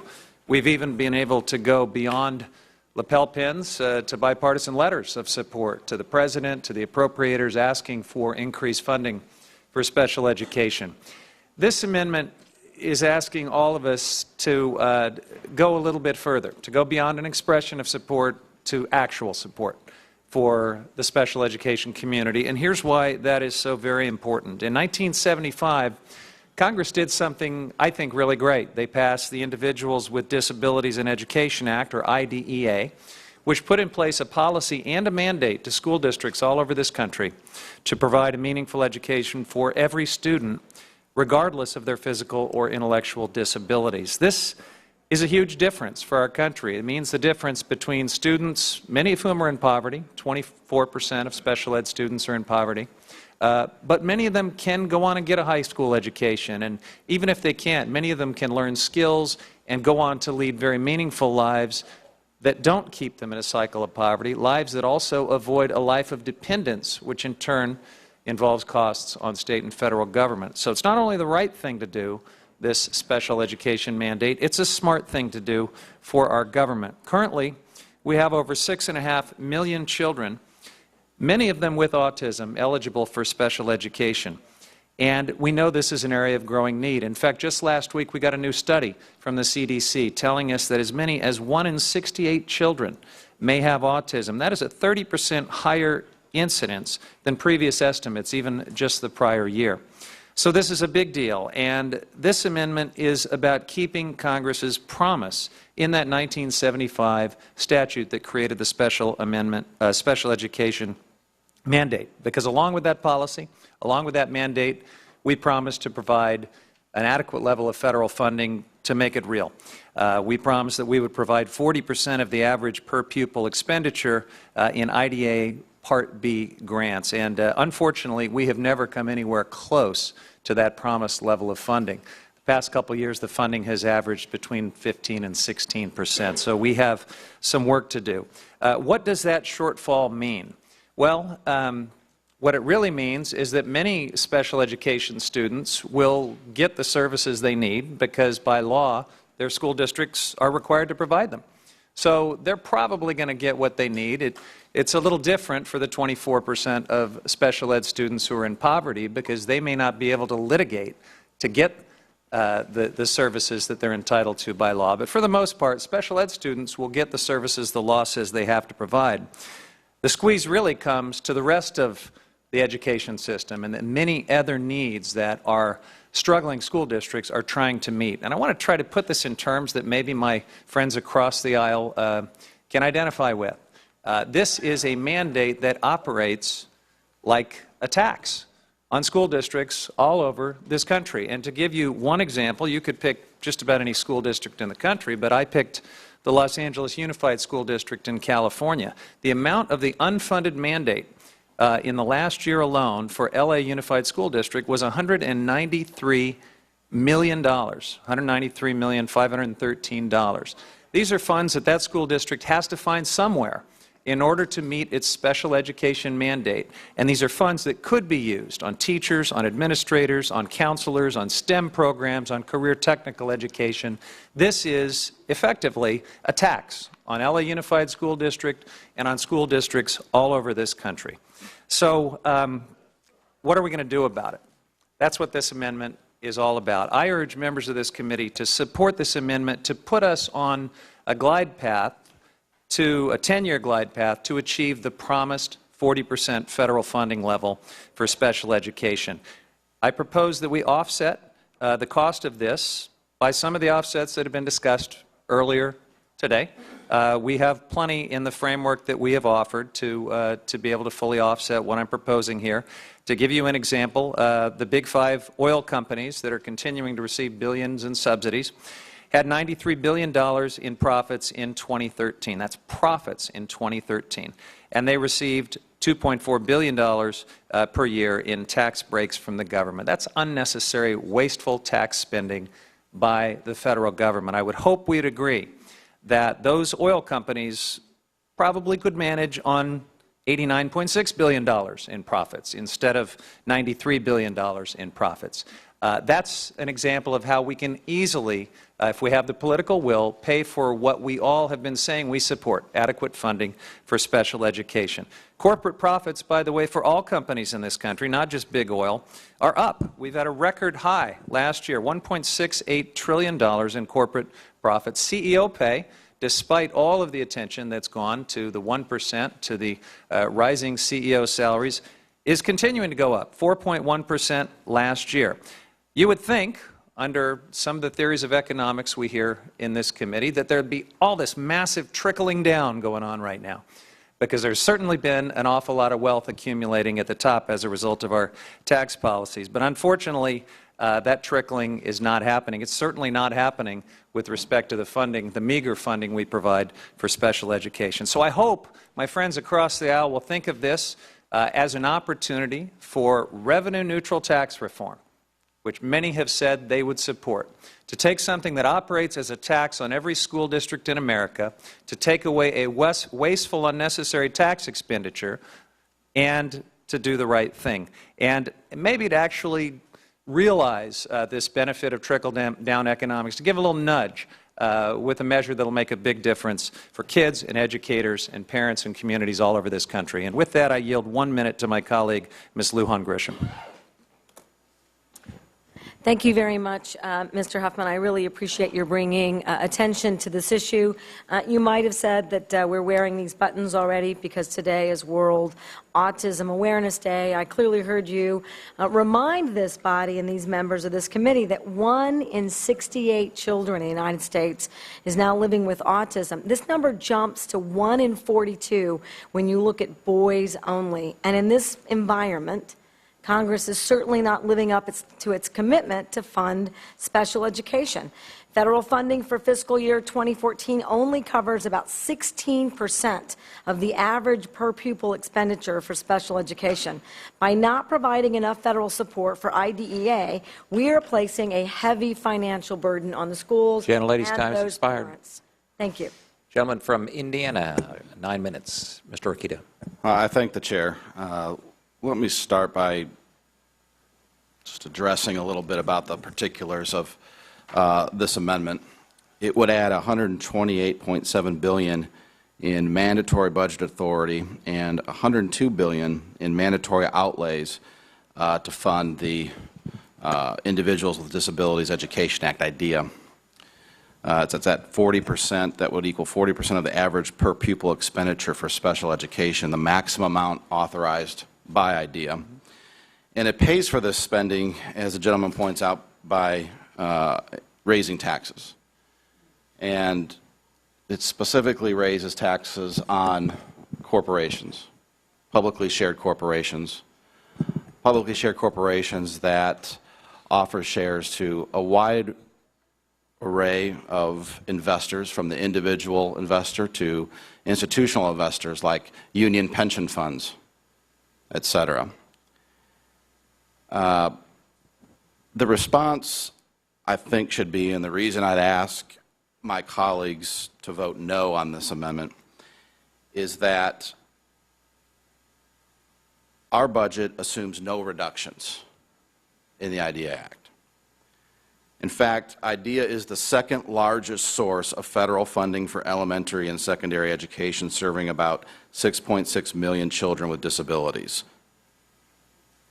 The federal government, the federal taxpayer, and more, since we borrow 40% of what we spend every year, the children of the future who have no voice in the matter because they don't yet exist, who really have no support in this argument, whether they would be idea kids or not, because they're not going to be able to vote for us. So we seem, at least around here, and particularly on one side of the aisle, not to count their position. You know, I think we're doing a pretty darn good job. But I don't just say that as a congressperson. I don't just say that as a member of this body. I don't just say that as a father.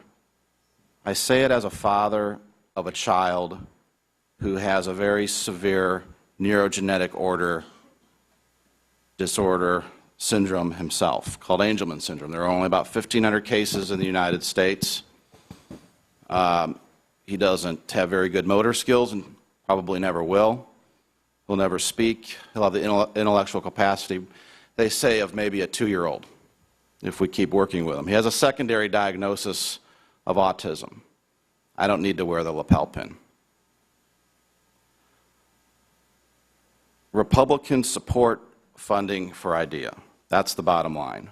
But pushing this program into an autopilot mandatory spending program where we don't have the ability to control the spending or to audit it through the authorizing committees or do anything like that on the Budget Committee is not the answer. It is worth pointing out that from 1994 to 2006, when Republicans were largely in charge of the appropriations process, the federal portion of special education funding more than doubled, from 8% to 18%. Since then, however, the federal contribution has declined to about 16%. The President's budget proposed appropriations to IDEA that would further decrease that percentage. You know, personally, I don't mind seeing increases to IDEA funding. That would be personally probably good for me and my family and my Teddy. But that is an issue that should be handled by our appropriators. With a $17 trillion national debt, we need to prioritize spending. If this is the priority, and we can have that debate, and I surely would be a proponent of it, what isn't the priority? It's way too simple, in my opinion, to say, oh, we'll just confiscate the property of others so that we can have more on this particular plate now. If this is the priority, what isn't? What spending, particularly, does this amendment seek to decrease? And the answer I pointed out is none. And for that reason, I don't think it's a practical or very real idea, again, when we're talking about $17 trillion in debt now and another $200 trillion on the way over the next 75 years. That's just not realistic. It's, in my opinion, not even moral. We shouldn't be removing programs from the annual appropriations process. Rather, we should be ensuring more and more spending is subject to annual review, providing the chance for Congress to make changes and ensure priorities are being met. The Appropriations Committee will have the opportunity to examine the IDEA spending and, within the parameters set by this budget, set the appropriation funding levels. So with that, I would urge a no vote on this amendment, and I would yield the balance of my time to my friend, the gentleman from Oklahoma, Mr. Langford. Thank you. There's something incredibly significant about standing alongside families. There's a tremendous amount of pain that they experience every single day. And so for us to be able to stand alongside of them is incredibly important. These are some of the most vulnerable people in society. So how are we addressing that? Well, let's start with what the House has already done. The Student Success Act that was passed last year. That Student Success Act begins to remove a lot of the silos. So this is not a future tense of what we can do. We have already started this. We have already done this. It's sitting over in the Senate to be able to respond to how are we coming alongside to be able to resolve this. In the past several years, the funding in this particular area has increased $500 million. The need is still great there. One other thing that's really challenging for me as we walk through this, and that is what the Affordable Care Act did to these particular families. These particular families, all of them, with very few exceptions, had a flexible spending account, savings account. This set aside the pre-tax dollars to be able to help with their medical expenses and the cost. that cap was dropped dramatically, which dramatically increased the taxes on special needs families. This year, special needs families pay more in taxes than what they did last year, specifically because of the quote-unquote Affordable Care Act. Are there ways that we can help these families? Yes. Let's start with dealing with the tax increase that these exact families had this year in the Affordable Care Act that those families are not finding so affordable. So while I absolutely believe that we have a tremendous number of requirements and restrictions on these particular, on all these different school systems, and these are families in tremendous need, there are simple things that we can do to be able to come alongside of them, removing the funding silos, which we've already done in the Student Success Act, repealing the Affordable Care Act to allow those families to be able to set aside more dollars that they can save and not have higher taxes this year. We need to be able to resolve some of these issues in the days ahead, but I do not believe shifting money from discretionary to mandatory and trying to do it that way is the right way to do it. So with that, I would encourage a no vote, and I yield back. Gentleman's time yields back. Mr. Huffman is recognized for 1 minute to close. Thank you, Mr. Chair. And I want to say to my colleagues, thanks very much for the candid discussion about this issue. I continue to appreciate the bipartisan expressions of support. I think we continue to have a bit of a disconnect when it comes to translating that into actual support. On the point about mandatory versus discretionary spending, I have to point out that by cutting discretionary spending below sequester levels, you can say you're supporting IDEA funding, but that's going to hammer special education and all other parts of school funding throughout this country. It just is. That's the reality of those cuts in the budget. The reference to confiscating property of others to do this, well, that's not true at all. This is talking entirely about special tax privileges, special tax treatment that has been lavished on some of the largest corporations ever who are enjoying some of the most incredible profits ever achieved in any capitalist society. It's about taking away some perks from those folks. So let's be honest here about the framing of this issue. Again, Gentleman's time has expired. I thank the gentleman. The question is on the agreeing to the amendment offered by Mr. Huffman. All those in favor say aye. Aye. All those opposed say no. No. Meeting the chair, the noes have it. Roll call vote is requested. The clerk will call the roll. Dr. Price? No. Dr. Price? No. Mr. Garrett? No. Mr. Garrett? No. Mr. Campbell? No. Mr. Campbell? No. Mr. Calvert? Mr. Cole?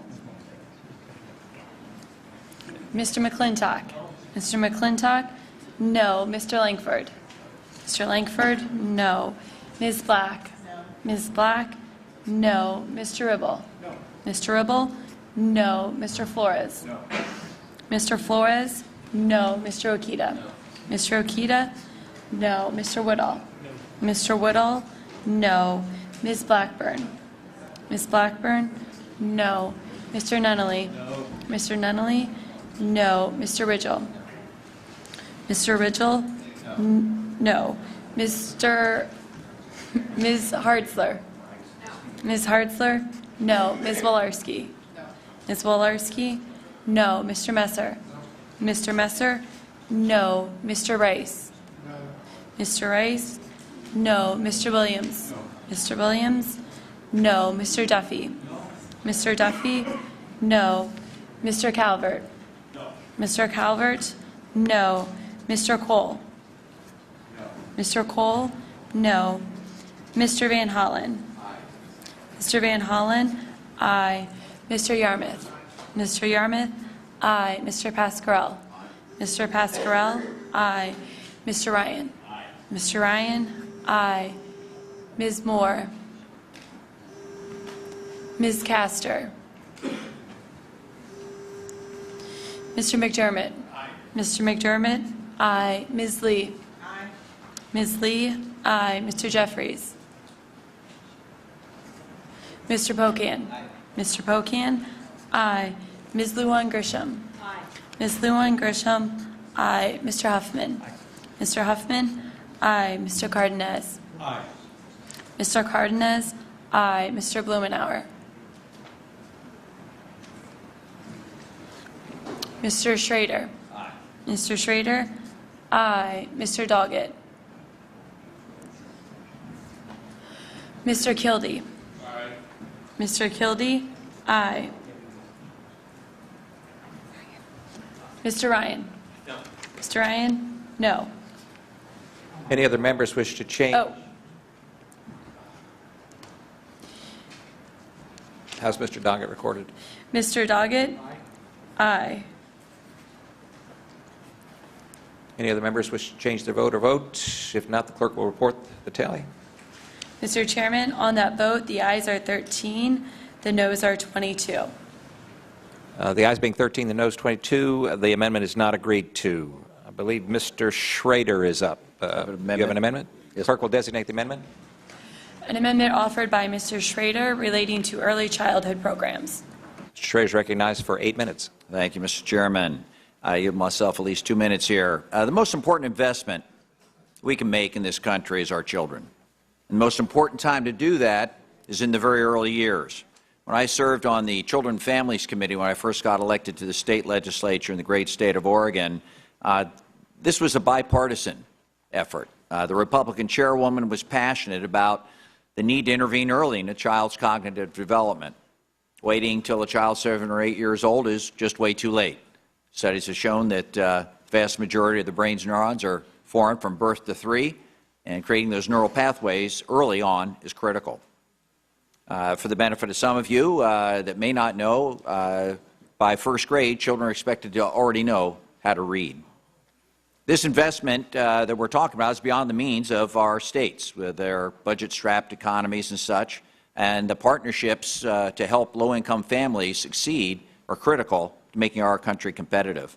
This amendment provides $75 billion over a 10-year period to support early childhood investments by partnering with our states, good leverage, to expand high-quality preschool for all children in this country, and encourage voluntary, emphasize voluntary, home visiting programs for those families seeking assistance for the skills to help raise their children to be successful in a highly complex and competitive world these days. Can I get a slide up, please? I want to show my colleagues both sides of the aisle. This is a great investment.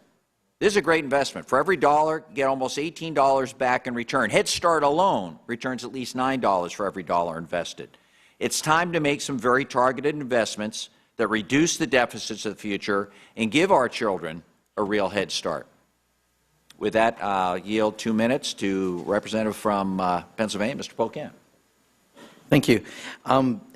In my state of Wisconsin, I was in the legislature when we passed our Young Start program, which was the program to give a quality rating system to child care. On the Education Workforce Committee, or Subcommittee, we just had a hearing on this and talking through this issue. This really is one of those investments that you're looking up there. If you're going to make sure that we're going to be competing globally, we have to have kids who are ready, and this is one of the very best investments in education and follows along the bipartisan proposal that came out of the President's initiative.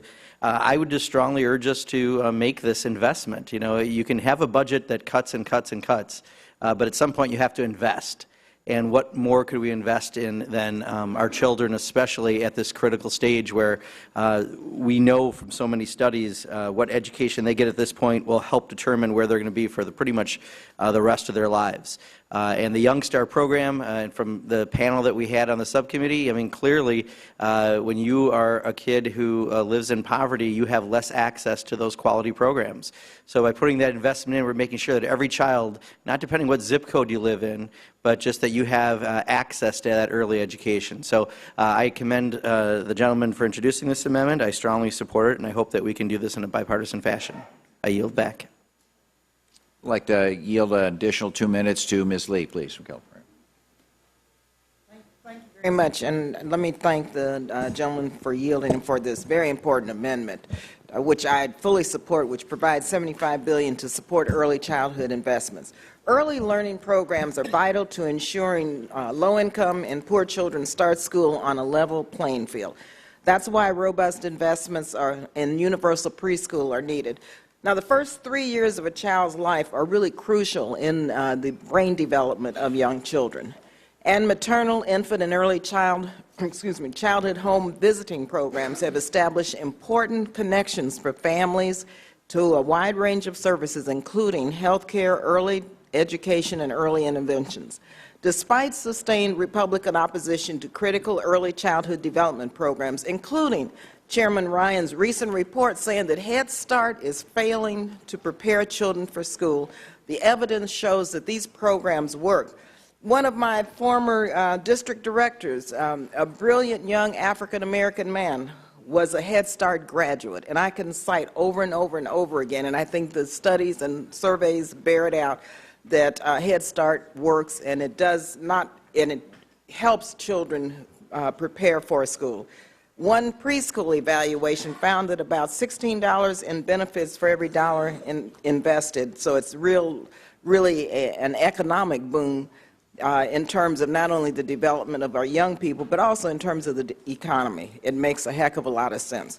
Not to mention the other long-term benefits of higher high school graduation rates, college enrollment rates, and better health outcomes. And recently, a study concluded that African American kids, I believe preschool age 4 and 5 years old, are being kicked out of school at a very, very high rate, starting first grade way behind. And so investment in early childhood education programs are essential, especially for low-income kids, poor kids, and children of color. So I urge my colleagues to vote in favor of this amendment. Our children deserve better. Thank you. I'd like to yield an additional 2 minutes to Representative from California, Mr. Cardenas. Thank you very much. Appreciate this opportunity to once again exemplify how this budget reflects our values in this country. It's really important for us to understand that this amendment would actually improve this budget bill dramatically, because basically what it's doing, it's investing in our future, it's investing in children today at the youngest age, and study after study have shown that children who are involved in preschool have a higher likelihood of going to college and a very, very high unlikelihood of finding themselves in the juvenile justice system.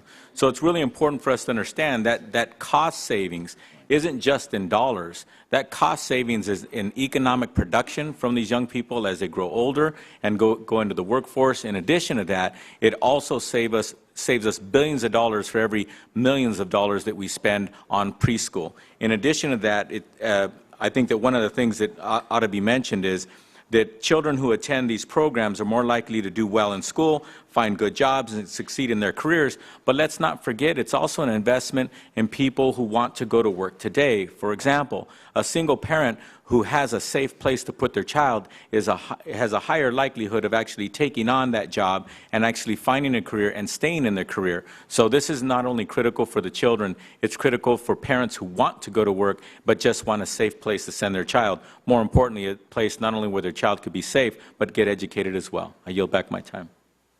Mr. Chairman, we'll yield back the remainder of our time. Gentleman from Indiana is recognized for 9 minutes. Mr. Messer. Thank you, Mr. Chairman. You know, like many of the amendments that have been offered today, this amendment represents a worthy cause. It's hard to argue with the benefits of early childhood education programs. The question, though, once again, is at what cost? You know, what this amendment actually does is raise taxes by $75 billion to fund early childhood programs. I think that trade-off is not the right trade-off today. There is lots of support in our budget for early childhood programs. The federal government currently supports 45 different programs costing at least $14 billion annually, with the purpose of supporting or providing early childhood care and education programs for children under the age of 5. This is on top of the 5 federal child care tax provisions that account for at least $3 billion more in foregone tax revenue in fiscal year 2012 alone. Yet in everything, including early childhood education, our commitment should never be measured in an amount of money that we spend.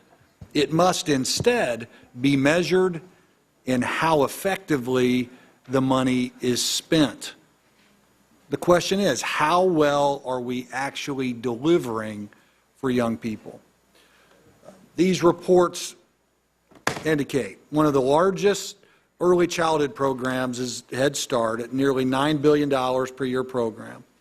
It's been shown to provide questionable benefit for cognitive, social, emotional health or parenting practices of its participants. No doubt there are young people that have participated in these programs to their benefit, but the overall results are mixed. This maze of programs and lack of sustained results are a disservice to vulnerable children, and it's irresponsible to add yet another layer of spending before we figure out how to fix the ones that we have.